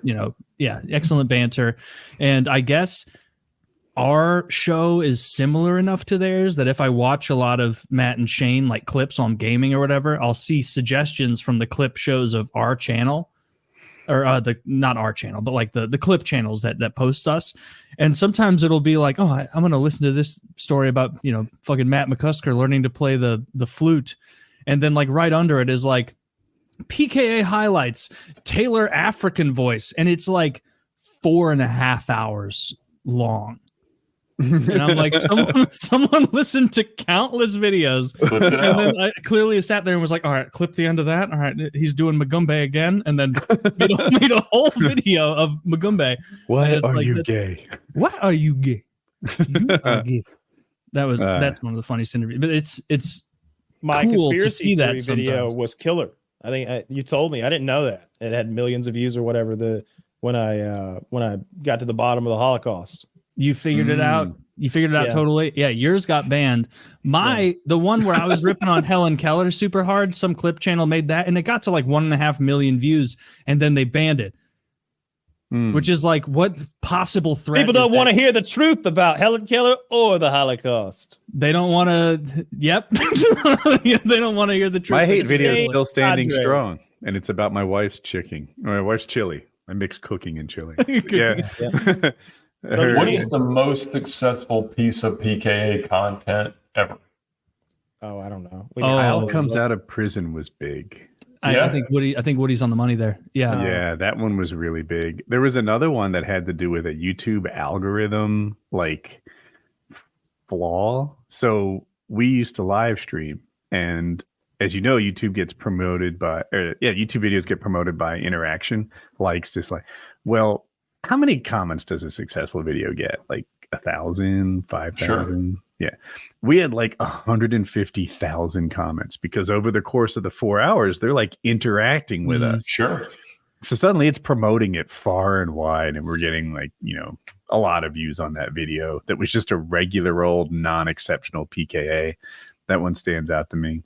But as far as like successful content, Kyle coming out of prison was really big, and I feel like it gave the show a new burst of life. So that was cool. Thanks, Kyle. Appreciate you. You're welcome. Hey, I know how to take one for the team. Look, we drew straws. Woody's going to get caught with some dope up his ass at an airport any month now. All right. Could have.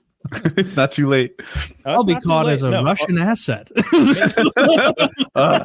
That's trending right now. You'd be so cool. Can you imagine how funny that would be if I got arrested for accepting millions of dollars? Are you taking money from the Russians and not chipping us in at all? Oh, I'd be Putin, so upset. If you're out there, don't make me an offer. We argue all the time about, or at least argue about Ukraine and Russia. And Taylor's very pro-Russia. He's one of those Vladimir Putin bootlickers. And if I found out that he was taking money, if he was getting rubles on the side, that would be hurtful. All right, that would be hurtful. If I were getting rubles on the side, I'd share the love. There it is. Yeah, I appreciate that. Make sure everybody gets a little taste. I believe you too. Yeah. Well, and I think that's where just once again a proper gratitude to the audience for the opportunity that we've got to kind of steward their attention is something that's really convicted me over the last few years in particular, is to just say like, holy cow, we get to do this, and that affords whatever lifestyle, whatever it comes with. And I think that what I've seen you guys be able to do in the continued curation of that audience attention, to me, is super impressive and a whole lot of fun to watch. So I'm proud of you. Thank you. Yeah. Thank you, sir. Appreciate it. We have an excellent audience. Like, yeah. Not that, don't get a big head, guys, but like, I mean, we have a great audience. We wouldn't want that. I'm the big head guy. You guys, but we should sell the Taylor hat. Fortunate. We should sell like the Taylor hat. And it's way too big. Like way too big. It's like one of those hats with stickers on it, but it says 9 inches. Like just a totally unwearable hat. That would be funny. We did that as psychological warfare. I can't remember against who, but I think it's the Russians. We airdropped condoms, and they were huge. but it said like American medium. It was like American medium condoms, and they're like fucking O-rings. Dude, if it was Vietnam, we could have just dropped our regular condoms. Guys. That's such a funny, like, I would love to be in the charge of those. Seeing them grow up has been pretty cool. Like, there are lots of people that I've been watching your show since I was 15. And it's like, I'm really sorry about the influence I might have had on you. Oh, now you're legal, huh? You're leaving. How time flies when you're having fun. Speaking of flying, you ever go tandem with a grown man? Oh yeah. Yeah. And you strap him into your little flying contraption, and once you're put him in my baby altitude, Bjorn. What altitude do you have to go to where the laws of man no longer apply, and it's bird law? International air. I'm not sure. Not that high. Like I think if you get like 1,200 feet, 1,500 feet, that seems like bird law land. You can do whatever you want up there. You can go full Kevin Spacey on these kids. I think it's actually 50,000 goes back to Class G airspace or something shit. like that. I can't When do you go become that an high. astronaut? Because you can do anything you want up there. Is that what that means, Woody? Class G? Class G is the lowest restrictions. Class gangsta. Yeah. Hell yeah. Yeah, I don't know how realistic it's international air past. No, it means that like there's no flight rules. You're allowed to fly like in clouds, basically, like anything. Okay. You know, communication goes down. Oh, that reminds me. Oh my God. So in Zambia during the space race between the USSR and the United States, there was this kook who was fascinated with science and space travel, and so he created his own position as like the minister of space and science. He made it up, and then he started training his own space force, the Zambian Afronauts, and it's just these black kids on an old abandoned farm. Like they've got like old bunches of pipe and stuff. They got this one kid in like a big swing. They're like rocking him back and forth. I guess preparing for like Martian air or Martian gravity or maybe moon gravity. Wow, they're going straight to Mars, huh? They were aiming high. That's good. Yeah, I watched. I like it. The Zambian Afronauts. There's a great YouTube video of it. I was thoroughly entertained. I love anything. I like when people shoot for the moon. Did they get up in the air at all? No, not even in the slightest. Did they? They never. Not a little. There's no, big not even jumpers a in little. Zambia. No, they didn't get anywhere off the ground at all. I don't think they were ever going to either. I don't think they had the funding. We are returning to the moon no sooner than 2025. That's what they're taking. Same as NASA, as if it's funding. Why you Drink a lot of Tang. NASA's doing what they have with the budget they've got. You know, dude. NASA's getting embarrassed now. They are. They're not by Musk. Musk is fucking. Musk's companies also take. They also take federal dollars and all that shit, but like. They don't get Musk's companies don't get nearly the money and the allotment that NASA does. It seems to me like it's just revealed that like NASA's doing a lot of fiddle fucking around. They're not getting it done. Like I told you about the DART program where they moved an asteroid as a part of the planetary defense program. Get back to the goddamn moon. What do you want to go to the moon for? Where are you in a hurry for? What do you want on the moon? We went there like 4 times in the 60s, and we're like, he's got to get back up there. We went there like a dozen times or something. What do you want up there on the moon? What do they got that we need so bad? I mean, there's probably something neat somewhere. We haven't even explored that moon dust is like space asbestos. Yeah. Throw a Dollar General up there. Yeah, like we don't even have a spacesuit. Do you know that we don't have a spacesuit that would work on the moon? Don't even admit that live. That's humiliating. Wait. Why don't our spacesuits work on the moon? Because we have spacesuits. The ones that when they went to the moon, the space dust is like space asbestos. It's this tiny particles of evil that get in all the zippers and the Velcro and inside the capsule. And they were only up there for like a day. They like went up there, landed, like took a nap, explored, like slept some more, and then left or something like that. And it was becoming a problem. It was getting in the joints of the spacesuit, and the spacesuits were breaking down. Like major components of them were no longer working. You might be overestimating how much I know about asbestos. Is it like powdered sugar? Well, asbestos is a mineral that you mine from the earth that's carcinogenic. It's these tiny little fibers. They use it industrially for brake pads and insulation. They still do, even though a lot of the government buildings don't anymore. That's what brake pads are made out of. But what I mean by this moon dust is it's very tiny, hazardous little particles that get in everything and ruin everything. Like, well, how did we do it the first time? Like I said, they were only there for a couple days, and the spacesuits were breaking down. They didn't. And do it. it's been, yeah, you're right. It's been a mere half century. We couldn't have put together. What do you want to the go back will for to- so bad, Taylor? You want to do some exploring on the The moon? moon is a nice little stepstone to other cool places. Like I think the last time we went to the moon was like 1971 or so. I want to go right? to Venus. So to Taylor's point, like I'm so terrestrial, I'm like, well, we could set up a little station there, put some fuel, and then eventually launch from the moon and go to Mars or something, right? Where it's lower. Yeah. But now I'm like, why do we even need the moon? Could we not just put it in orbit? There's lots of shit in orbit. Do we need the moon to assemble things? The moon's I don't know. way further away than our low Earth. Like we've looked at the diagram before where it shows where the space station is, and it's so close to the Earth on a blown out image that it's like, oh fuck, that's like not even in the vicinity. That's closer to Florida than the moon by orders When of you magnitude. see it in scale, they're basically just flying. Like it doesn't seem like they're in space. It's less impressive than I want it to be. Hmm. Like it's No, I want to go. I want to go to Mars, or I want to go to one of those cool moons. I don't care about our moon. I don't. Yeah, but think of all the other technological things that we did 70 years ago that we haven't done since. I would like to put some cool weapons on the moon. None. If we could put None a of it. missile base on the moon. Now, here's what I'd like. If we put look a at missile phones base in the up last there. 20 years, and If we we can't get turn back the to the moon moon into right a now. Death Star, I'd be up for that. If the moon suddenly had like some ordnance on it, and anytime anybody stepped out of line, US said, like you saw it coming, you're like, oh shit, somebody fucked up. I would like the moon to be more of like a resort, like a fun place people can go and enjoy space. No, The fact that Not I a- can't go to the moon on Royal Caribbean bothers me. Yeah, I should be able to get on fucking a Scandinavian cruise, zoot right up there, enjoy myself. Even if we skip the moon, be scary as fuck. I would up there. also don't wanna want go. to skip Mars You don't want to go to the moon? because Mars doesn't see. scary, If we're man. gonna skip the moon, let's go straight to one of those Of course, I mean, I'd go to the moons moon, but- on Jupiter I wanna because go, those seem like they have more hope than Mars. Mars seems like a fucking shithole. Yeah, But it's to real say bad. that the moons of Jupiter are like our greatest hope is like, have you ever been to Canada? Like, there's Yes. nobody there. Oh. You can live there if Yeah. you want. It's hard to get internet, but There were like, people there when I visited. Yeah, Not call that- those people. anywhere in Canada, drive 60 miles north and there won't be people. right. You know, shoot in any direction, and your odds of hitting a person are near zero. Mm-hmm. And I mean, The American way. if there's people here, they'll be upset that we've shot at them.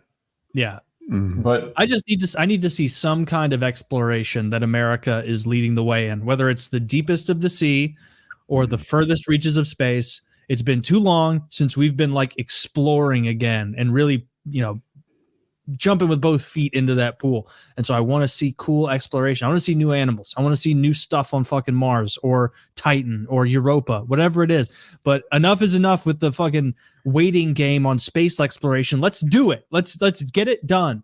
It's politically unpopular. Every time someone says we're going to go to Mars, they come back and say, but there's a homeless vet.